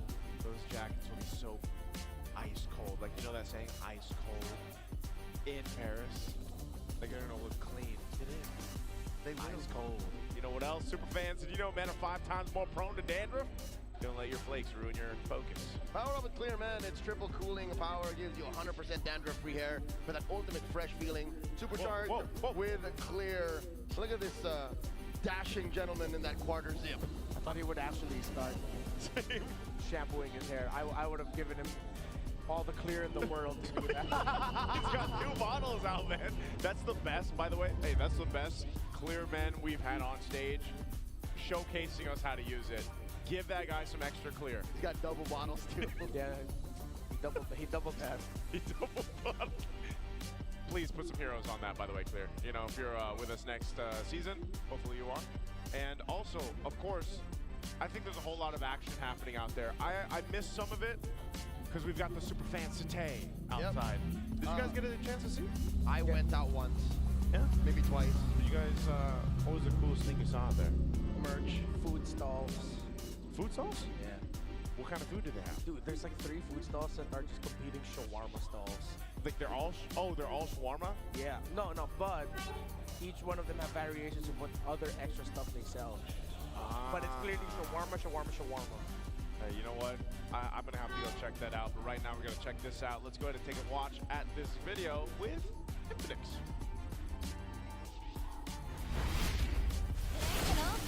Ay, sorry po. Nandito po ako sa Superfan City. Opo. Pupunta po ako agad dyan pagkatapos. Nandito tayo ngayon sa MPL Festival Superfan City sa Infinix booth at tingnan natin kung ano bang pwede nating ma-enjoy dito. Hello, sir! Hello! Ano bang name nyo? I'm Maynard from Infinix po. Sir Maynard, ano ba ang mga pwedeng gawin dito ng ating mga superfans? Ayun, para po sa ating superfans, meron po kayong 3 activities na pwede pong gawin sa aming booth. And for every activity po, magkakaroon kayo ng reward for each of them. So first activity po natin ay, kailangan nyo lang po magsagot ng survey. Pag natawag nito po yung first task nyo, meron po kayong agad na pamaypay. For our second task po, meron po tayong free photo booth. Pero bago po yan, kailangan nyo muna pong mag-follow sa aming Infinix page and mag-join po sa aming official group page sa Facebook and mag-invite po kayo ng 10 friends. Then, pwede po tayo mag-proceed sa ating photo booth. After nyo po mag-take ng picture sa aming booth, pwede nyo po siyang i-upload sa Facebook and put hashtag which is Infinix GT50 Pro and another hashtag Experience the Beast. And after that po, pwede nyo po kayo mag-claim ng ating tumblers, mini tumblers. Makakuha ng mini tumblers, syempre may laman ba yan? Meron po, magkakaroon din po kayo ng free drinks from our booth. Yay! So, hindi talaga kayo mainitan sa Infinix booth. Talagang meron silang cooling technology dito. Aside from that, meron din po kaming pre-order sa aming booth. Lahat po na gustong mag-pre-order ay available sa aming booth. At sa mga mag-pre-order po, magkakaroon po kayo ng free jacket na exclusive lamang po na makukuha pag nag-pre-order po kayo ngayon. And another po ay free ticket for tomorrow's finals po. Sa everyone na gustong bumisita dito sa MPL Festival Superfan City, libreng-libre po ang entrance. Visit Infinix booth and get all the freebies that you can.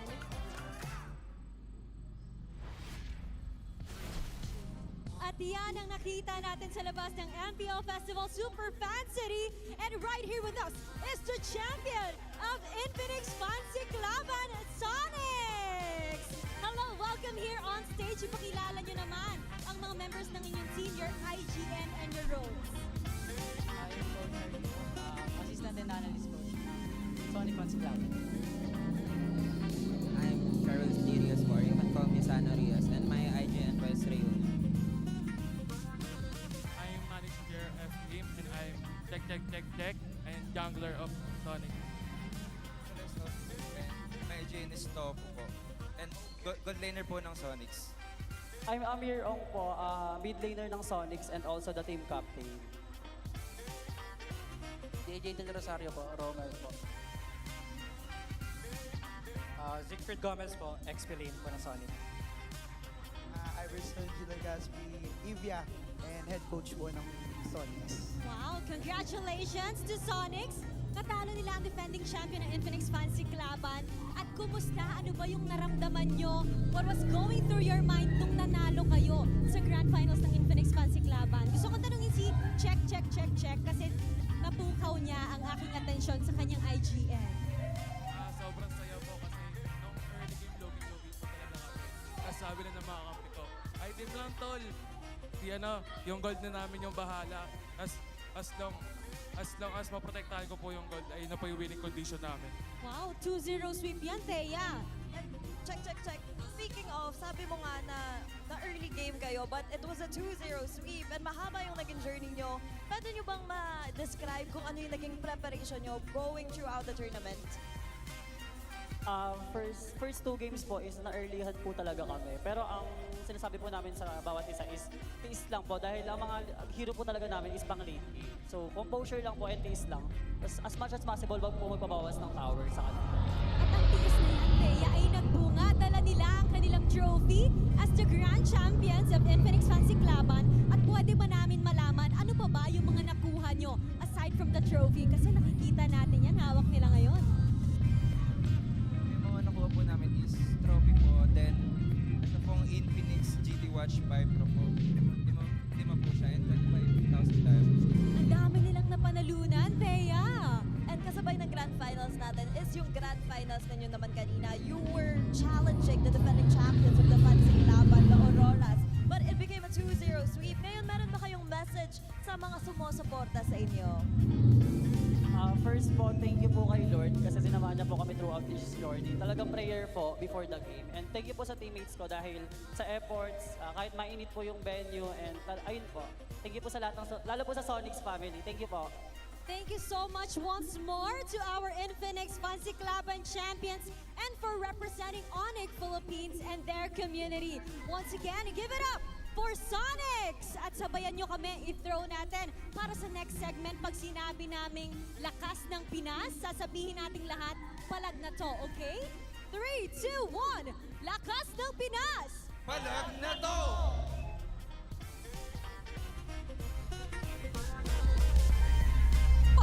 Palag na talaga kami dito at meron tayong makakasama bago tayo tumalon sa ating game number 3 together with us. Wolf, pwede ka bang magpakilala para sa mga hindi nakakakilala? Ako nga po pala si Dian, dating player ng Echo noong season 11. Season 11. So, Coach Wolf, mga ilang taon na po ang nakaraan? Oy, 4. Apat. 4 na taon. Tama, 4. Apat, pero tingnan nyo. 4 na taon na ang nakalipas, andito pa rin siya. Todo bigay suporta para sa Cavalry. And ngayon, ano bang pinagkakaabalahan mo recently? Matagal-tagal ka na namin hindi nakita eh. Wala naman, nag-aaral ako. Nag-aaral. Bumalik lang ako sa school. Bumalik sa school? Alam mo, Bri, engineering student. Wala tong si Gian. So, matalino talaga to. So, ano naman yung parang na bumalik ka sa pag-aaral after ng isang malupit na career sa esports? Actually, na-stop ako nung season 11. Season 11. Tapos, na-delay ako ng almost 2 years. Pero yun, masaya naman. Nakapag-aaral ako rin. Oo. Pakiramdam ko yung transition talagang medyo nakapagnibago kapag bumalik ka. Pero, I believe sumusubaybay ka pa din sa eksena. Tama ba? Para lagi kita nakikita sa Facebook, nakakapag-share ka pa ng mga memes at yung mga jokes ay relate na relate ka pa. Tama ba? Tama. So, ngayon, nakita mo rin ang mga kaganapan sa playoffs natin so far. Nagulat ka ba o medyo expected mo ang mga nangyari? Medyo expected, pero magaling kasi sila dalawa yung TL tsaka yung Falcon. So parang palitan na lang sila ng hero tsaka sa pindutan na lang.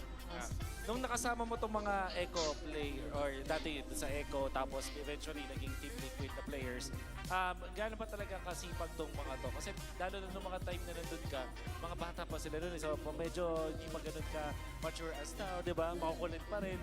So paano ba sila sa bootcamp? Sobrang sipag ng mga players na yan. Kahit tapos na yung practice. Minsan kahit break time, hindi ko makaya, nag-RG lang talaga para mga practice. So iba gumigising ng maaga. Dati kasi may call time kami. Kaso yung iba hindi sumusunod sa call time, gumigising ng maaga para makapag-practice. Masingit pa yung practice, kumbaga. Okay, masipag pala ang Team Liquid. Noong kapanahon na yun. Pero occasionally ba ay nakakasama mo pa rin sila recently o nakakausap?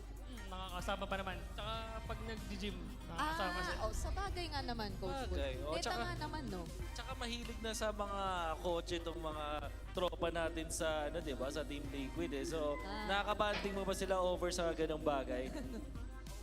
Yung mga editor lang. Motor. Sa motor naman. Okay. Sa motor kasi nila kasama.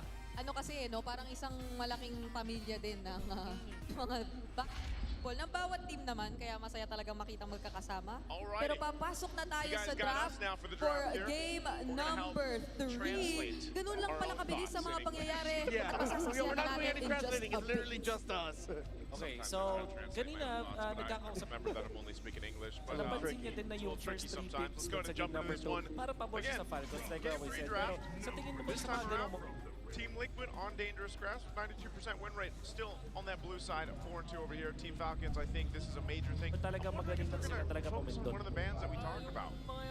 Yeah, the Paquito.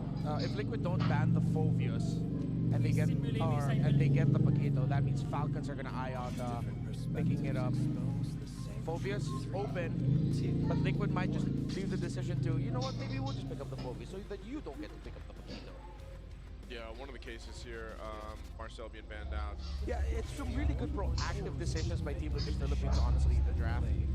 They understand that Falcons is probably getting into a groove. First 2 games are probably just like, yeah, these didn't work out, so let's keep staying on red side. But then Liquid are gonna keep adding difficulty towards Falcons by changing it up, bringing it to a little bit more of a familiar flow. They pick up the Harley. Falcons are probably going to be, they're most likely encouraged to pick up the Leomord. Thing is, the Fanny's open, and it might show up and become a wild card pick a little bit later in the draft. It's too early. It's too early. Oh, there we go. It's too early to pick up the Fanny at this point. Yeah, that's not a Falcons thing to do. Yeah, not a Falcons thing to do. That's an Omega thing. Yep. Because of all the heroes that could counter it, the Hilda, the Badangs also there. The Chos, all those pickoffs. But at least this makes sense for Falcons' position in the draft, the red side. So they can keep up the bit all the way till red 5. They can hide that Fanny till it matters. But they won't. They're going to go to Fred. They steal away Carl Easy's Fredrin. It's their turn to do You got to it. play something else, Carl. That's what they're saying. Still Phobius. Yes, as expected, Liquid are just going to go ahead and rush that favorite pick for them. And they've gone up against lineups like these. So it's not going to be the Harley Leomord trade. Still, it seems like Falcons are going to be playing. And you know what? No, they don't need to play the slower game. They can still play that faster game. Just execute it a little bit better because, hey, Liquid were able to do it in the first 2 games where their Fredrin was the one dictating the tempo. Yeah. Just make sure it's paired up with a really good roamer that can match its aggression, maybe even its damage. Introducing Mabar. The problem is they get clawed. Claude, Phobius, Harley right now for Team Liquid Philippines. And this has again, to be Harith. That Phobius, I know everyone remembers what happened, right? Just a few nights ago. 5-man Dark Wave that Sanford was able to do on the Phobius here. Definitely something to think or consider if you're Team Falcons on not getting that set up. But also, the Harley's been kind of slept on, man. The past couple games, even yesterday's matches, Harley wasn't picked up as much. And so now you have that. This is going to be a very different tempo also for Colantisi playing with the Harley, which will then just give space to Teddy, which is the Claude's one of his heroes that he likes to go ahead and be that steady Teddy that we've seen throughout the season. Give him time to farm up and get to where he needs to be. They either have to get the Harris or pick it up later. Yes, much better pick this time. Team Liquid can just ban out the Harris because you still have a good option in the hero. I'm trying to remember it. It's almost there. Carry, excuse me. Carry can still be picked up here by Super Mongo. Now, if both get banned out, that might actually hurt Liquid because he's still... There's a good chance Flappage is going to end up with a really good hero that can mess up Liquid's lineup. Yeah. I think the Falcons needs to ban the Valentina and then ban the Gord also, which would leave probably something like a Kimmy for Sanji. Yeah, Kimmy. What else did Sanji end up playing here? If it's not, yeah, you said Valentina being banned out too would help, but a couple other options. At least for Sanji, you know, I don't know if he'd want to play the Louis or there's the Gord ban you talked about, so Gord will come through. Flap still has a deep pool of the HP leaders that he could go for. If they want to really be aggressive and zone aggressively for the early objectives, I think a Yu Zhong is going to be warranted. So Liquid might want to eye banning that out. If they're okay with dealing with it, then if Falcons does ban the Valentina, Asura might show up. Lapu Lapu still an option also for Flap. You need that strong burst damage to send the Claude and the Harley back. Heroes that are squishy and love to dive don't want to go up against heroes with really strong burst. They just want to, they don't even worry about the Harith just going over to Super Marco. It's like, that's going to be the matchup between the Claude. So they're going ahead and focus down on the XP lane options. The Uranus being taken out. What else would help this other than the Lapu Lapu? Maybe what, the Terizla? Something to help lock down, or do you want? Is that just too slow at that point? I feel like it's too slow, but then with you being up against the Phobius, still might be okay. Because you don't need to, you cannot pick up the fast clearing, fast rotating heroes like the Benedetta or the Paquito anyway. I'm usually not a fan of the Terizla. Yeah. Over time, I realized it really doesn't do much. It's really just a big wall. They really want to play the Harith. just to make sure they cover the grounds. They take out the Moskov here. No Moskov being picked up. Falcons might just pick up the Harith now and wait for that XP lane option based on the last two picks for Team Liquid. Oh, that crowd is going wild. We're having a drum off between the two fan bases. Yeah, I was gonna say, I can't even hear myself think. Oh, no wonder. They've got buffs in front. Oh, that's why. Oh. Who's gonna fight the Madars? Where's Super Mars? What is the cosplay there? Is that a cosplay? Like, is that supposed to be a certain hero, or is that just... Is that a painted Hayabusa? Oh. That very well could be a That's my best guess. Yeah. There's the carry. Yep. Good pickup. A very tight box, good formation. You shot to round out the draft.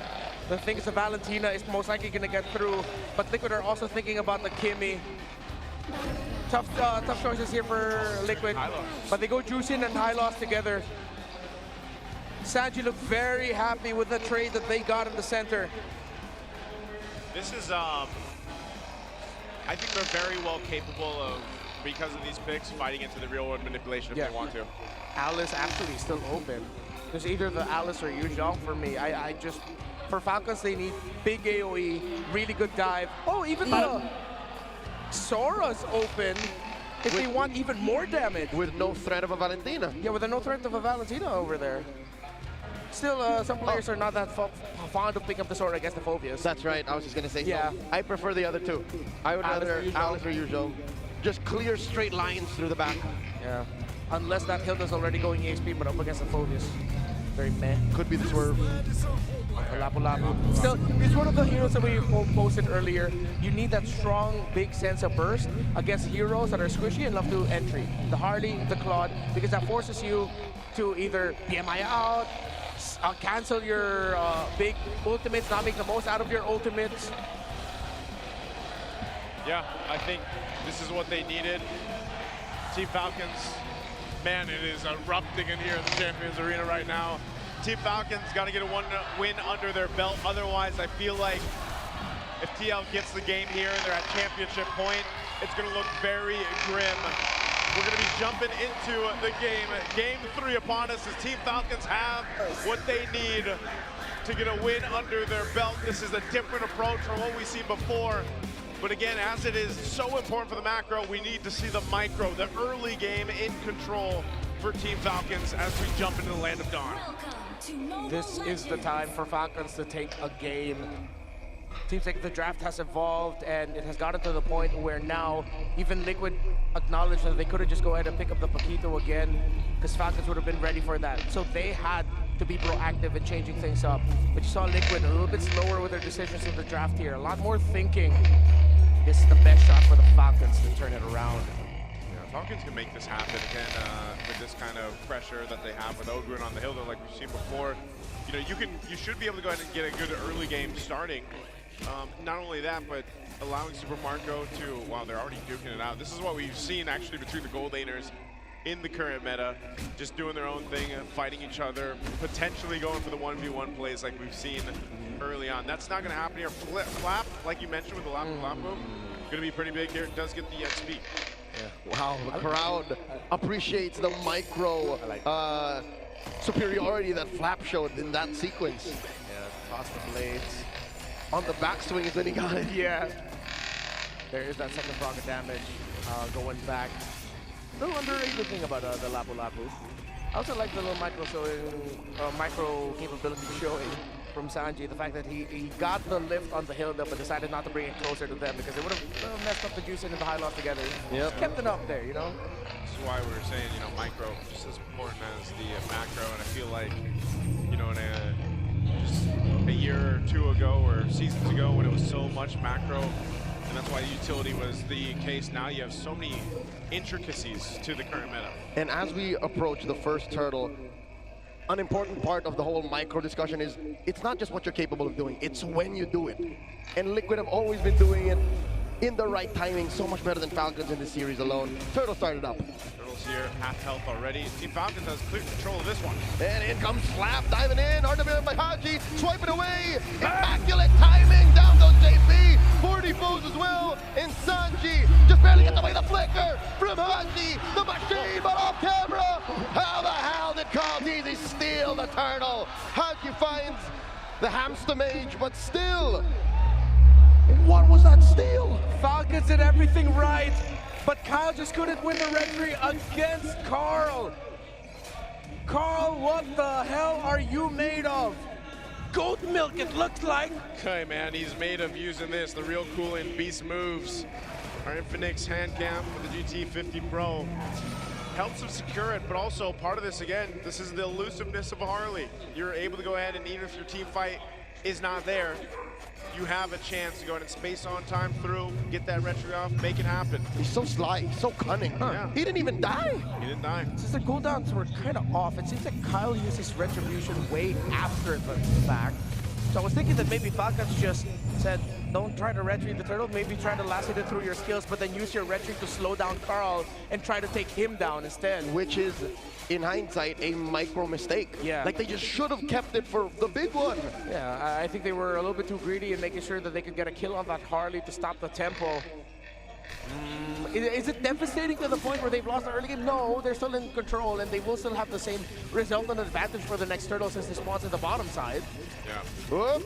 In comes Kyle, compromising JP. There's a taunt, RWM coming up. JP goes down. Lazy whip by Teddy. But Marco does not back down, and Marco might get taken down here. Oh, the flicker back. Marco barely lives. Good use of the flicker there to stay alive. Great rotation from Team Falcons to make a move up top. Yeah, the important thing there was JP eating up all the damage. Because Falcons used their combo to take the high loss down, I believe the taunt coming in from the Fredrin was just not available. They didn't even have enough abilities to chip away at Teddy, and he gets away scot-free. Turtle number 2. Yeah, just again with this Haji on the eve, so on point so far. Second turtle gonna be up. Oh, Flap round 2, dives in with the Brave Spider.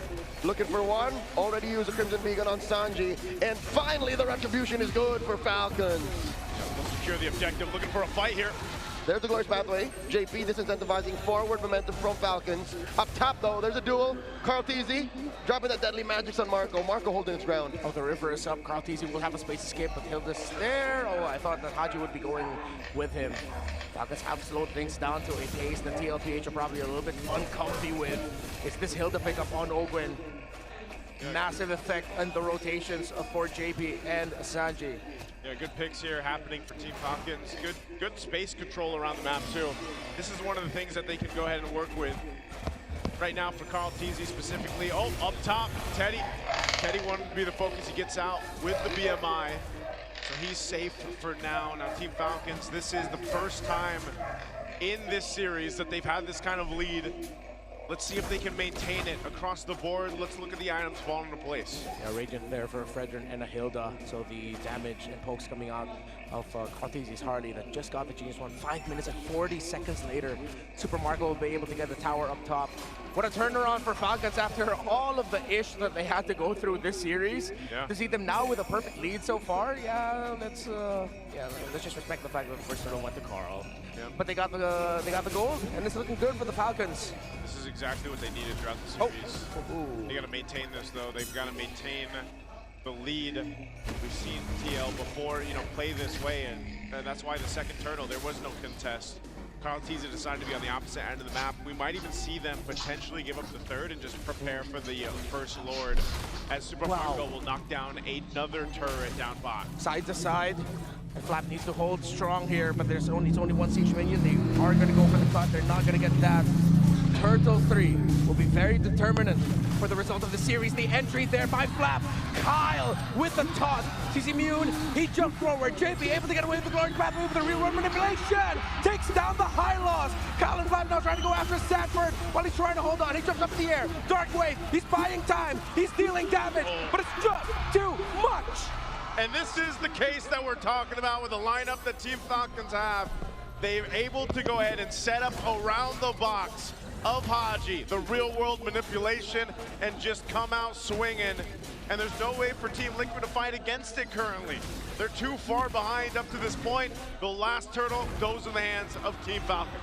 Kyle, Haji, and Ogwin have controlled the center perfectly, Naisu and Leo. How they've been able to just stop the aggressive maneuvers. JP and Sanji were happy with his juice into the high loss pick, but they were probably thinking about it also from a sense of a counter perspective. How do we counter this Hilda, the aggressive rotations? There's just so much peel right now for Haji's Eve and for Super Marco's carry. It's a strong front by Falcons. Which is allowing them to make smarter decisions in the times that it matters.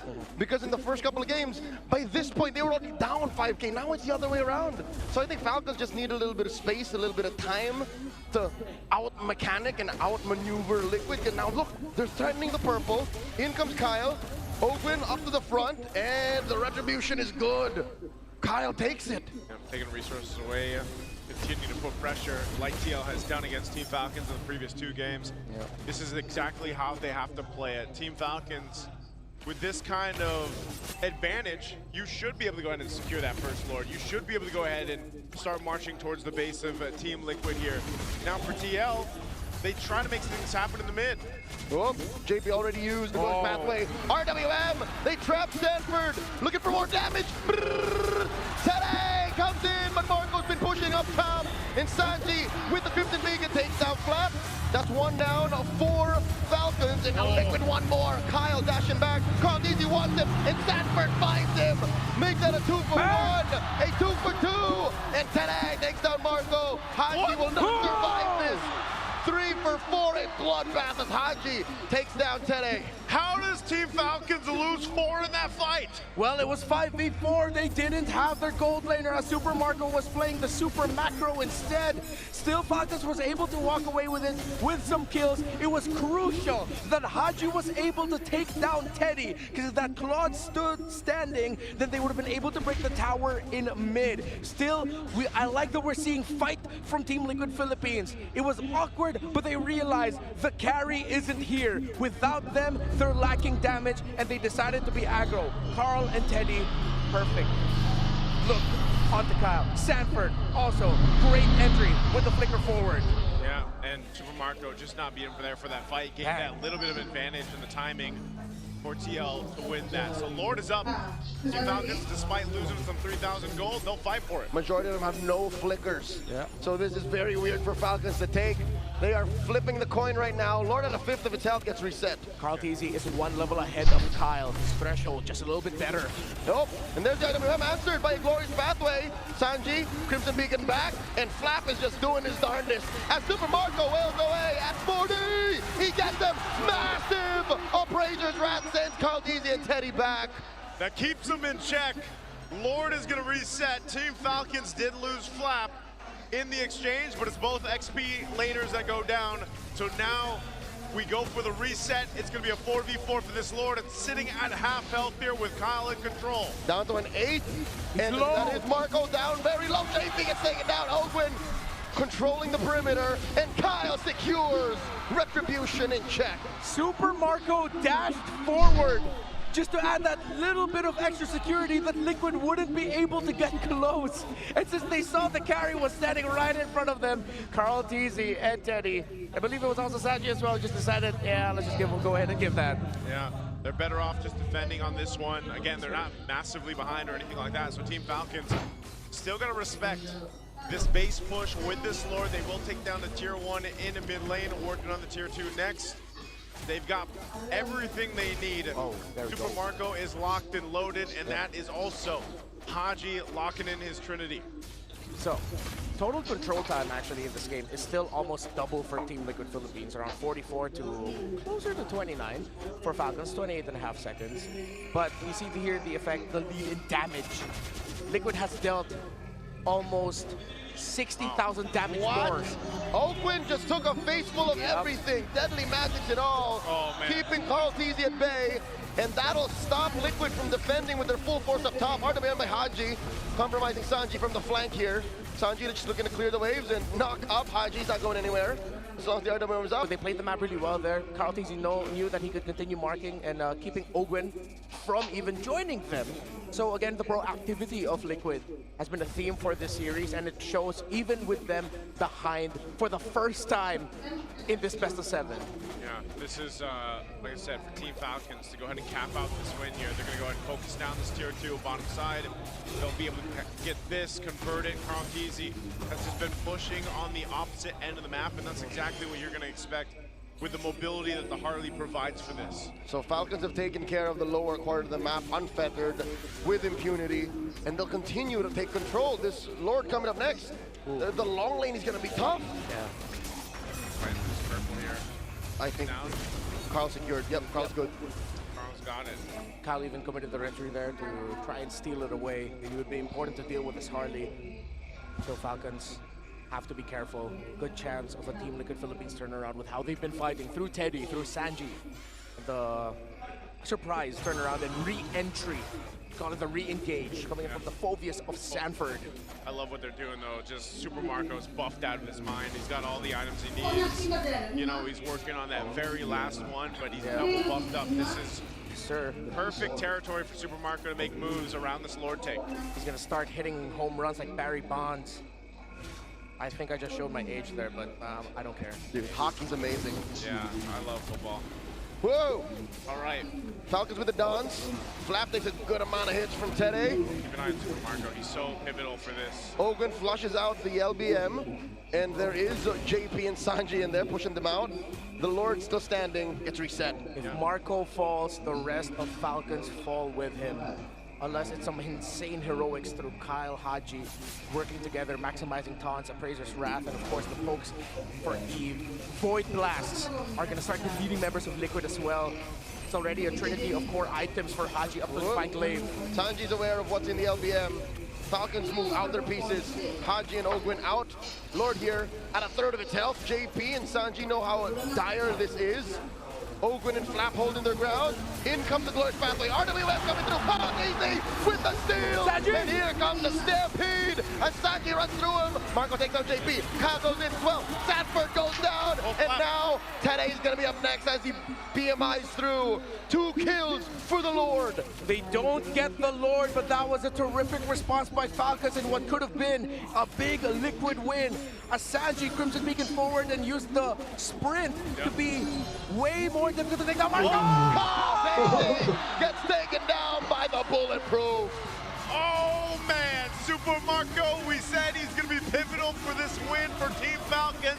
Well, that is a huge kill for momentum for Team Falcons to deal with this Lord. Leo, Marco read that, man. Marco knew that's where Carl wanted to go. He was using the orange as bait. He knows what the GOAT wants. Oh, that just deals with that Lord easy peasy for Team Falcons. We may have just witnessed the awakening of bloodthirsty Marco. It's like we're back in Saudi. It's like we're back in Rizal. Falcons are alive. The Glorious Pathway answered by the RWM. Once again, the knock-up on the Kyle. No push is going to happen yet while, excuse me, Ogwin's taking care of top lane. There's a slow push by Liquid. Yeah, it was a massive minion wave that needed to be answered because Falcons cannot give up that tower up top because Liquid have been holding and defending their base turrets with every inch of their life. And with those base turrets is hope for Liquid because they've been handling macro really well. Again, Falcons play around the box. And with a Harley, good chance that you can open up the map through split pushes, similar to Teddy, which is why the Claude is now getting protected by the San duo as he opens up the map. JB even shadowing multiple units ahead of the others, just to mark rotations of Falcons. Now, who seek to invade the purple of Liquid. Going for the purple here, it's gonna come down to it. Retribution's used. Conti's gonna be able to get his purple. No. So it's Team Falcons playing around the objective, playing around the fact that they've got this ability to go ahead and clump up together, put pressure where they want to. It's also part of a bit of a cat and mouse game, honestly. Like, depending on where Carl Teasy's going on the Harley, you might be able to go ahead and catch him, you might not, but it's also control. Like, can we control not getting pushed in on cross-map play with this Lord coming up here? At least it's on that top side for Team Falcons where they can center around it. They also don't have to worry about that side lane push. You know, here's the difference maker. Teddy now has the Winter Crown, which should be deadlier for Haji and Super Marco. But let's see, Haji, he also has his Winter Crown. So it should cancel each other out and they should be okay. Haji's positioning, has been terrific, by the way. And the man marking for Falcons to actually protect whoever tries to go after Marco and Haji has been sublime. Yeah, that protection, the peel that they can provide for Haji, for Marco, has been another major thing. Ooh. This Lord is going to be a big one. As Team Falcons starts it up, TLPH has their eyes set on it. They rotate up here. They'll go ahead and show face, but this is most likely just going to be delayed out for now. Wind of Nature being picked up, swamped in. Super Marco's got that. He's going to go in for this potential. Excuse me, the Lord is very low. 16th of Patel coming in. Kyle with a retribution. Immortality Fountains JP going back, already used up. And Winter Crown combo coming through for Tele. RWM by Haji. He knows that the core on the other side is already used up. And double kill for Bulletproof. Down goes 40. And Super Marco gets Immortality Fountains. Open. 5 Tele. 3 for 1 plus the Lord. Falcons are soaring in. Called easy fights Marco. It's not endable just yet, but maybe the minion waves are big enough. Maybe Haji and Flap have enough damage in them to try and end it here. No turrets left in mid. Lord could crash into the base. Sanji with the bait, with the kite to the side. Carl DJ Sanji defending. They're getting away with it. Minions have already spawned. They got the minions out. Sanji's gonna go down though. Oakland with the execution. Lord gets taken care of. The base turret down bottom is down. Falcons are slowing it down. Carl TZ with the pickoff onto Marco. His immortality was popped, but Carl committed to the play to take down the carry, which is why, despite Falcons getting the Lord, they still can't end, and Carl still got his own purple buff. Oh man, we got to take a look at the replay here. This fight broke out. It was all centered around this Lord. JP goes down really quickly, but centered together, Team Falcons are susceptible to the Blazing Duet, the Beacon from Sanji, Sanford setting things through. This could have gone way worse. A whole lot of immortalities were popped here in this fight. And yes, as you mentioned, the fact that Super Marco was there but then gets taken out by Carl TZ was the reason why TL is still in this game. Yeah. Ogren, also massive pick onto Teddy. Deathless is the Hilda. It's the roamer that hasn't gone down yet for Falcons. 2-0 and 12. That's ridiculous. He's not even carrying a... is he? No, there's no casual Fury Hammer. Nope. It's a full tank Hilda. Full tank. He knows he has it in his kit already to be a big nuisance to Teddy. With Teddy committing a Winter Crown, I think Ogren's just man-marking the Claude over and over again, while Flap, Kyle, and Ogren are like... Flap and Kyle are the main tanks for Haji and Marco, the main source of peel for the two backliners. Haji's timings of the real-world manipulation have been great. The people probably thinking he could have used that sooner, but no, he was also looking for the Blazing Duet. He used it when he saw the threat of that was gone, because now there's a good chance Liquid are playing into a RWM that favors Falcons. Deadly Magic thrown out on Haji. So Team Falcons bringing this Lord here. It is an evolved one. They'll go ahead and bit of a reset. Sanford waiting patiently up in the brush. They're still going to go back and forth for this. Keep an eye on Ogwen. He's been a nuisance to Team Liquid. makes his way for it. Quarter health on this Lord here. Now an 8, a 10th RWM. Flap with the preemptive use of it, and Kyle secures JP. Very low blazing duet coming through. Same spot. Consistency from Teddy. Marco in the middle of 3. Magic goes down, and winner crown out of Sanford. Marco still lives. Dark wave, and in comes the rest of them. Open is picking dudes off left and right. But Marco still lives. Marco versus Teddy. And Marco and Teddy trade 3 for 2. Carl Easy getting hunted down. The Master wants him. The Master needs him. Forcing him into the base. And there's still a wave down bottom. In comes Ogun and the Lord. The Lord is walking with Team Falcons. They'll work on the base, and they found flight. It's just Carl left. He gets popped, and Falcons on the board. Game 3 goes to green. San Juan Arena shakes as there's turbulence in the air. But the Falcons' flight is steady. They take a point.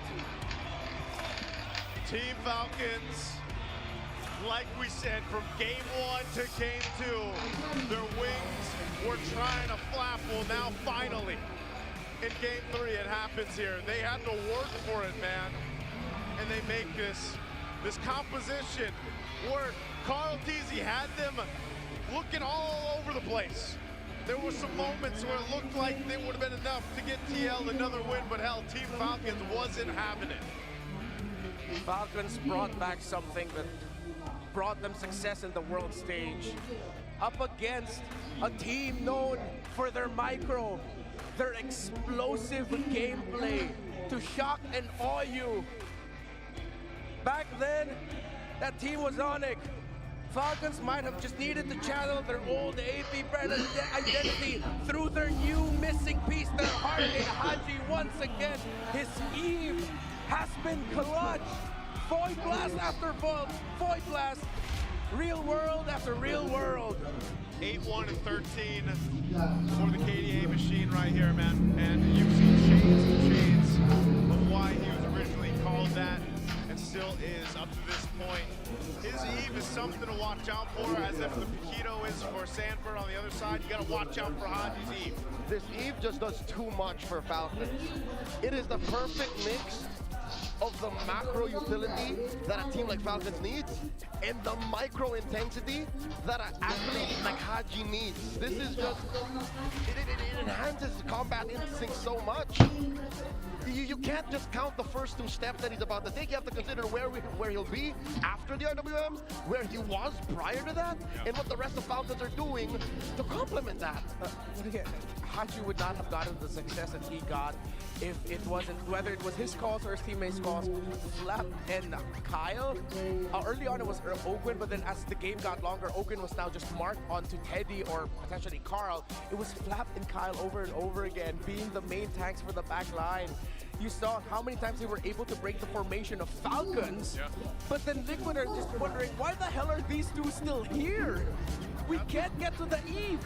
That's what happened to Severo last night, remember? I mean, they were just man-marking Severo with a Hilda pick, and this is what they did against Teddy. And not just Teddy, like he felt that pressure through this, but also Super Marco, man.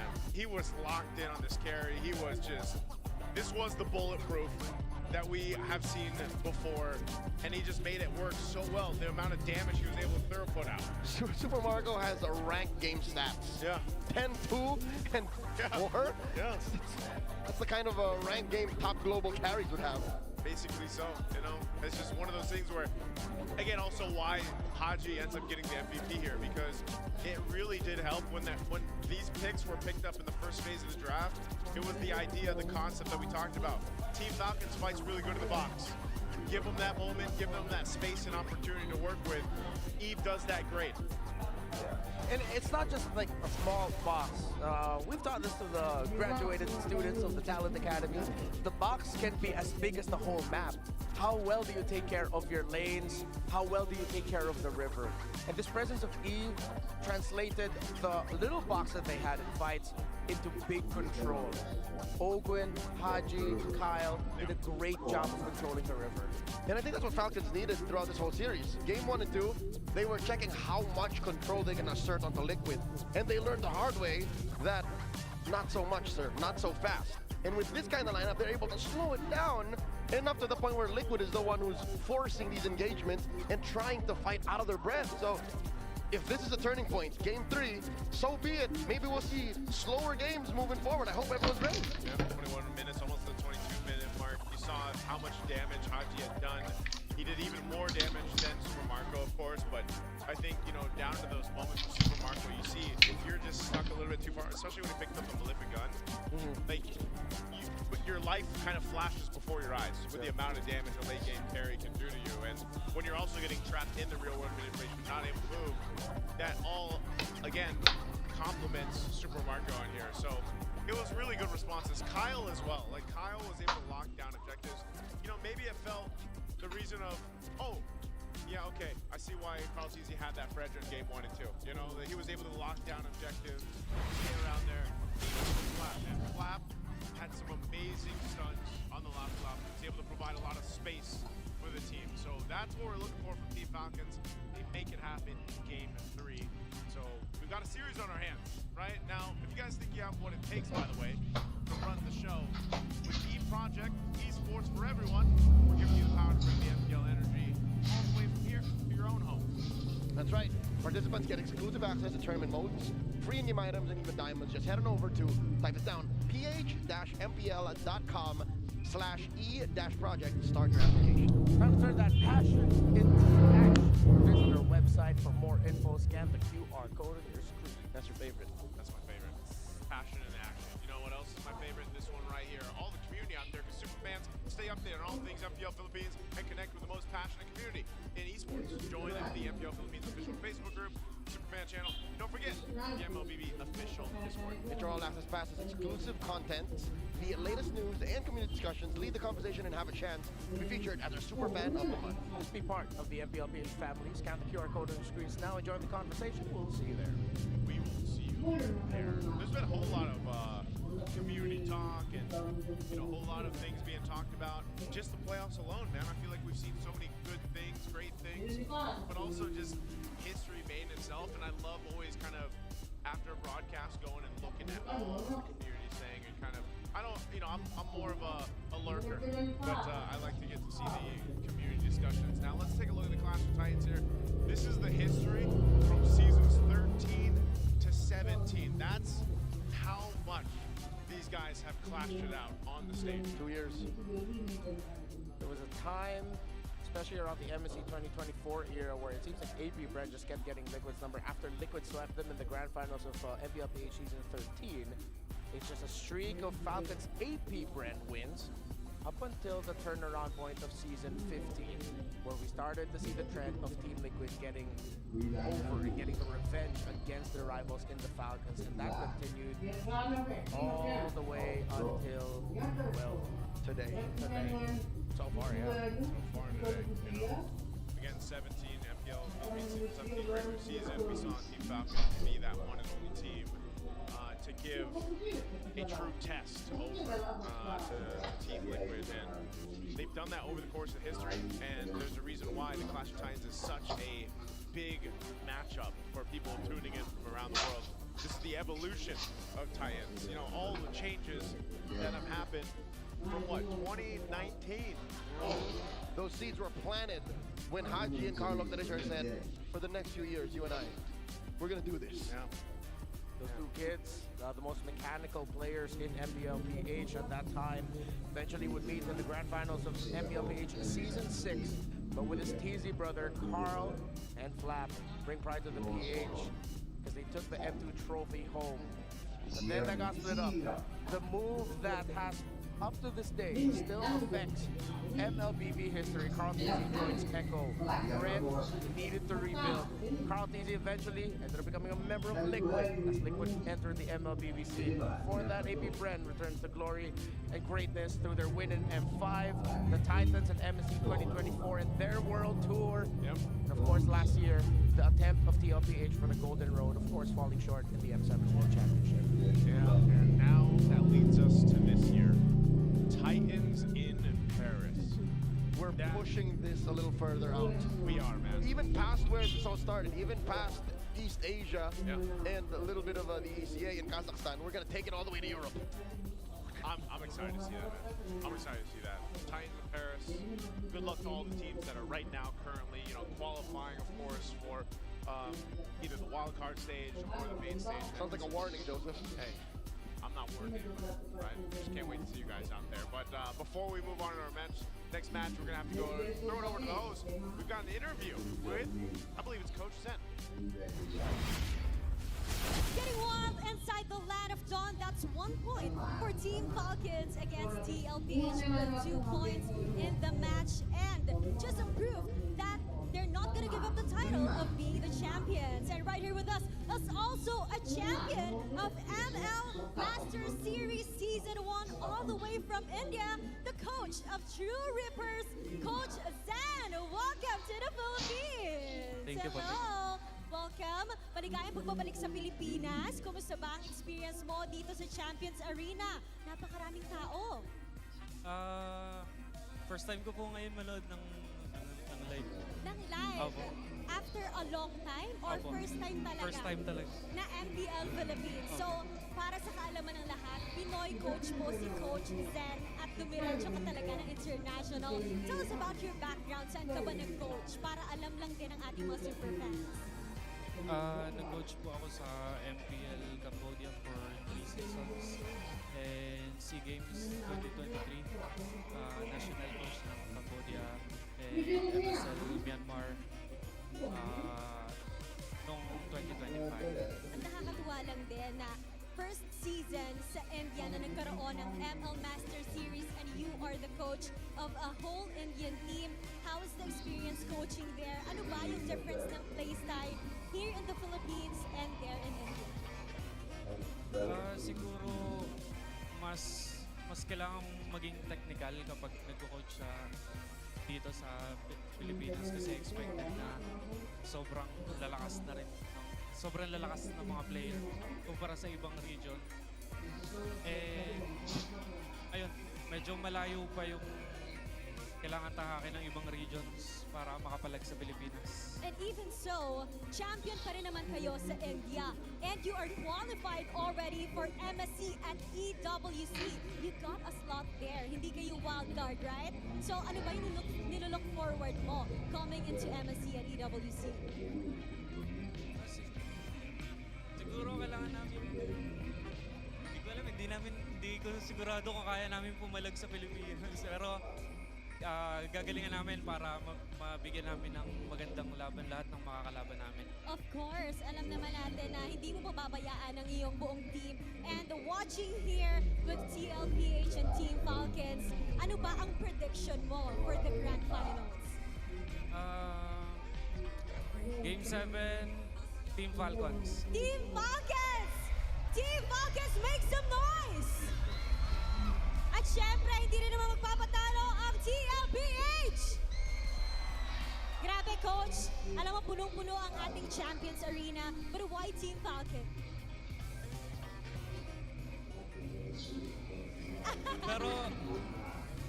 Pero ang tanong kasi, ang hirap kasi talunin ng TLPH. Pero buong-buo yung suporta ko. Siyempre kay Coach Brent, kay Black TCN sa buong kapunan ng Team Falcons. You were together with them in SEA Games before. So maraming salamat, Coach Zen. Ano ba ang mensahe mo sa lahat ng mga super fans na nanonood and even your team who's watching MPL Philippines right now? Gusto ko lang i-shoutout yung team ko sa India, True Rippers, Amy, Kyle, Asuna, Rehansha, and Diaz, and to all my managers, Akash, and my boss. Nalimutan ko yung mga Okay lang yan. Maraming salamat, Coach Zen. Once again, sabayan mo ako pag sinabi ko malakas ng Pinas, sabay tayo. Sabihin natin palag na to, okay? 1, 2, 3, lakas ng Pinas! Palag na to! Alam mo, Odin, tama ka dyan eh. Ang dami-dami natin kasama ngayon sa Champions Arena. Wolf, tingnan mo naman. Eto, nakapagitna sa atin. I believe his name is Christian. Hello, Christian. Christian? Hello. Yeah, and we have with us here, RJ. So Christian is a basketball player and RJ is a battle rapper according to them, no? So Christian, how's the experience so far watching here in the Champions Arena? You know what, honestly, it's kind of pretty fun. You know, I got to see much more, enjoying. There are even people, you know, celebrating their birthdays somewhere over there. Shout out to my boy Pamida. I hope you have a really good one, but yeah, it's pretty cool. And I hope Nisu's proud of me. He really has a big buff, you know. I believe he will be very proud of you. How about you, RJ? How's the experience? Yeah, it's so fun. Yeah, it's so fun. Meron akong question sa kanila. Okay. Pwede nyo mahawakan to kasi analyst natin yung laro. Papakita natin yung isang magandang play na makikita natin dito sa ating laban. Restart, okay? So, ang gustong gawin dito ng Team Liquid Philippines, Team Falcons ay buuin yung kanilang box. Sa ganitong moment ay mukha siyang diamond. Tapos ang goal naman ng Team Liquid ay pumunta din sa may bandang likuran at tingnan natin kung makakuha sila ng backline access with Carl going to the backlines kung saan hahanapin nila kung saan si Super Marco para patayin. Pero syempre mapipigilan niya ng Team Liquid dahil ang ginagawa ng Team Liquid ay gumawa ng in and out. Buti na lang talaga para sa side ng Falcons, napaka-solid ng retry ni Kyle dito sa ganitong moment at nung nag-collapse na nga ang side ng Falcons, naghahanap na si Cartesi ng angulo dun sa may backlines. In fairness with Cartesi, the GOAT, nakahanap pa rin siya ng angulo para guluhin yung mga nasa likuran. But in the end, etong na-achieve ng Team Falcons by getting the objective was already enough. Ogwen was able to get the kill to Teddy at na-salvage pa nga. However, ito si Cartesi, eventually, mahanap niya itong si Super Marco that actually allowed TLPH to defend. Pero, dahil dito sa play na ipinakita natin, yung Falcons magbabago yung last Lord take nila. So, ang lesson learned para sa Falcons ay protektahan yung kanilang backlines kahit nakapag-box sila up against TLPH at nung huling Lord fight na nakita natin, dun na sila nanalo. Yep, very commendable nakita natin for Team Liquid Philippines. There was a clear attempt and I think they were very decisive kasi they also tried to burst down the objective countless times. Thank you, Christian. We're happy na nag-end. Mahal scenario nga. Ang ipinamalas doon ng Team Falcons. Mahal. Parang alam ko na mga pogi na Ulit tayo sa tumulong yung stream. Parang Oo, no? Pogi din. Sino yan? Okay, isa sa mga favorite ata ng mga viewers na. Nagalisado ko. Okay. Lipat tayo. Lipat tayo dito. Hello. Can you guys hear me? Yes. Yes, I think the whole arena can hear you. Naririnig niyo ba siya? Okay, they can clearly hear you and I believe a lot of us know who you are. DJ Y, welcome to the Philippines! Thank you. Yeah, okay. So, can you introduce your friend to us as well? Yeah. Tryhard Geek, but you can also call me Daddy. Nah, just kidding. Yeah, just call me Geek. Alright, so he's geek, but you call him daddy sometimes, alright. Okay, so we have DJ Y and Geek, and so let me just ask you real quick. So how's the experience so far watching here in MPL? I got invited to MPL page like yesterday, right? And then, you know, when I came here, I didn't expect to get recognized by a lot of people, so I'm actually really happy that I came here. You know, I was supposed to go here and just watch at home, but I'm glad I made a decision. Alright, so what's the difference now? Because you've been watching MPL Malaysia, right? And now you can feel the energy, but also the quality of the game. So far, wow, how's the experience and what are the kilometer. I think the difference is in MPL, the fans are way more supportive. Like with the dancers, they do. And like, you know, I get recognized more here compared to Malaysia. But still, both regions are pretty cool actually. But you know, I appreciate both the regions. Okay. I think I just gonna ask your friend as well. Because Geek, yes, I heard previously you introduced yourself as the EXP laner, right? So, what do you think about the games that you've been seeing so far here in the grand finals, especially from your perspective as an EXP laner? I was shouting so much, like Sanford was doing so exceptionally well.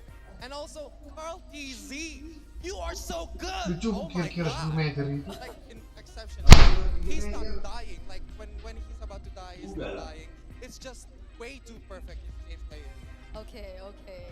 So I believe that DJY and Geek here will help us with the upcoming draft.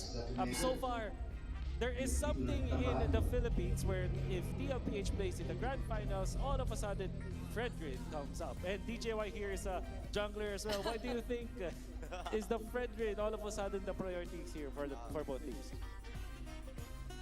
Why is Fredrin the priority? Why is Restream the priority? Because I think right now damage junglers are just way too much risk. You have to make too much risky plays, and the plays you make are more like flip points. But Fredrin, you can just play safe, and then even if you make risky plays, it won't really be like a 50-50 as well. Okay. Do we expect the utility junglers again, like Fredrin, to appear in game number 4? Do you expect utility junglers to show up again, like the Fredrin in game number 4? Or would you expect to see utility junglers again? Or is there a chance that you feel there might be assassins sometime? Yeah, but I hate utility jungle so much. So, but I think it's still gonna come out, especially Fredrin. It's great to hear from our fans in the crowd. That DJY guy looks pretty familiar. You know, I feel like I've seen him a lot. He looked a little different from when I last saw him. Oh yeah? That's the uncanny bit. Oh. He looks stronger now. Ah. He looks like 100 stars strong now. Oh, of course. Always great to see DJY around here. Welcome back. We're now in the draft for game number 4. Ooh. You tend to lose track in yeah, epic like this. Yeah, it was a 20+ minute game in the last one too. I feel like we went through 2 games when it was just one really long one. All right, Falcons. They open up the focus now with the draft, which means Paquito is probably out of the picture. Eve getting taken away by the Falcons instead of giving it to Sanji. Jushin and Claude are open. Detective Fredrin on the Whoa. case 24/7. Oh, I was just about to ask. Ada before dia this yang Fredrin first ada becomes dia yang up, given there's some 90%, deaths ada yang in game 55%. 3 with the slowing down of the gameplay and just having a Di little bit berapa more nih? macro-centric tempo. Are we gonna go back? Are we returning to that world? It seems like it, but again, it's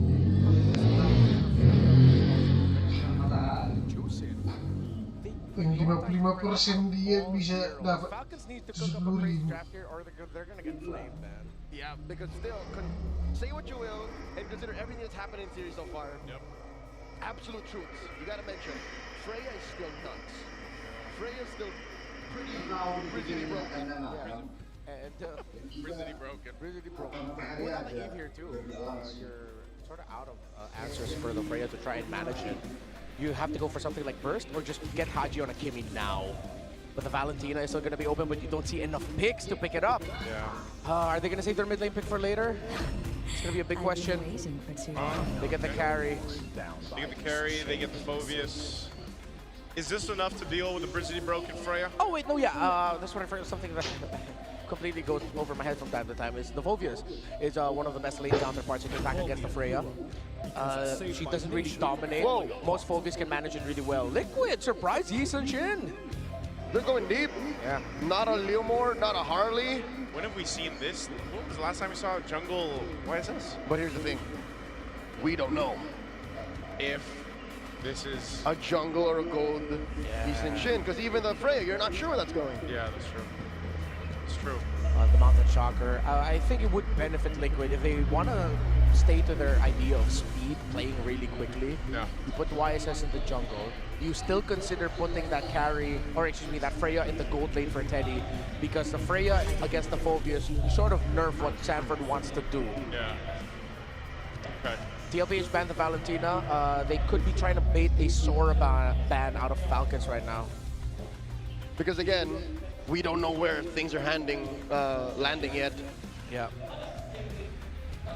There's also a chance that Liquid might shock with a Leomord pick, so then you put that YSS in the goal, you put that EXP Freya, Yeah. but then it's the Freya that's going to be the sort of pick that you need to help out a little bit more. So the Juicin in the mid, that pretty much secures your jungle.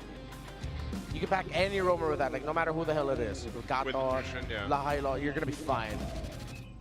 That's why I think almost you have the Gatacontra available, since the Hylos is going to be one that they take out. Team Falcons will ban that out. Because I think even a Revitalize would really help them if it's going to be a Revitalize roamer for JP. Unless they end up bringing out just something else other than the Hylos, other than the Gatakacha. I'm expecting him to just pick up the Gatakacha here. I don't know, could a Cho work in this lineup though too? Against Falcons? Yeah. No. Not at all, no? Yeah, with the Phobius around and even just generally how Falcons have been playing, I think the Cho might actually... See, Liquid, who the heck is that? That looks like Aaron. Is that... Oh, is that Burrito? That's Aaron Paul Gatti. That's Burrito. Oh, that's Burrito? Oh my god, APG. Oh no, they've started it. And he can't even fight back. He's literally right here. Yeah. I'm looking at him right now. He has no idea. All right, last ban here. Are they still going to hone in on the roams for JP? Again, he could just end up on the Gatakacha. Yeah. If they take it away, then there's no more healing trifecta. If they don't take away, Liquid most likely ends up with just the only revitalized roamer. Because even Box is gone. What about just Khalid? Khalid, then yeah, they go damage. But they're all dived. Yeah. Yeah, it looks like it's going to be a Gatot ban. Oh no, Terizla. I thought I read the lips of Coach Moody as saying Gatot Kacha. Turns out it was Terizla. Ah, okay. Seeing the gaps of the hero in the mid and the fact that Terizla going into the EXP lane would have meant that they have a really good option. Liquid are still kind of soft stuck into the fact that this Freya might end up in the EXP with it being uncomfortable. Still, Sora's open if they want to, but then again, with the Fulvis around. Yep. Whoa, did Falcons just solve Liquid after 2 games? I mean, they still have a lot of good options. So far, it seems like they saw them in the draft. Gameplay-wise, it's still a 50-50. Yeah, for sure. But that was a big part of the problem for them, those first 2 games, was solving the draft first. There it is. TL will go ahead and grab Sanford's Yu Zhong. So now you have an idea, right? Where things are falling into place. Yep, obviously that paints the picture for us. Ain't no more tricks. Yeah. Red 4, suddenly they're honest. Yeah. Still, that bodes really badly for Falcons. They have a very aggressive lineup that they're up against. All this dive, just consider picking up the Zetian now. All that crowd control should be able to temper them, but then you need a strong roam mid so that the Zetian doesn't fall behind quickly. With all the dives, with no Valentina on the board, consider Atlas for Ogwin. Atlas Valentina. Not the easiest combo to pull off, but you could make it work. Oh, Lilia. Oh, Lilia, okay. This is not what I was expecting. They needed to speed up a bit. They needed a little bit more reliable damage output to make sense of what they're doing on the map. Does the matchup with this, I mean, at least against the Jushin, play a similar part, or it can keep up? The glue is going to be the answer, by the way, with TLPH in the last pick.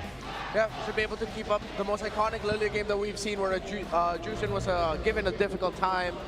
If I'm not mistaken, might have been Super Prince on that Lilia.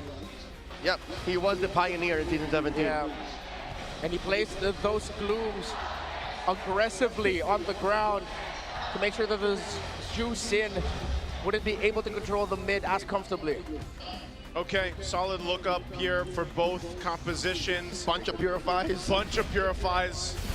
This is going to be a slaughter fest here, I think, for both to get through to this point. There was a sticking point for Team Falcons at one point. They've managed to get through it by a little bit. Now can they equalize the series? The Champions Arena looks like there's life now on Team Falcons' side here. Hopefully they can get another game under their belt and bring us closer to that full series. All right, here we go. It's really going to be very determinant on how the Atlas and the Gloom play against each other. Super Marco, again, going to be a very demanding game for him, honestly. Love the picks that you have. You forgo crowd control for damage, meaning that makes it harder for your mid laner, or excuse me, your gold laner to operate during team fights. Up against a lineup that has a lot of dive. So Haji and Ogwin need to slow down JP and Sanji as much as they can, similar to what they did in the previous game. Oop, already a little bit of a skirmish in mid. Haji put down a third of his health. But this will send Sanji home, unless, oh no, he's just Brave Smiting his way to staying. Yeah, one of the advantages there, having the Brave Smite, especially with the Jushin. You know, you're constantly keeping the Lantern over someone anyway, whether that's the minions, whether that's the heroes here. JP making his way through. They have control, but this is one of the things too. Lilia like we saw earlier in the season with Super Prince. You know, you're able to go at least kind of duel it out a little bit better from more of a safety vantage point. With Lily, once you get the black shoes, there's something there that can be said that you can try to bait some of the resources out from TL. Oh, look at that perfect match burst out of JP and Sanji. It's a deadlock. It's been a while since we've seen almost no one budging in the mid-roam duo. Again, without an EXP laner similar to a Paquito, things do tend to slow down here. Ooh, good use of Purify. Uh-oh.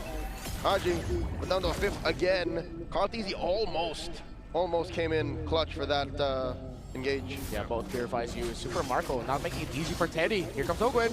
Oh, that's deep. Defensive use of the Valkyrie's descent. And Ogwen will get away with it, wasting Teddy's ult. Yeah, but that might have been enough time to go ahead and solidify TL's first turtle take. Yep. That was a bit of a distraction that Falcons had to deal with, so clean take on the turtle. We didn't get to check in on Kyle so much. How did he get so delayed? Carteezy invade took away his Beetle. I can't recall if he took away his Golem. But Kyle, yeah, just was green camp short of being able to hit level 4. Okay, so right now it's just a battle of attrition, these small little moves that TL is making now across the map. This is interesting though too, just because we haven't seen the YSS in the jungle too much, you know, and in this case the matchup between the YSS and the Fredrin. You know, you have back-to-back games for Carteezy on the Fredrin from game 1 to game 2, and now you've got back-to-back for Kyle from 3 to 4. Ooh. Oh, they both hurt. Lantern Flare on Haji. Refuses to press the black shoes, instead uses regeneration. Liquid are so used to playing the slow style too. Yeah. It's slow, but it's still fast because of how fast the YSS farms. Mount Shocker takes down Ogwen. Sanji draws first blood. That's one of the difficult things, right? When there's a blue across from you, there's always that potential to kind of cause some chaos in those team fights, and then before you know it, you're being brought back, and then you can't escape. Hogan looked disappointed in himself that he gave away such a meaningless kill. Not to mention using the flicker. Yep. Yeah. Committed the flicker as well. Especially now that he has a level 4, he's got the Fatal Link, so there's no surprise factor for more so about a minute and a half or so for this, but they try to make a play. They do get the beacon out from Sanji. So that's one of the strengths of the Fredrin. You know, you can kind of swoop in, try to get that energy eruption off. That doesn't happen, but yes, not much happening in the early game. But despite it all, TL builds a bit of a lead. With not much happening, I'm expecting at least Kyle to have good pathing. It seems like more than once now he's gone back and forth. Yeah, it's just too fast with how Carteezy is farming that Kyle doesn't have any room. The slight bits of counter jungling, taking away a green camp here and there. Again, so much more easier and so much faster for a YSS to farm. Now with a Hunter Strike rush by Carteezy, this could actually be a big win for Team Liquid Philippines if Carteezy can hit a big stun. Turtle number 2, started up by Liquid, slight pull. And it looks like Falcons are considering should they engage. Ogwen does not have a flicker just yet. Holding on to the Fatal Links. Sanford comes through from the top. And in comes the Black Dragon form, looking for targets. Turtle very low, into the back line. Carteezy secures it, and they dogpile on the flap, forcing him to flicker back. Didn't even get the Dark Wave, and now Ogwen's gonna be up next. Lantern Flare right into the ground. 2 for none, plus the Turtle. It's all Liquid. Surprising to me that Flap still went into the back line of TLPH, went into their formation. Whether it was their bait play, Ogwen did end up getting some Fatal Links in, but they don't have the damage just yet for the rest of the members of Team Liquid Philippines. Yes, Haji is hurting Sanji, but with the glue, with the Yuzhong, it's not enough. Attempt down here. Push him off the tier 1 up top. Kyle's gonna swoop in. They want to fight this one out. Looks like they're on Sanji. Is he gonna be able to get away here? He doesn't have the Purify. He already used it up, and now Ogwen looking for it. Not necessary. Just the freeze, we're gonna finish the job, and they put a kill on a Marco. Yeah, now they cut, because JP and Teddy are forced to try and take that Flap against Carl. Uh-oh, 1v1 TZ brothers! And Flap gets on out of there. They're just saying hi, you know?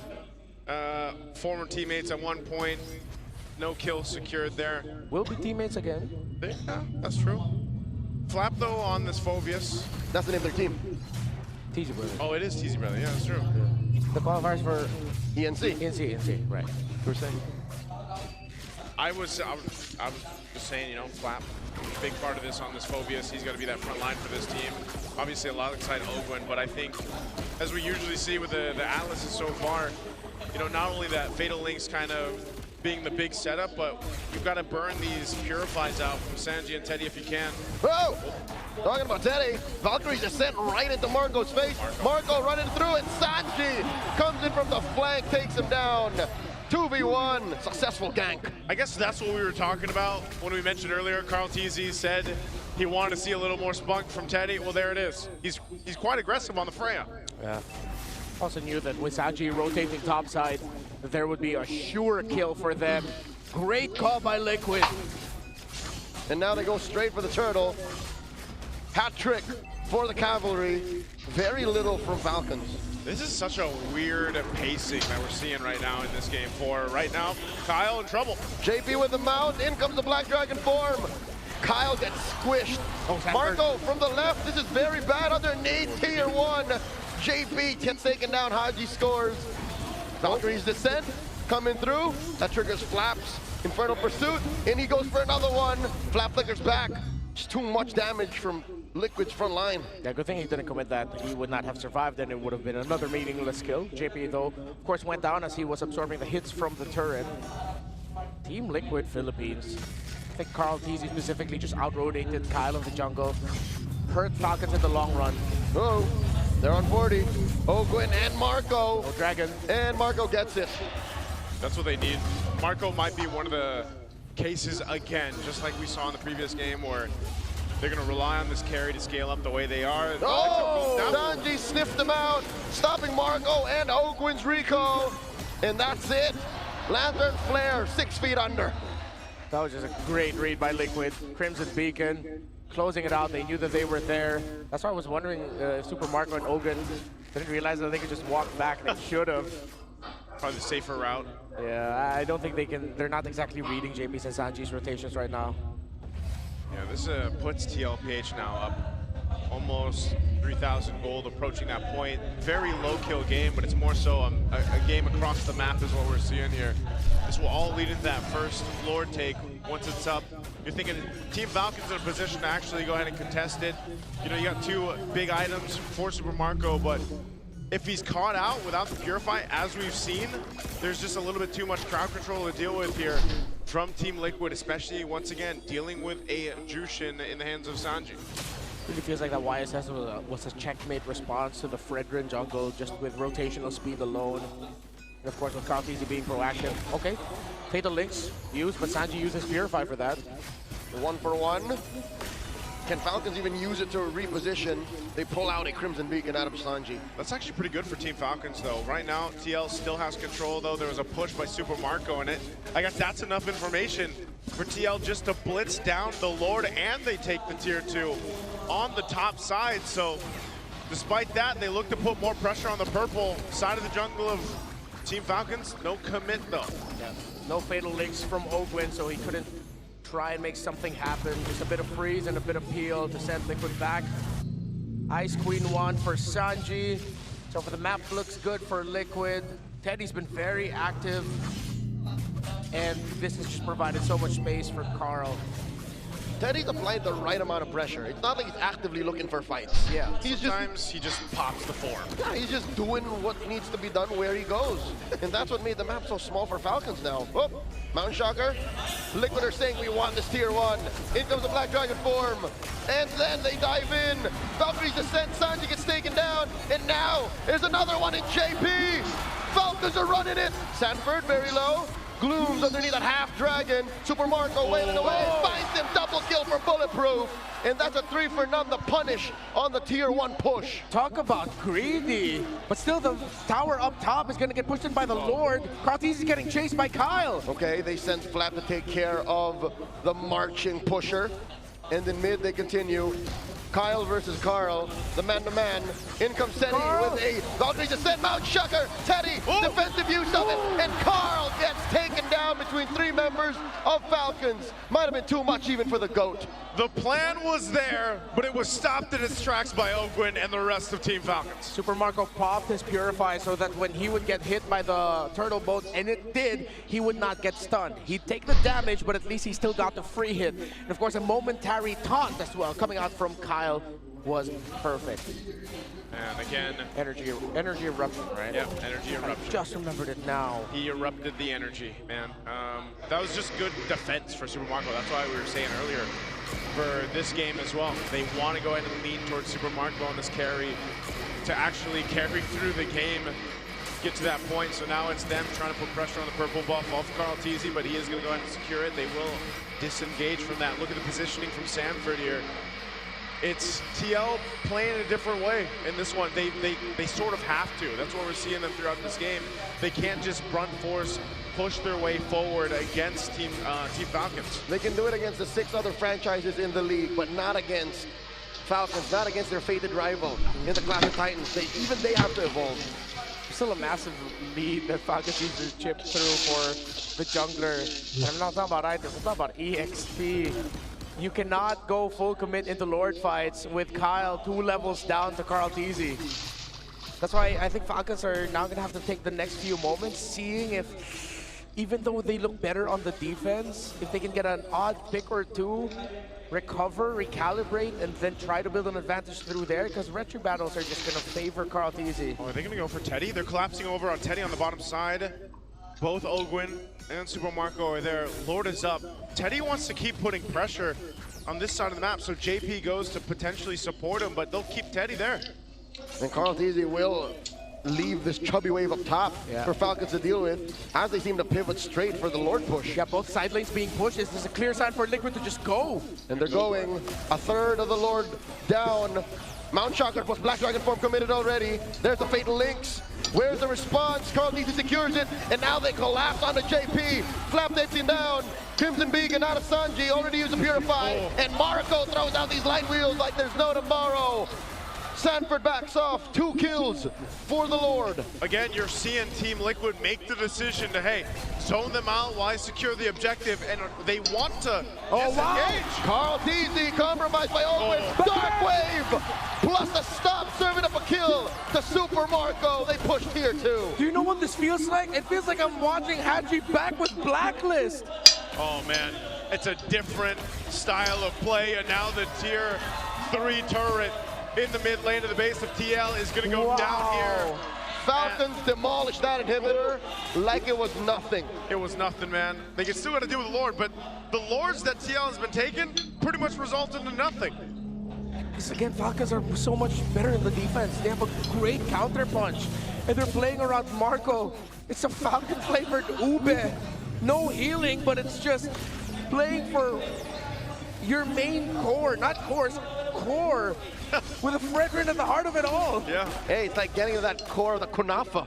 Yeah. What's a kunafa? It's a Saudi Arabian delicacy. Oh, is that the trending chocolate? It's the one with pistachio. It is pistachio, but yeah, it's different. One of these days, I want to try. What is that? Chewy cookie. Dubai chewy That's cookie. Dubai. Isn't that the same thing? Kunafa? No. Okay. Well, a few Habibis have just gone. I mean, what? I'm sorry. I need to be educated. Right now, we're being educated on how Team Falcons has been able to maintain this game on a defensive lineup to protect Super Marco. That's the game plan. And it's interesting too, because Haji, the way he's activating this playstyle on the Solilia, is he's just enough to go ahead and whittle down the health bars, and even having a lantern himself, he's hurting these tankier members of Team Liquid. Yeah, and with JP going down, Sanford going down really quick, there's not enough time for Teddy to do Teddy things on this Freya. This is one of the difficult things about the Freya come into the late game. Yeah, she really hurts, but so does the marksman that you're trying to take down. And as long as Falcons keep their formation tight and keep protecting Marco, they should be able to coast. This is going to be, again, another long game. As we've discussed, the potential of that happening over and over again with Fredrin making a big comeback for this series. And it's just poetic, because Haji also flourished in the macro-centric era. Yeah, that's why I said it feels like I'm watching Haji back with Blacklist. How many times have we seen Blacklist in the past where it's like, oh, they're losing the early game, the other team's getting everything. Yeah. Nope, you get the Lord, but we get you guys, we're getting bodies, and we get your tower and base. Then we'll play this defensive tool that for some reason you just cannot go up against. That was also Team Falcons though, like when they were even previously Falcons AP Bren, and when they were AP Bren, yeah, like they master the macro level of gameplay. You know, I think that was a big point of why they even were able to win a world championship for M5. So you can see them, they're setting up around this Lord. They've got this dance figured out. TL, do they want to approach this? Teddy is swinging up here, quarter health. Okay, Ogwin comes through, clashing with that dragon, and Kyle secures. The fight continues. Flat with the winner crown, the freeze. Fatal link. Super Marco still throwing him out, taking down Kyle easy, and he takes out Sanford. It's all about Marco, baby, as he serves up a kill to Haji. Down goes Teddy. Kyle gets him in the open man-to-man defense with the Lone Stallion. How does this keep happening? It looks like Falcons have found their new code! They're inside the base. They're storming the core. Falcons even out the score. 2-2 against the defending champions. Sometimes you just gotta call back and throw it back to what got you to the top in the first place. The Stampede has slowed, and Falcons are flying steady. It is now anyone's series. I absolutely love where we are going for this grand finals. Team Falcons is taking us for a flight, and now it comes down to what? The next 3 games across this. You gotta think, what happened? What changed? And what stopped Team Liquid Stampede? Again, it really feels like for Liquid, you can liken them to what Onyx ID was in the M5 World Championship during that era. But then Falcons just called back to what took down a team that moves fast, that plays guerrilla-style tactics around the map. All right, we slowed them down, forced them to play our game. What a response by the Falcons, and Fredrin wins games in 2026. Oh man, Super Marco, of course, there's the light wheels. And a little bit of a smile from Super Marco. Hey, even before he started winning world championships, going around the world, Marco was a carry specialist. He was. In Season 10, he almost single-handedly brought the hero back from the dead. Oh man, this playstyle, this ideology that we're seeing from Team Falcons of just protect Marco, it seems to be working perfectly for them so far the past 2 games. And that's usually counterproductive. Whenever you see drafts in Season 17 that go full tempo, they get punished so hard. But here for Falcons, it's so counterintuitive, it's so weird that I think even Liquid don't like it. Yeah, I think Liquid are just going up against a very annoying composition over and over again. And definitely, I can't believe there's a good chance we might just see Started getting banned. Fredrin getting banned out in the first phase. In 2026. Because what the hell? He's so busted. That's why I was saying through that game, it's like, it's weird because it felt weird the way that the game pace was going. He's so busted for what he can do. Yeah. Not for what he does alone, but what he does to enable whatever the hell Falcons are onto right now. And then you back that up also with the Atlas that we saw coming. It's a temporal breaker, which is why we saw Falcons also attempt it with their Badang takeout. Didn't work out so well. And we have to give this to Team Liquid Philippines. The first 2 games, we also did say, them holding on to the Fredrin, the Paquito they had, that was their flavor of controlling you while also being able to play the Stampede. Yeah. While Falcons just doubled down into controlling you. Defensive, counter punch, or we're the ones setting the tempo because we just have a lot of crowd control and it's too awkward to fight into us that you're just forced to lose the map. And then what I like about this is you have 2 contrasted styles of play and approach to the game so far that we've seen throughout the series. The very aggressive, fast-paced, offensive lineups that we saw from TL the first couple games. And then you have, okay, how do we answer that? We get a better defense. We get more defensive stats locked in on our composition. And that's what it gives Team Falcons, especially that Fredrin pick. Again, which is why I have to say, and this will be the last time I say it, it really feels like I'm seeing Onyx ID versus AP Bread in Rizal Memorial Coliseum late 2023. And remember that time. Here's the thing, it's not for everyone. It's not for everyone. If ever this is what prevails tonight, it's what's bringing us to Paris.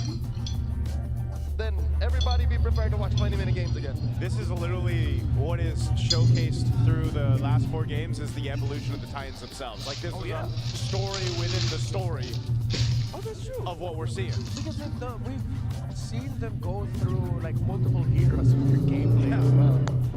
That's how they've been good through the years. Through the years.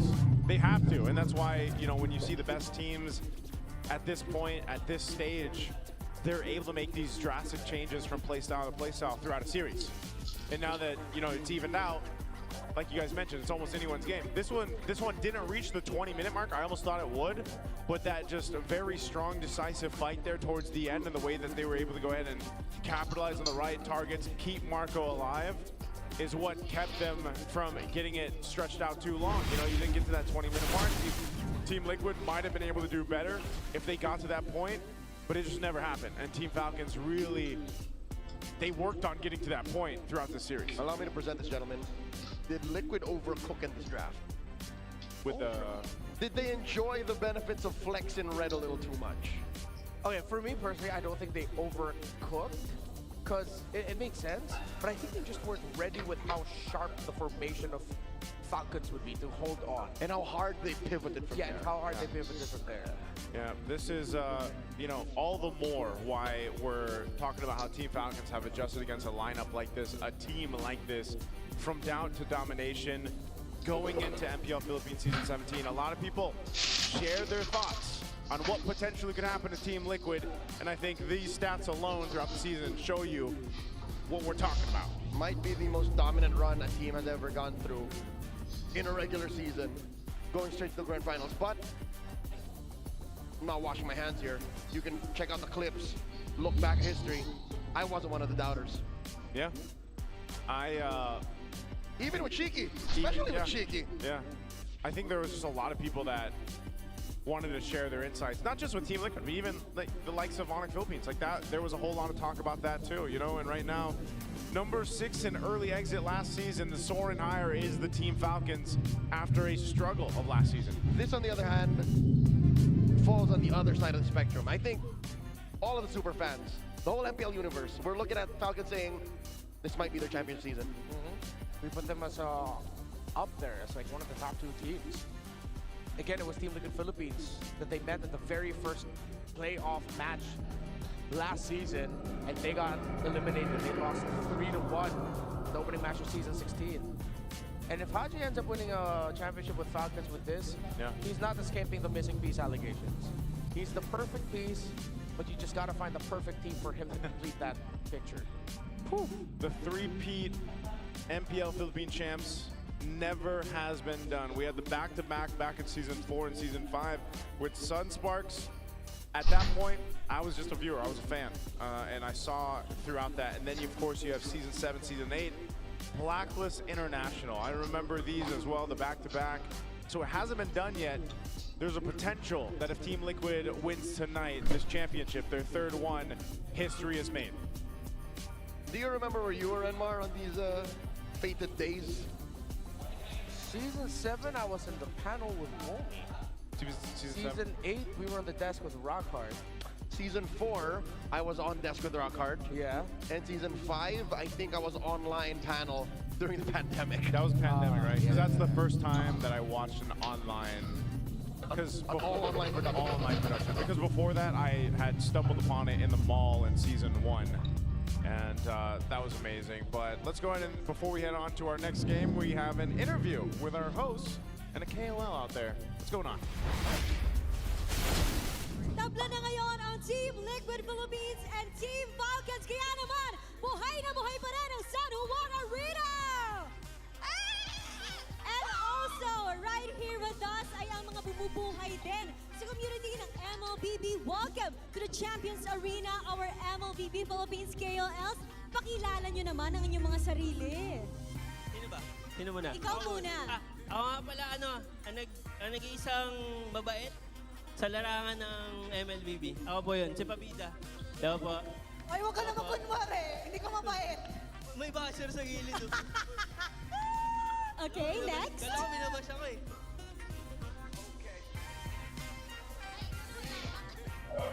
Hi guys, I'm Nana de Coco.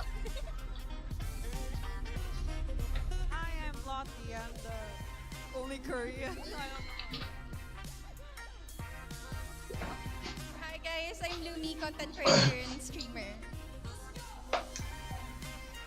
Hi guys, I'm Jake, pinakamalakas mag-1v1 pero andito ako sa limahan, bakbakan na. Hi guys, I'm Son Pedro po, the egoistic explainer of Chirac Squad. Ito, hello po, ako po si Said, ako po ang Mr. Beast ng ML. Hi po, ako po si Trivings, magaling po ako mag-rap. Loxy! Ano ba to? Last but not the least, And Shaira Ortila, guys, from Chirac Squad. And bago mahuli ang lahat, happy birthday kay Pabida! Okay, sabay-sabay tayo. 1, 2, 3. Happy birthday, Pabida! Thank you po. Happy birthday! Pabida, bidang-bida ka today. At ramdam na ramdam mo, sure ako, ang pagmamahal ng MLBB fans sa'yo. So ano bang Thank you po. wish mo today? Wish ko po, sana mag-rank up na ako. Ang hirap eh.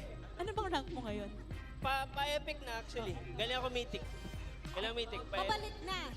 Oo, alam mo, nasi-stress nga si Shaira pag nag-RG kayo, pero sana mag-rank up ka na. Wish ko rin yan para sa birthday mo. Pabida, alam mo, pagkatapos itong MPL, feel ko magra-rank up kayo. Gayahin mo lang yung mga build ng pro players.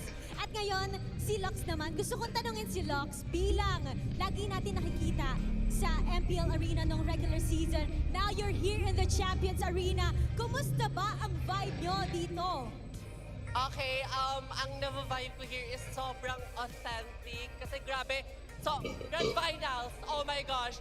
And guys, alam nyo namang Nick talaga yung sinasupport from the start. Pero since TLPH yung andito and TLPH din talaga yung una ng mga naging team kong sinusuportahan. TLPH tayo right now. At sabi ko yung guess ko at Odin. Yes, Oh my simula gosh. ng prediction. Yes, actually yung prediction ko is 4-3.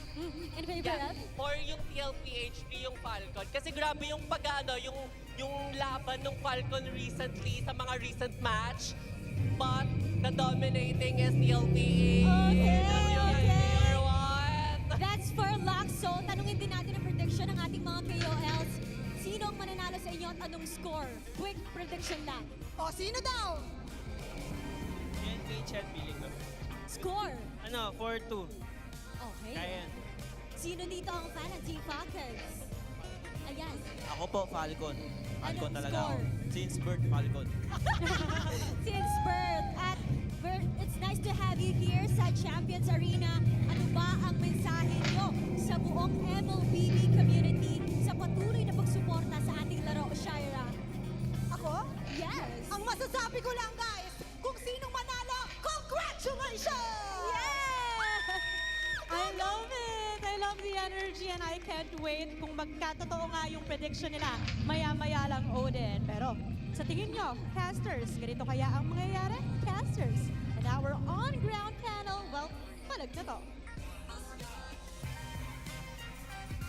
Pakiramdam ko hati-hati rin tayo ng mga palagay dito kasi nasa on-ground panel tayo this time with another guest na siya lang namang esports KOL of the season natin. Naman! Grabe! Iba ka namin, Tix. KOL champion, isipin mo, ang daming KOL sa mundo. Kasama kami ni Bri, di ba nakadamay kami? Pero ikaw ang the best. How does it feel? Sobrang saya kasi kahit wala na ako sa pro team, supportahan pa rin ako ng mga nasa esports. And yun first naman ako kasi sinasama ko rin sila sa content and sobrang thankful kasi pumapayag sila. Oo. Guys, sana ay sinusubaybayan nyo ang hot news ni Bentings. Ang favorite kong ginagawa ni Bentix yung parang pinapakita niya kung bakit nananalo yung isang team, di ba? So, ikaw ba ngayon parang nafe-feel mo pa rin na pro pa rin yung outcome mo sa game? Hindi, mga ano na lang. Ano ba tawag daw? Yung mga alaala na lang. Alaala na lang. Gusto na lang, bulto. Hindi na ako sobrang updated kasi iba pa rin yung mga nag-i-scream. Mas maganda pa rin yung pwede lang maituro. Ako puro ano na lang, yung mga dati kong natutunan. And hanggat maaari, kung pasok pa naman sa meta, i-share ko yun. O, tsaka lahat ng mga na-share mo, Bentings, ay nakatatak na po sa lahat ng mga naglalaro ata ng MLBB. Kaya naman, ang hirap-hirap na pong mag-RG ngayon. Gusto ko nga kumustahin yung mga bisita natin, sina DJY, di ba? Kung kumusta yung experience nila nung nag-aargue sila dito. Kasi ang mga natutunan nila ay galing na rin dito kay Eventing. Sa ano nga ba ang mga, anong napansin mo pa lang ngayong season 17 Eventing? Kasi parang nag-evolve na yung mga teams. Tapos yung TL, tapos di ba sobrang lakas sila. Then Falcons nakakasabay. Bakit sa tingin mo sobrang lakas pa rin nila maglaro? Siguro yung kung pauna nilang mag-adapt sa meta. Kasi kung makikita natin talagang every week nag-iiba. Yung Pakito biglang lumabas ngayon. So, nagawa na agad ng solusyon. May nagpipick na ng SMM. Pero ganun, pabilisan na lang makapag-adapt kasi mas hindi ka takot sumubok. Mas ikaw yung makaka-advance sa meta. And then, isama mo pa yung mga nangyayari ngayong series na kahit anong hero na, basta hindi na nalulugi sa side lane, coach, kasi nagbe-burst lord na sila para mawala yung pressure. Pero bakit kaya sa tingin mo yung mga teams? Kasi isipin mo buong season, ang nilalaban natin Harley at Suyo, yung Panic at saka Leomord. Tapos ngayong finals, Fred rin, yung pinagagawa ng dalawang team. So far parang, kung tama ako, 4-0 ang Fred rin ngayon. Actually. Diba? Parang pwede natin double check pero so far parang kung sino. Oo, di ba? Kung sino may friend. Ano masasabi mo doon? Bakit ganun? Oo nga, feeling ko yung yung pinakalabanan na lang sa Lord na lang eh. Talagang nire-risk na lahat nila sa Lord. So kung sino yung pinakamalakas mag-retry pag may Lord, syempre isa doon yung Red Ring. Sila yung mas makakakuha ng advantage. At syempre, isama mo pa kung bakit gamit na gamit si Fred Rin, lumalabas yung mga past XP natin na may mag-rotate. So, magandang partner na may sasalo ng tank na hindi kayang ibigay ng XP lane na Pakito and Benedetta. Really good insights yan na nakuha natin kay Bentings. Pero silipin natin na mabilis highest GPM in a game this regular season. Sa 5 beses na nakita natin siya, isang tao lang.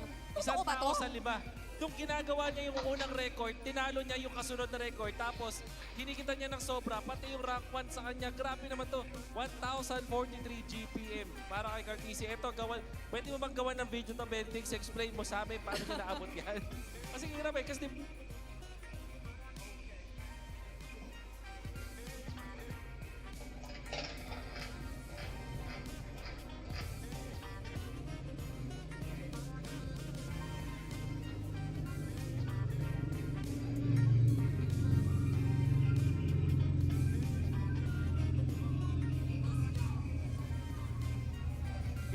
in between. Pero gaano ba ka-crucial na mabilis ka mag-level 15? Ang daming advantage pag nag-15 ka agad. Siyempre, number 1 doon, possible luck item ka na. Hindi mo na kailangan masyadong kumuha ng mga farm. Pwede mo ibigay sa kampi mo. So, isa advantage. Mas makakapwesto ka. And siyempre, tataas yung damage ng retry mo. Hindi ako nagkakamali. Tama. And napakahalaga nun kasi invade meta tayo ngayon eh. Ang dami nag-i-invade. So, paano ka makakapag-level 15 agad? Alrighty, welcome to the draft here. We're going to be jumping into Game 5. And this is great because either way, we're nearly there to the full series. This is what we wanted for the grand final. Team Falcons has figured something out, man. Yep, and look at that. In 2026, Fredrin is now getting banned. First phase. Blue side. Does that mean the meta has shifted once again? Yes. Mid-series. Because of how these two gentlemen introduced the Fredrin in the first game of the series, they can't be mad. It's just... And you know what's going to happen? What? The rest of the world is going to take note of what's happening here tonight. Watch your ranked games and see how Fredrin becomes first pick again. You're going to be like, what? This is not the throwback I wanted. But that's what we're getting. Drats, the Filipinos are doing it again. Let's see if Falcons will ban out either the Freya or the Juice. I think they're okay with the Freya, but then with the Fredrin now gone, that puts weight on the trades of Atlas, Valen, Leomord. Harley and Suyo are both open right now. Yeah, Harley Suyo. What about the Jushin? Yeah, the Jushin. I think Falcons opens the Harley Suyo trade, and then they consider banning out one of the mid laners or. Yeah, it has to be a mid lane ban, it looks like. Yomord is up 2. Who of the three, the prior big three, seems to be the least prio now. Okay. This is interesting. Freya's actually going to be banned out? What do we... This is What do game we think 5. about that? This is game 5, so Liquid's choice to be blue. And bodes well for Falcons again that they open the Harley Suyo trade. The Paquito's open. Oh, the Paquito is open. Is it like that? That. Look at that. Does that warrant the first pick Paquito? Do it be like that? Yeah. I mean, we have seen first pick Paquito previously. Unless TLPH are worried that Falcons are prepared for it. Because it seems like Liquid's aggressive nature. No, they're not. Yeah, it's just a really good pick. I think Falcons would want to consider this time picking up a Benedetta. Instead of trying to counter it with like picks like the Esmeralda and all that, just go blow for blow with it, pick up a Benedetta for you. Gentlemen, the 2 other times it was a blue side first pick Paquito. Yeah. Onyx did it, they lose. Oh. That was game 2 and 4. 2 and 4. And then what was the response on the other side for that one that they lost? Esmeralda Suyo. Esmeralda Suyo, and yeah. Kufra Eve. Yeah, the Cooper was just out of like left field. That was kind of weird, but it ended up working. This answer right now is going to be the Guinevere. So the Falcons will go Guinevere. Next pick, Eve. So this is solid though. Solid choices for Team Falcons. Very good. I think Liquid needs it instead of defaulting into the Claude. They most likely get the Claude, but I'd want to see them consider a Moskov. Even, yes, this early in the phase, but then you pick up your Junker alongside with it. So you're going to have to show. I think Leomord would be okay. Harley's fine too, but then you're already very offensive with the Harley Paquito. Yeah. I think Liquid have realized that they can't just go blow for blow. Claude, okay, Claude. Maybe I'm just bored of Claude. Get the Leomord. I think that's a sentiment for a lot of people that have been watching throughout the playoffs. Or Claude Harley. So you're just so much more mobile. Yeah. If something goes sideways, you just get out of there. Yeah, but then again, as I was saying, it's like so greedy. So they hold off on their jungle pick. They pick up the Juicin. Marco pick, for sure. Oh, doesn't need to be. It can be a flat pick, so that they don't run out of options for it. Are they just gonna Benedetta this early? Benedetta, or what? Do they want an Esmeralda? I mean, it's only the Paquito right now you have to worry about on the shields. You're not really getting shields. There's a Claude on the other side. I think the Esmeralda might be too much of an overcook. Let's go Bene. Or Hilda. Yeah, Hilda. Yeah, Bene or Safe. Hilda would be good, yeah. Hilda might be the safe choice. Just go ahead, pick that up. You can still flex it if you needed to. I'm not sure if that'll happen, but find out what Team Falcons want to do. They're going to go with the Esmeralda. Which is likely a Purify Esmeralda. Yeah. Purify, yeah. Without even seeing what's on 4 or 5 blue for Liquid. 4 sources of magic damage, so you need a physical roamer unless it's either just gonna be. No, I think they still get the Hilda as their roam, and then they pick Esmeralda and the EXP. They take away heroes. It's just like high loss Gatot from Team Liquid Philippines. It's been interesting to see the Khalid kind of slept on too, you know. Hasn't been picked up throughout the series just yet. Could be something that we see here throughout this, and I wonder what Ben Things is thinking. Former coach Tic Tac. Yeah. Is that Tic Tac right there? Yeah. From the corner of my eye. I believe he was also here, was it day 3?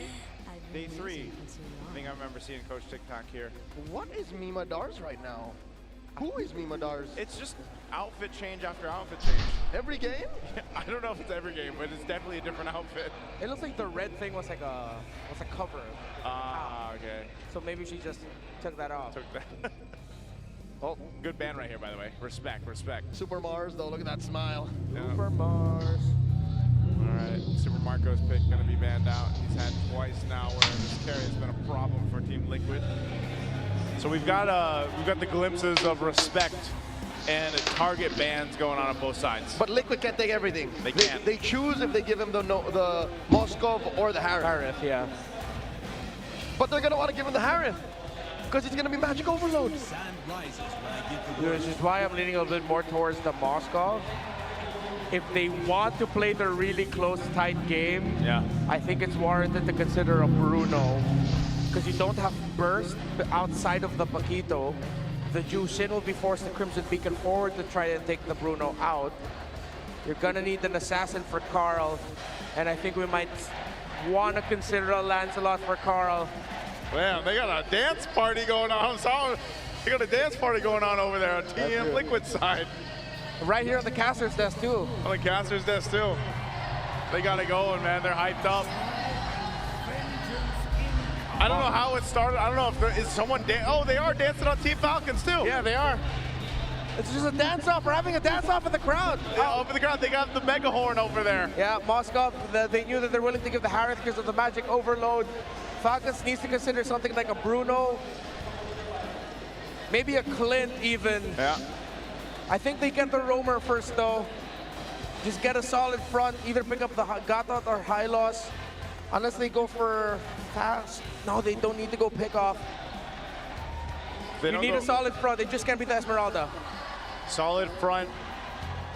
Some of the options here are narrowed down. Gatakacha still up in the choices here. A Hilda. What is going to be right now? The Suyo. Whoa. So Rome Gwyn. Rome Gwyn. They swerve it. I'm not even mad. Yeah. Because we're in dangerous grass. Yeah, you get so many more vantage points to utilize the Gwyn. Points of entry. Yeah. Easier. You're not as vulnerable. Yeah. Even if it is a full dive, you can kind of just disappear. Not going to go. Hilda. Hylos is too slow. Gatot so slow. Liquid might want to consider. And there's Paquito, so they need a solid front. Oh, Falcons, what a move. Gentlemen, how crazy would it be if Marco went on a fighter? If Marco did? And they just bomb rushed Liquid. Because look at this lineup. Laymord. Okay, they got the two horses. Mess with the Laymord and Hylos. What's your goal? No, yeah, you can't go Bruno anymore. You can't go. Clint might be okay. Harith is too much. Yeah. What if they go? What if they go YSS?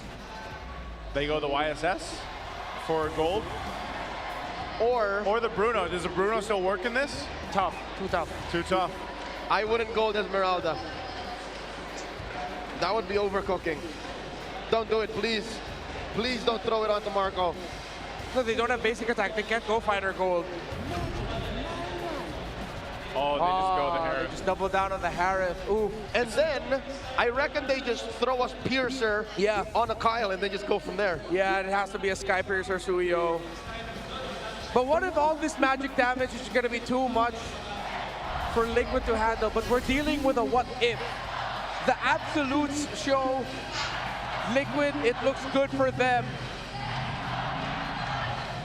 And because it feels like a 50-50, San Juan Arena is erupting. Oh, man. Whoever wins is at match point. That is momentum through the roof. Yeah. You don't even understand how important it is to go to 3 points in the Clash of Titans. It's down to a very pivotal game in this series. In the grand finals of this best of 7, the next team that wins this will be up to championship point. Will it be Team Liquid, who has lost 2 games now, against Team Falcons, who seem to have figured out the stampede? Gentlemen, recall the last time that they did this, we literally extended the mall hours of Quill City Mall in Kuala Lumpur. All right. That went all the way and people could not leave their seats. They turned the AC off on them and they just said, no, let them finish. When was this? SPS This was 2024. 2024 Yeah. SPS. Oh. Yeah, in Malaysia. We stayed up till about 1 a.m. 1 a.m. Dang, man. This is a tense one. It looks like we are figuring things out on the side of Team Liquid, it looks like. So we're gonna have to wait a few minutes here before we jump into the game. It's been pretty smooth throughout the evening, but it looks like we are, we're taking some time here. Scuba. Joseph, have you jumped on the scuba craze? I haven't, man. Trying. The furthest I went was 6'7", and even then, Scuba. No, Dude, it's fun. Try it. I'm not doing it. Even in my head, I just say, you're missing out. I'm a grown man. Grown man, by the way. That's just, that's how I feel, you know, if I'm doing that. You don't stop playing because you grow old. You grow old because you stop playing. I guess I'm growing old. Hey man, you have your big goofy ducks. No, I don't. We see your story, sir. That's true. We know you got Carl. Hey, everybody's got something. You know, everyone has something that's keeping them young. I'm sure you can look at that because, guys, we can't be like the players right now jumping into game 5. We're done with our playing days, at least in Lambdon. What I have is just undiagnosed. Okay. All right, let's take a look at the emblems. Yeah, pretty standard across the board. Oh, let's look at that trade in mid. Pretty aggro. And this is something about playing the Gwyn roam. I mean, we had our very clear opinions about it, which was in mind played it earlier in this playoffs. It's just so highly punishable that now it's paired up with an Esmeralda. It's Haji who's going to be saving the Roman trio. And it's tough because, especially in a laning phase engagement like this, there's not much the Guinevere can do. She shines when it's fighting time. And it's so much magic damage.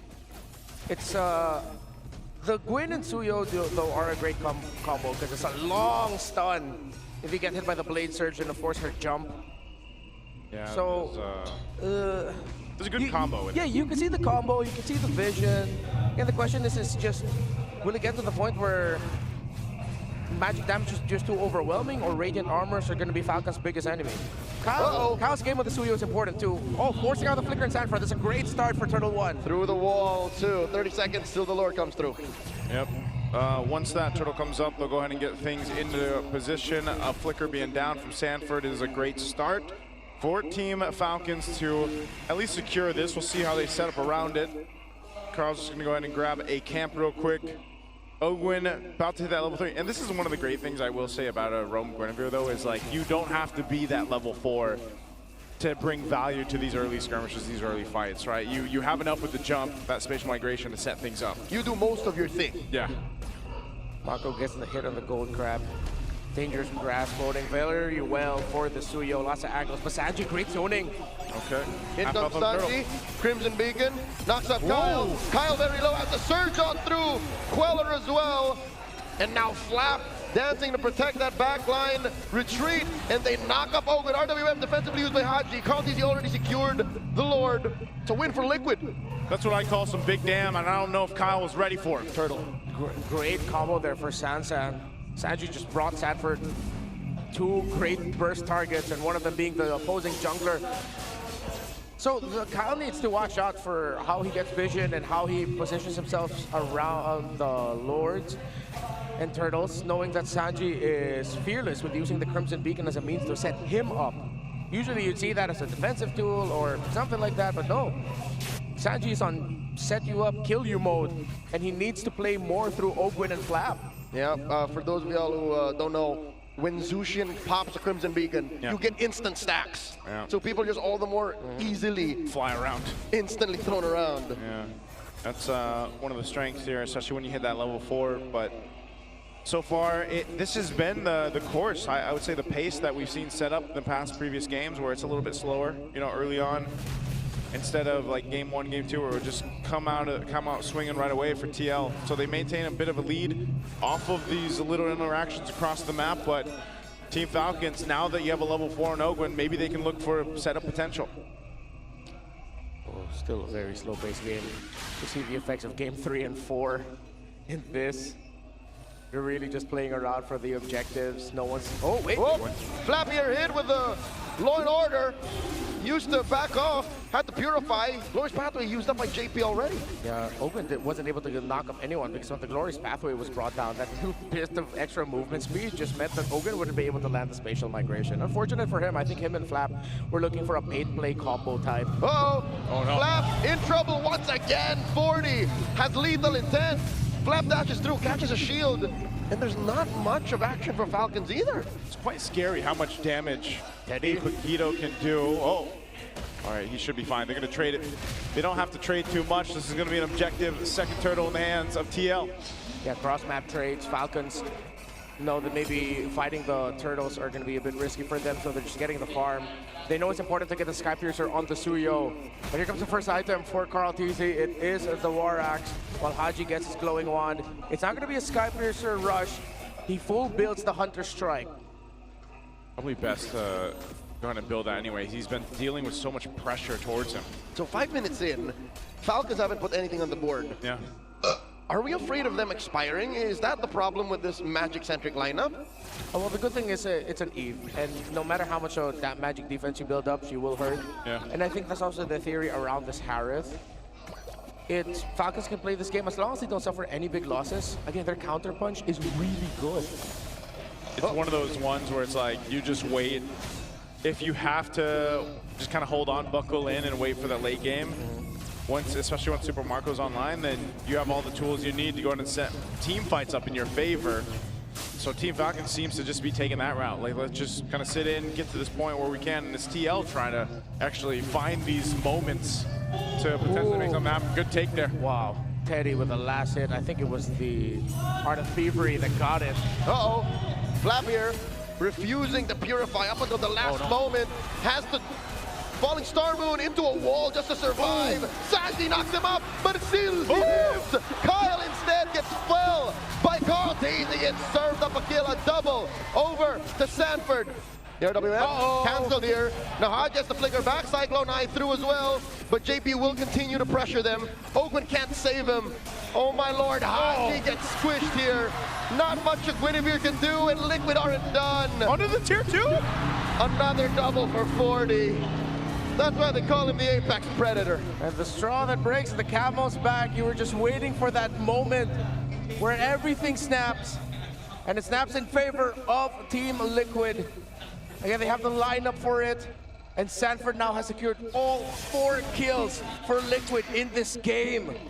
Gentlemen, remember when we posed the question, should you not give the Paquito over to Sanford? I think that's been answered once again. You know, again, it was a priority pick. He's sitting on 4-0 now. He's already got that Hunter Strike, and you're seeing the way they play around it. I think that's why it's such a threat and why it is such a priority, because you're seeing how they're allowing Sanford. Let's see if he does something here. He's 1v3. They're looking to shut him down. Quick knock up. All the ults thrown out, but here comes Sanji to save him. And the Stand duo quill the trio from the Falcons. Oakman here, Lantern Flare. He's got a combo. And Sanford knocks out Master. Here comes Carl and JP. And they go in. Double horse combo. Haji gets taken down. And Kyle does not know what to do. Carl gets a double, and Flap follows through. Sanford 6-0-1, Marco don't know 1-0. That ain't no horse, that's a Ducati. It never fails them. The Hylos and the Leomord together just has a good history for Liquid. And maybe the slight overcook was the fact that the Suyo ended up just going into the jungle and there was a roam Guinevere. Call me a hater of the pick, but just for the role specifically. But let's see if Falcons can make a comeback. So far though, it is all Liquid. Teddy's gold compared to Marco. He does have a 1,100 gold lead. In comes another glorious pathway. Nowhere for Oakman to go. Goes sideways and under goes Flap. Summon force. That does compromise Marco. Blazing the wind to the face. Teddy gets a double. Teddy wanted some of the action. He just got a great placement on the Blazing Duet. And so TL has brought it to this point, an 8,000 gold lead. Where did this come from? Win after win, massive 4 kills. They get towers out of that too. The fact that Super Marco couldn't get a big considerable win or lead against Teddy in the lane despite a few helps and rotations from Falcons because of how well Teddy was able to control the lane as well and keep himself alive. Yes, there's a lot of eyes on the roam mid trio and the 4 horsemen. But Teddy's play in the lane was crucial for Liquid being at this point as well. Oh, I feel you.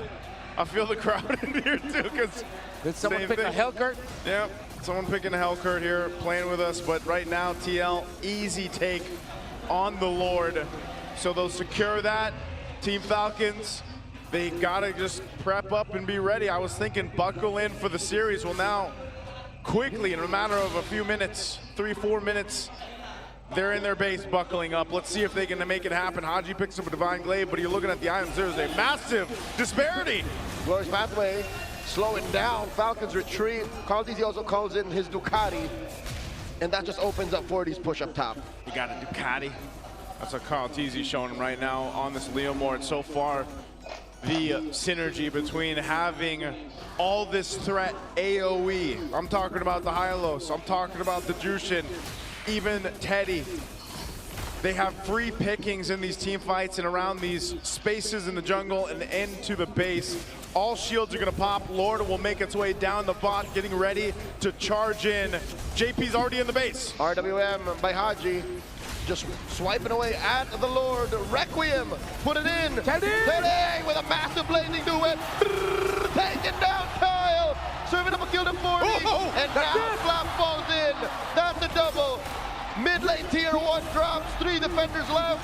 Falcons are reeling as the Liquid slowly but surely take out Ogwin as well. Ogwin is holding on. Liquid at match point. One away from making history and solidifying themselves as the greatest, making it undeniable. One win away from the first ever 3-peat in FPL PH history.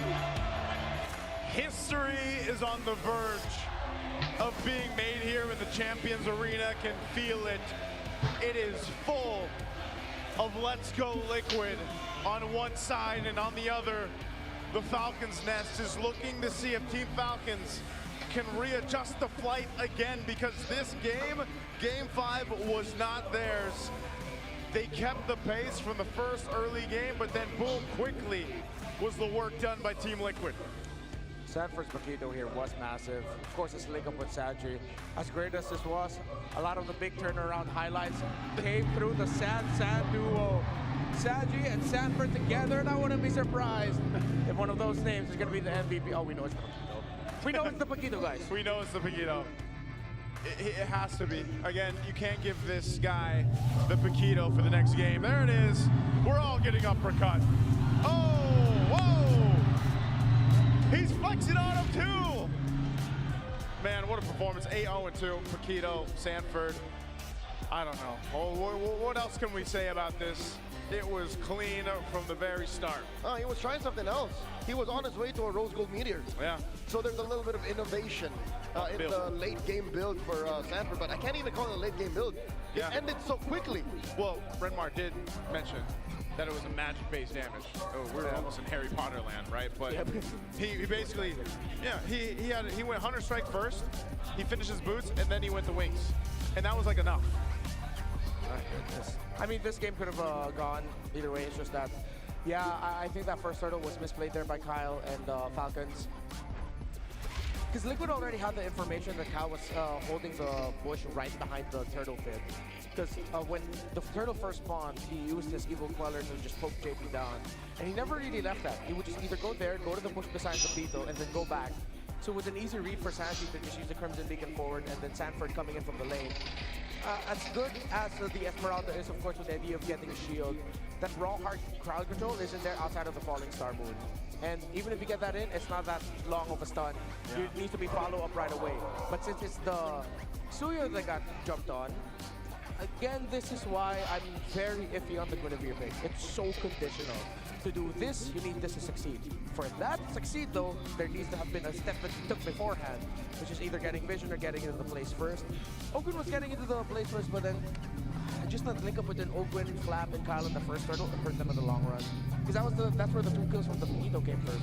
Yeah, there was also just really good usage of the synergies that came in this lineup from Team Liquid. You know, and that's why, again, when we break down the drafts and we really look at it in a certain way, like the play style that comes from a draft, they knew their timings on it. It took them a little bit longer to initiate that or execute it, but once they did, they didn't stop. And again, this is the importance of keeping the trio of roamers that can pack healing or revitalize. We've said it so many times. Gata, Hylos, Kalea. It really looked like the swerve onto the Guinevere hurt them in the long run. They should have just kept the Guinevere in the jungle. I know that they were looking for physical damage. They probably accepted the fact that they are not going to end up with enough physical damage because of their priority, again, on the Esmeralda. I think that Esmeralda definitely could have been something else as well. Because, yes, it steals the shield. Sure, it manages the Paquito, but it's just it.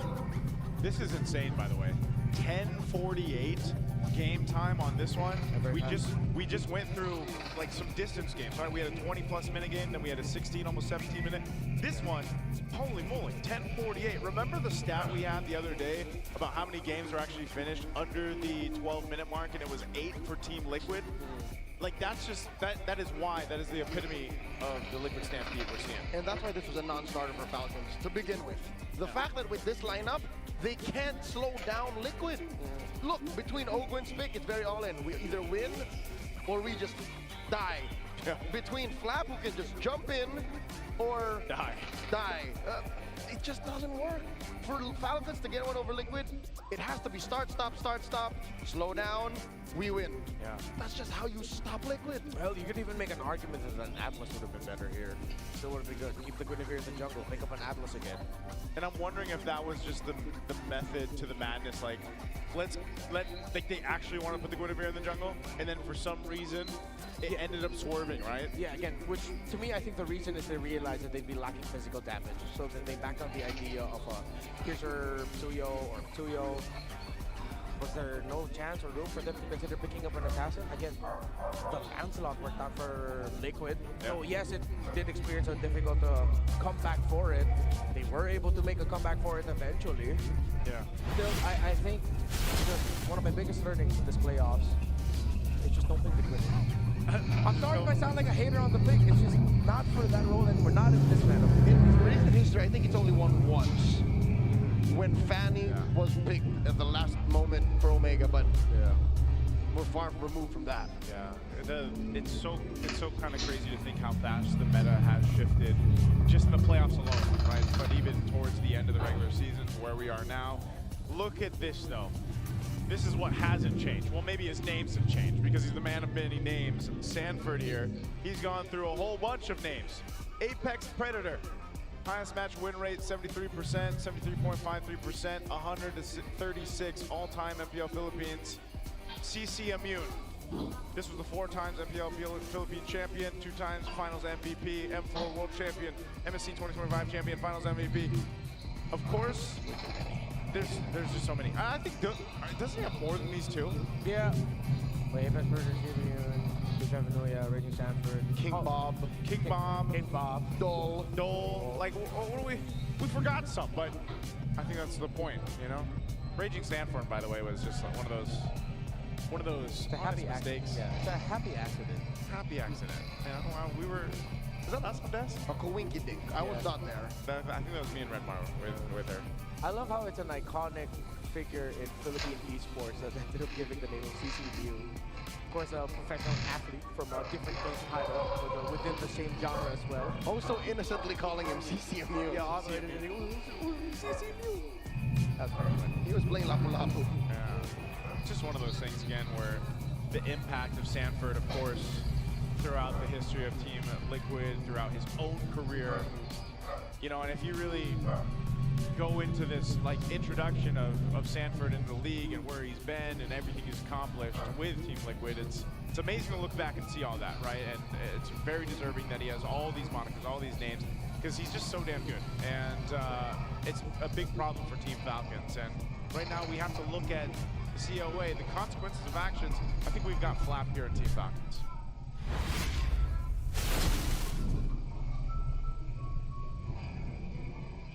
Bago kayo mag-teammate, anong impression mo kay Flap? Impression ko sa kanya, masayahin. Tapos, at the same time, lang din siya. Parang mabilis lang din siya madaw. Sa tingin niyo sa camera, lagi siyang masaya. Pero sa mga di nakakita, meron din siyang parang soft side si Flap. May mga times na malungkot rin siya, ganun. Tapos may mga times din talaga na, down yung tao. So parang kami naman yung take turn para i-lift up siya. After nung M2, parang sobrang down Tapos walang pumapasok sa isip ko na senaryo na kaya ko ba bang mag-champion, gano'n. Gano'ng kalaking factor si Flap sa success ko? Sobrang laking factor ni Flap, lalo na sa finals. Parang siya yung game changer din noong time. Malaking part na rin talaga siya nung pagkapanalo namin sa F5. Talagang nag-focus siya sa sarili niya para mag-improve yung laro niya. Nagpa-stay sa akin is yung MSC. Kasi gusto ko talaga makuha yun Kasi yun na lang talaga yung kulang ko. Kaya yun yung nag-motivate sa akin. And at the same time, nung last season, yung sobrang miracle na nun eh. Nung nakapasok kami, kumbaga, sa sobrang liit na chance na yun, kaya namin makapasok. Kaya yun din yung nag-drive sa akin kasi kahit anong porsyento talaga tinitake ko and tinitake namin as a team. Kaya parang sobrang proud din ako sa kanila. Paano ka natulungan ni Flap na mabuo yung decision na pumalag pa rin this season? Kailangan namin bumawi this season kasi lalo na't MSC. Gusto namin bumawi. Tapos yun, minamotivate nga kami ni Flap na huwag na namin siyang iwan. Si Flap talaga, parang ayaw niya rin kami maghiwa-hiwalay. Siya parang siya yung unang umiyak nung time na yun. Itong gusto niya rin talaga bumawi. Kasi pangit yung naging run niyan this last season. So, tas ako rin. So, yun, nag-connect lang kami. Maasahan nyo na mas gagalingan namin and mas prepared kami. Kasi gusto ko rin talaga mag-Paris eh. Namin din. Gusto rin namin mag-Paris. Hi, ako nga pala si David Charles Cannon, aka Flap from Team Falcons XP Laner. Palag na to!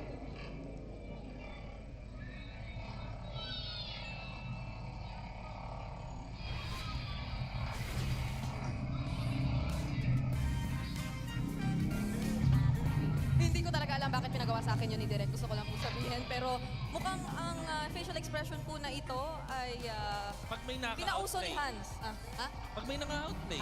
Oo. Kasi sinusuportahan mo yung tao na naka-outplay, di ba? Parang gano'n talaga yung reaction eh. Oo nga eh. Medyo matindi ang naging palitan at bawi doon ng Team Liquid, bringing them to match point. Surprisingly after that game. So, grabe ang ating naging shift din sa game na yun, Wolf. Kailangan nating pag-usapan kasi ang puro Fredrin na first ilang games? 4 games? 4 games. Ay biglang nawala pagdating ng game 5. Eto ngayon na, hindi kita niloloko dito, Bray, pero talaga naging instrumental para sa akin yung quality ng gameplay ng Sansan Duo na nakita natin ng game number 5. I believe na sila rin yung dahilan kung bakit sobrang aggressive ng Team Liquid Philippines. There was a time na tatlo yung pumunta dun sa may top lane para kay Sanford around the 7-minute mark. Tapos, nung inatry nilang i-gap yung Pakito dun sa yung first pick Pakito, by the way, wala kay Sanford, biglang ginamit ni Sanji yung river flow. Yung fact na mabilis siya maglakad dun sa river para makatulong kay Sanford dun sa may top lane. Eventually, yung Sansan allowed for the rest of TLPH na makakuha ng panalo sa team fight na yun.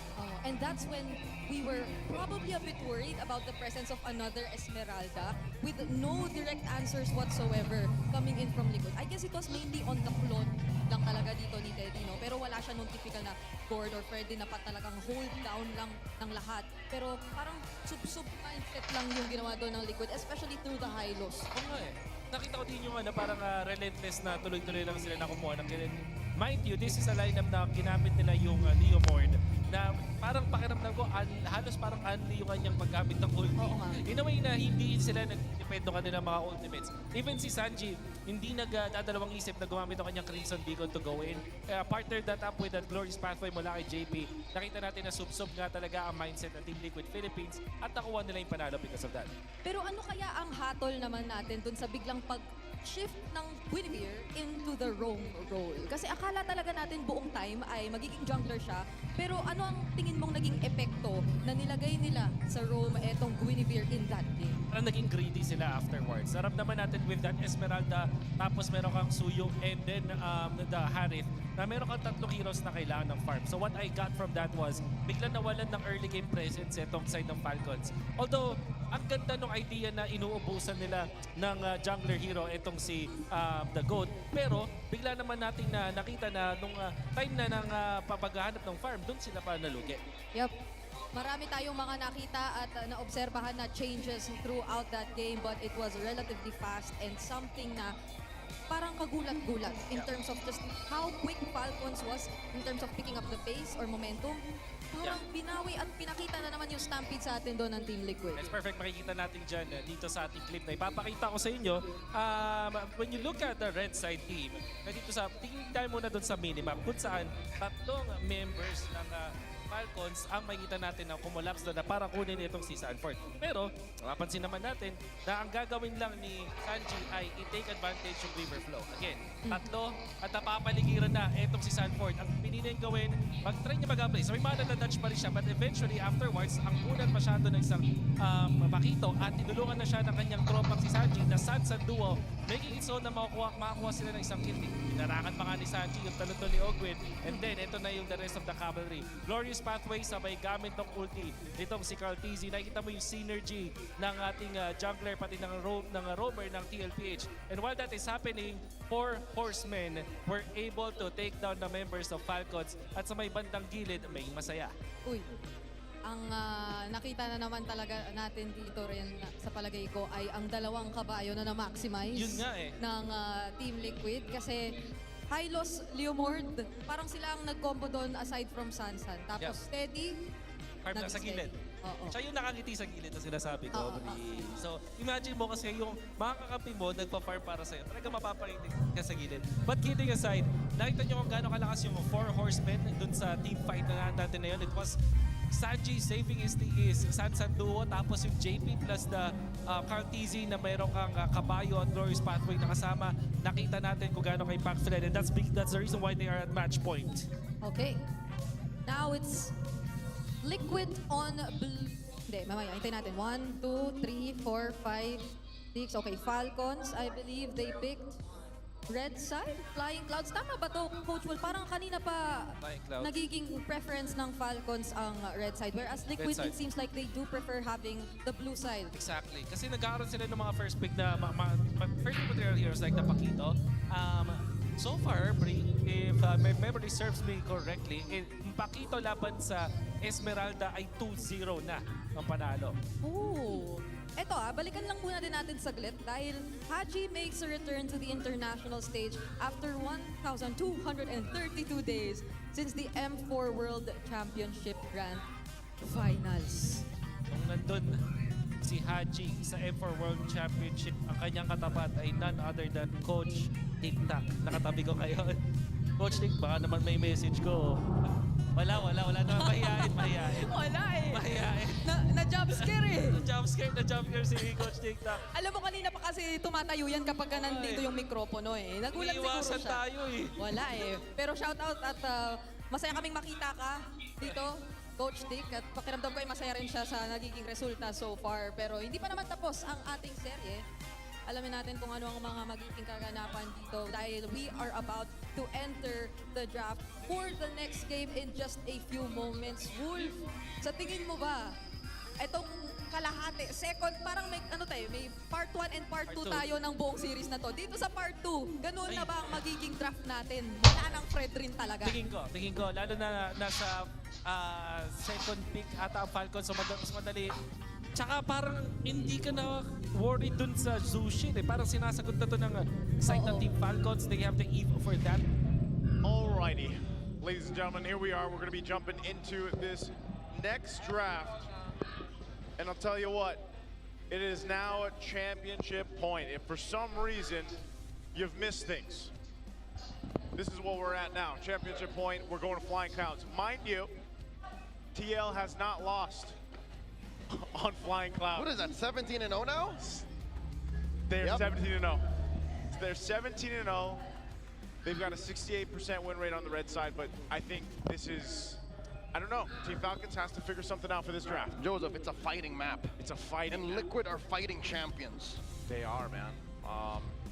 Gosh, this is, I guess this is you going against the odds if you're Team Falcons. A punch for a punch. Finally respecting the presence of the Pakito. Seems like we're gonna have to go back to the Hardy, Suyo, Leomord, Phobius trade. Cleo hasn't been banned yet. Neither has Marcel. It's up to Liquid to take out the Marcel. Potentially maybe take out the Freya. Unless they open it, then they just go for Ooga Booga. Yes, that is actual analysis, folks. Full damage, full speed, end the game in under 12. Potentially, I don't know, man. As much as we just witnessed a stampede, a very quick game, I'm hoping Game 6 doesn't go that way. I'm hoping that when we start to see the picture painted here from Team Falcons. They lock in a couple of these heroes. We know the game plan they want to go for. They can't contest the Fredrin anymore. The utility bans are being out. They respect ban the Paquito. It's done too much to stop Team Falcons from getting the full flight they're looking for. And the last one is also that Freya ban that Teddy picked up. Okay, this being game 6, it just dawned on me. Falcons chose to be blue.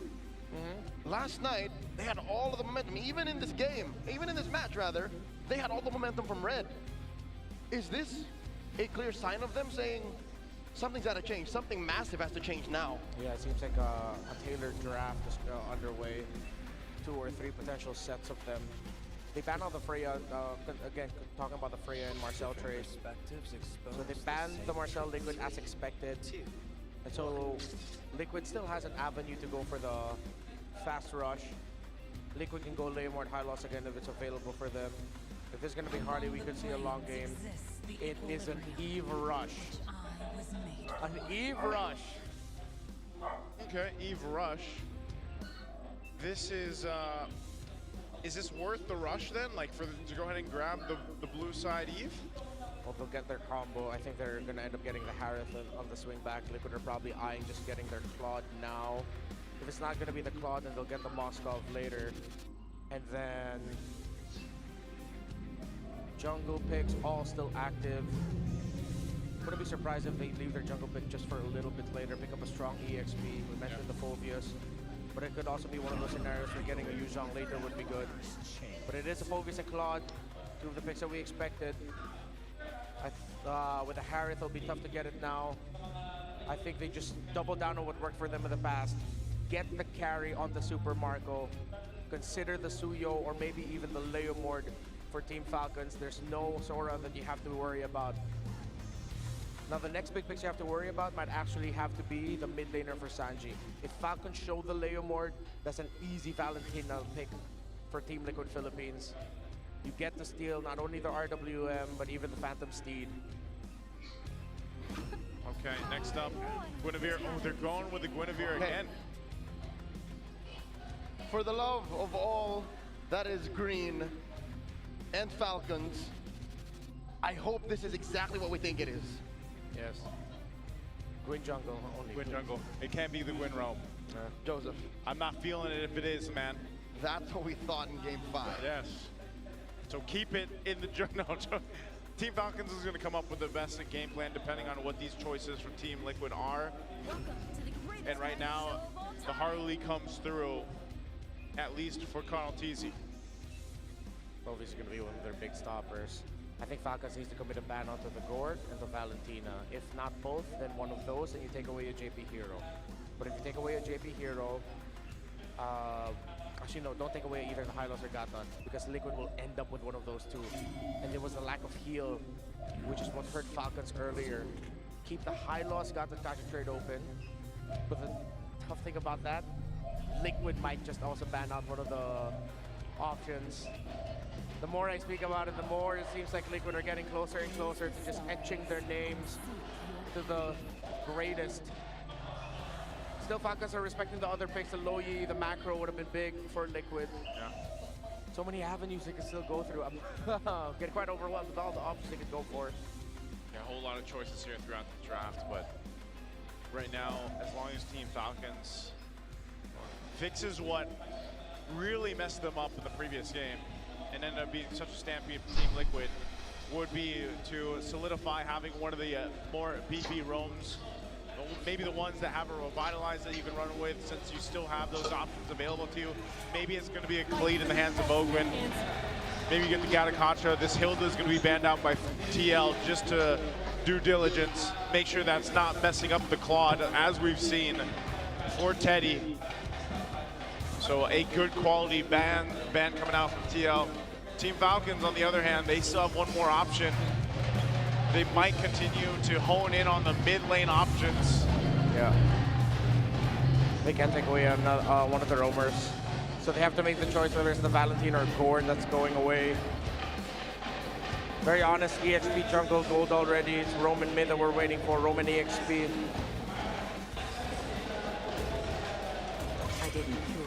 It's the Valentina that they picked. Gord available for Sanji if everyone wants to go for it. Oh, Gord Harley combo, man. Gord We've Harley. seen it.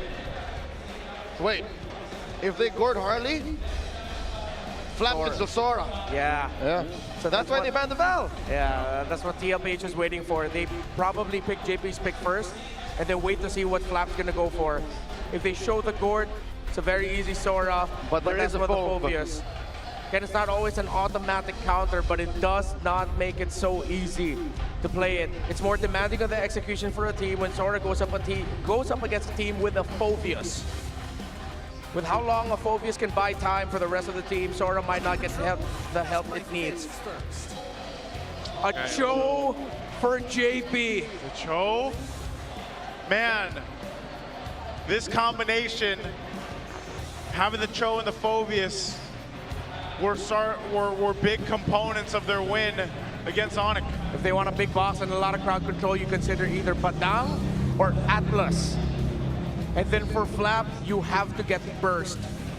Get the Lapu or maybe even consider something like a Yuzhong. So my recommendation is Yuzhong Atlas, Yuzhong Padang. Getting a Kali to try and match the rotational speed of the Cho might not be enough for your team. And for the love of all that is good, put that Guinevere in the jungle. Yeah, This is where we find out. Yeah. This is where it happens. A couple seconds will tell us what they're going. You get the thumbs up from Ogwin. It is. So Hylos will be the roam for Ogwin. Flap will get the Lapu Lapu. And we've got the Guinevere in the jungle. So it's a very similar combo and execution to when they went to 2-2. Yeah. So a little more hope for Falcons here. I definitely like this a lot more. What's the answer going to be in the mid lane for Team Liquid?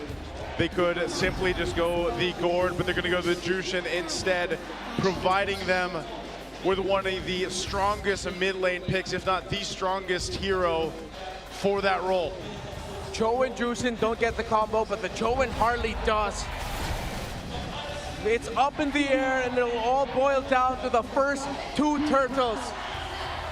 Whoever gets those and how it looks after will be the winner. Will it be Liquid ending it here in 6, or will Falcons force a fated game number 7? Man, we need that game 7, Team Falcons. I feel like this draft was the one that they needed. Let's see if we can make it to the full series. It all starts here because right now, after the stop that Team Liquid had in the previous game, they are riding into the Land of Dawn on momentum for this one. So will they continue it forward, or will we see the Falcons once again soar higher?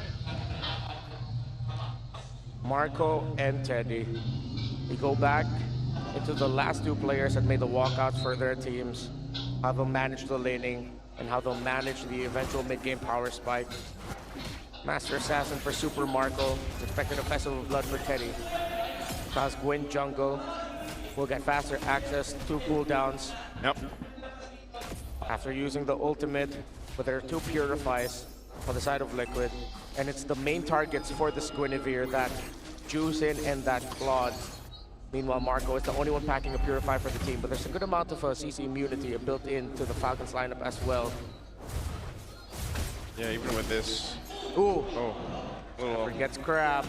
And he spams TP. You don't see it on screen, but you see it on the map. Whoa! Mid lane. Gonna drag him back. Ogwin trying to get out of here. JP secures it. And a flicker out of Haji might go down as well. And Carl finds him. The GOAT is bloodthirsty. One kick from JP, and that's not even the way of the dragon. It was just literally an attack. And you've got 2 kills now for Team Liquid. A mishandling of the trade. Carl Teasy, after going full orange side clear, shows up, exchanges basic attacks, and he shows up just at the right time as Sanji and JP layered their crowd control together. Who in 2026 shows a Genflix Aerowolf emote? That's deep cut. That's elite ball knowledge right there. That's elite ball knowledge. I wish I had that knowledge. Now I do. Thank you. Those were the times, Joseph. Those were the times. Very old ID team. So now with this lead, Turtles up, first one of the game. Team Falcons is looking like they want to go ahead and grab control of it. TL, Want to contest? JP relying on the G Kundo here. It's him against 4 members of Falcons. In comes Sanji with the Crimson Beacon. Requiem helps Kyle secure. Turtle goes over to Falcons, and Sanji gets taken down. They trade for Kyle. Now Oakland caught inside. RWM by Haji. In comes the dunk from 40, and 40 gets taken down by Oakland. Carl takes down the big horse, and SOD, no one home. Falcons win, but just barely. Yeah, Kyle had to use his Violet Requiem. Teddy blazing to win, and they are gonna steal the purple away. Kyle is hungry. That's his lunch money. What a perfect play there by Liquid, but Haji got the last hit. Void Blast from the Eve. Okay. Haji says thanks. Carl didn't have the retribution, so it went from bad to good. Yeah, not too bad. This gives Haji a little bit of a advantage in the mid. Oh, they dogpile on Asanji. He purifies, but he gets taken down still. Now JP, tail end of the Bravest Fighter dodged. Falcons pick off. That is Onyx-esque in how they executed that. They found the pick-off right away, forced out the Purify from Sanji, but Sanji already took too much damage. The aggression. Falcons needs to keep this up if they want to force game number 7. Yeah, just when you thought, Team Liquid was pressing on that same pedal that they've seen in game 1, 2, and even the previous game 5, they get to this point where Team Falcons has responded. That's great for them. They made the adjustments they needed. Super Marco's been able to go ahead and just farm up in his lane. He did throw out an SOD earlier. I'm not sure if he would have followed that up or not, but still, part of this game plan for Team Falcons has been leaning towards Haji, leaning towards Super Marco later in the game, and that's still a potential here on this Moskov. Guinevere has been one of the signature picks for Falcons this season. Often banned. Early on, it showed up as a surprise pick that ended up working out really well. Flap had to use the Bravest Fighter for the CC immunity for that little jump, so that he would not get caught by Liquid, and he is safe. Oh! In comes Kyle, forcing a blazing duet from Tere. He lives. Didn't even need to use the Purify. Yeah, that's going to be Turtle going to Team Liquid, but now Falcons have to trade it up for the tower up top. How much will they get? Seems like not much. In comes Sanji. RWM, Carl DG secures the Turtle off camera. Haji swiping away. Ogwin comes through. Last minute. Glorious Pathway forcing a Crimson Beacon out of Sanji. No dice for Falcons. Okay, so they trade for objectives.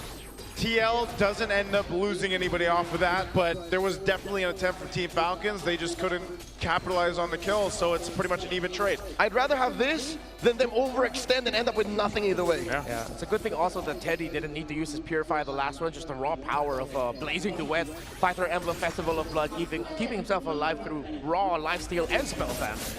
And I think just the movement speed that he got, it just allowed him to get out of dodge. Yeah. Good moves here on both sides right now. Team Falcons just slowly cooking with this lineup. 700 gold lead now for Super Marco. So that rotation from the Falcons ended up helping their cause. They want to get their Moskov out of this lane quick.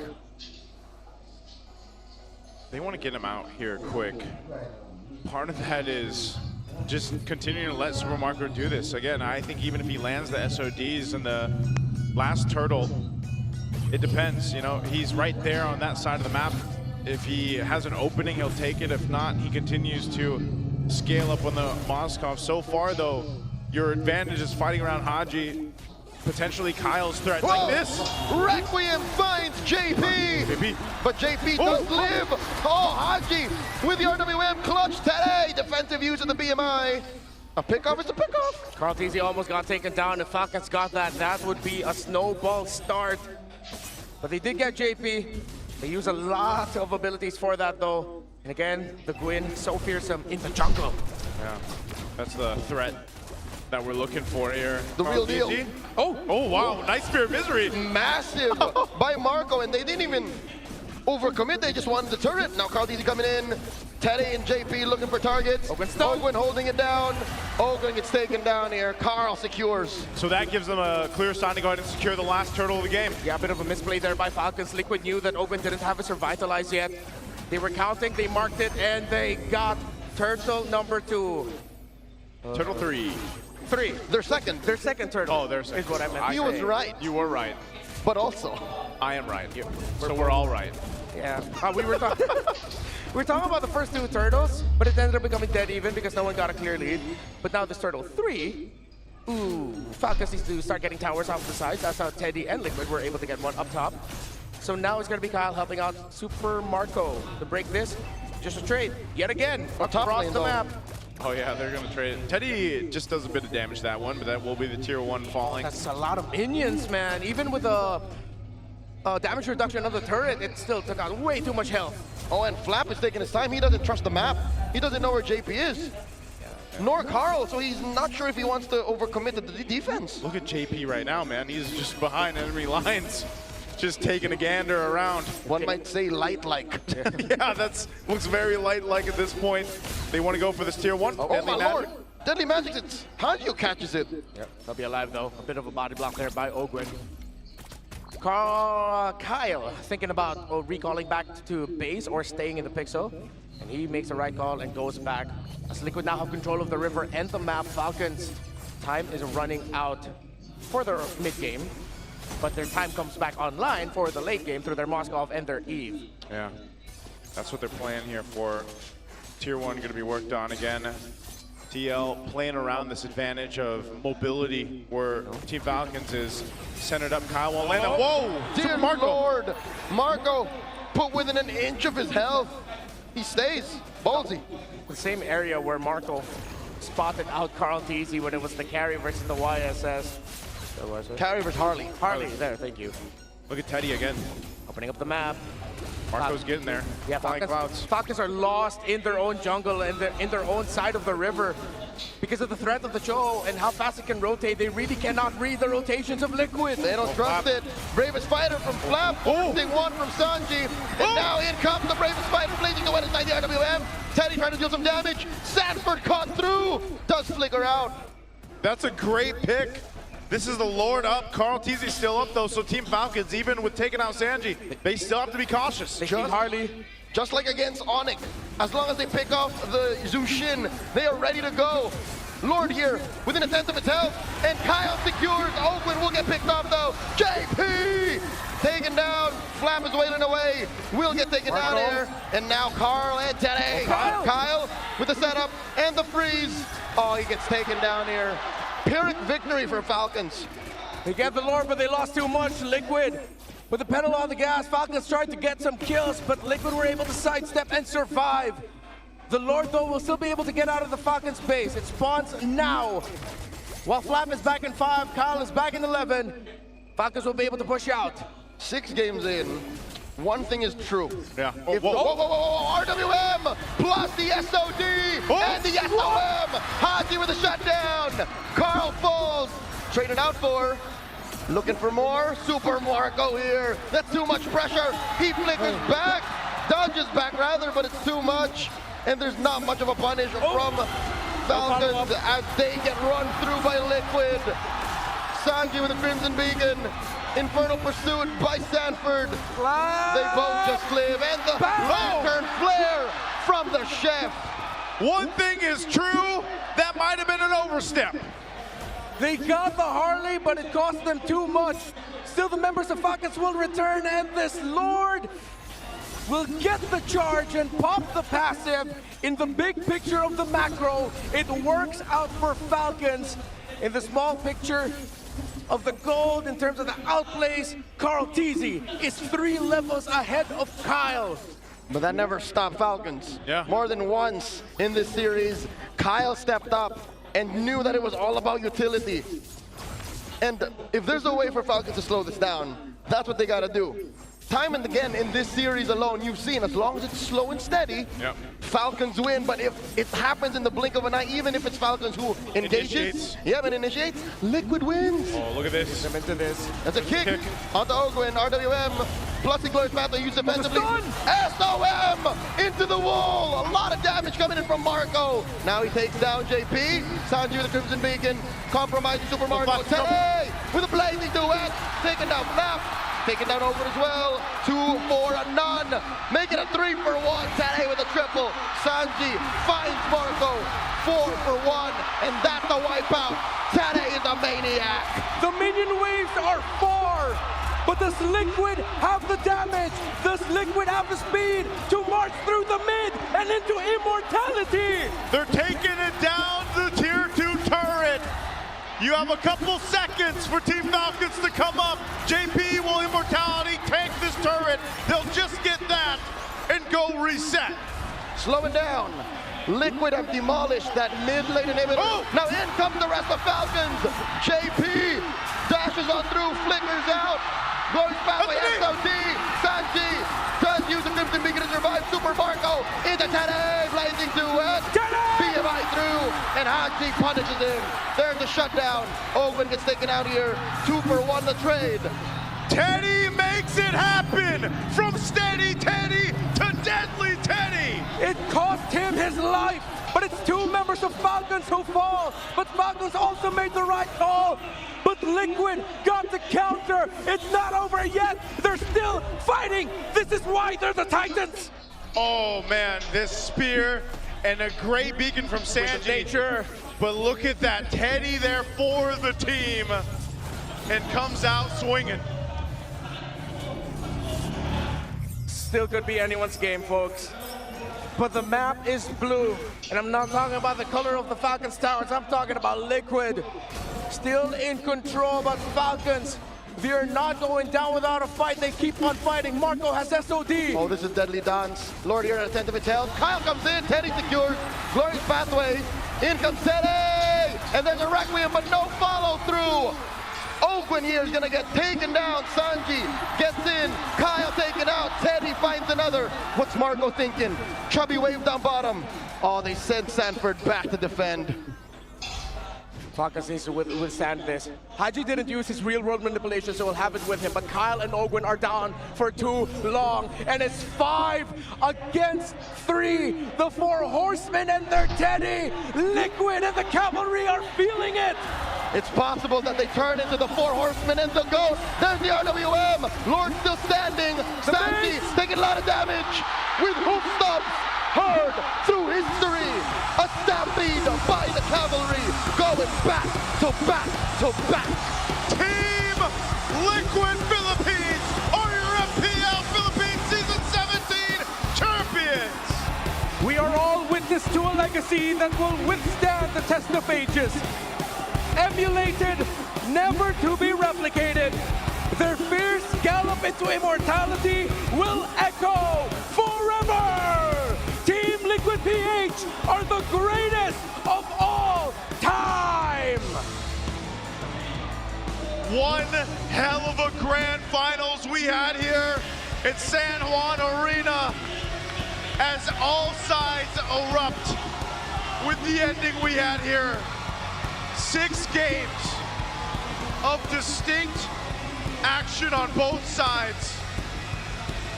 One hell of a series, and again, congratulations. The Titans roared here in San Juan. Carl Teasy kept his promise. Snap, Aeon, and Teddy got their titles. And San Juan Arena still remains his home. A gold medal in 2019, 3-peat in 2026. We've been the We Bear Bros. Thank you so much for joining us here. Let's throw it over on the stage for our winning ceremony. They fell 1 step short, but they fought a good fight. Maraming salamat, Team Falcons!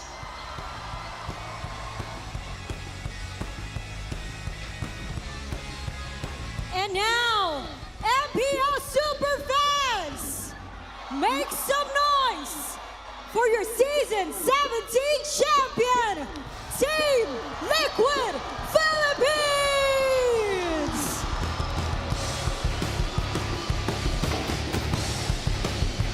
Team Liquid Philippines, get ready to lift the trophy that you earned. 3, 2, 1. Weeks of grinding and sacrifice, all leading to the single moment of immortality. Welcome, your FPL Philippines Season 17 champions!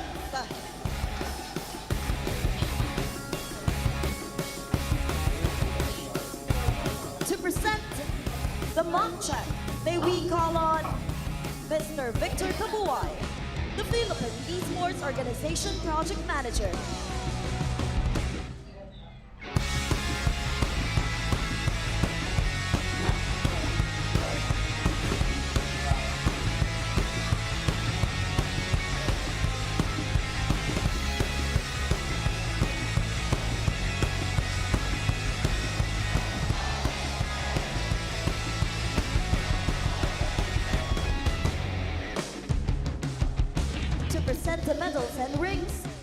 welcome on stage Mr. Julius C., the Chief Executive Office of Ferry.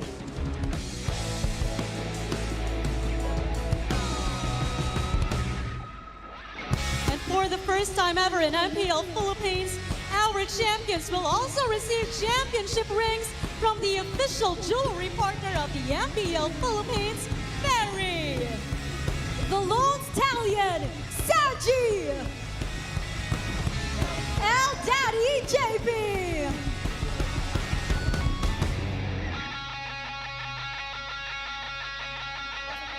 Steady Teddy.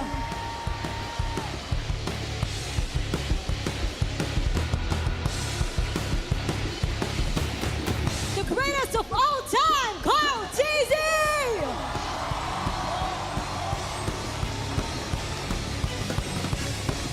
The Apex Predator, Sanford.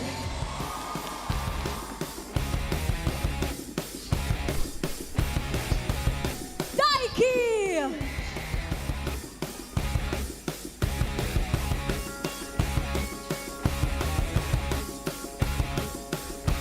Coach Snap.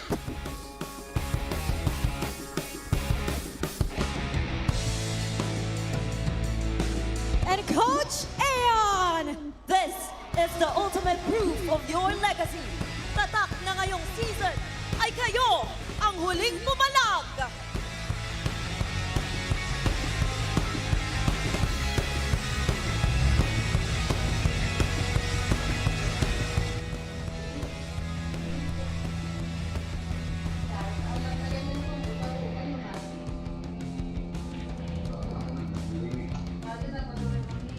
And finally, we award our finals MVP!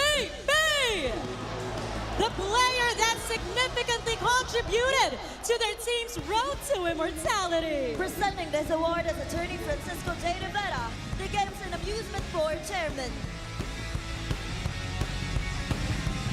Super fans, let me hear it from you! Who is your finals MVP?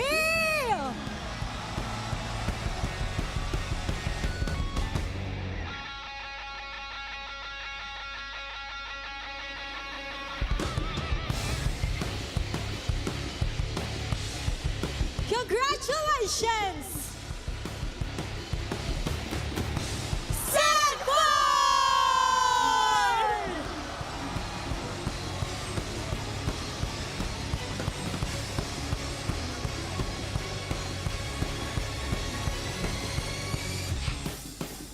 Sanford, congratulations for being the finals MVP.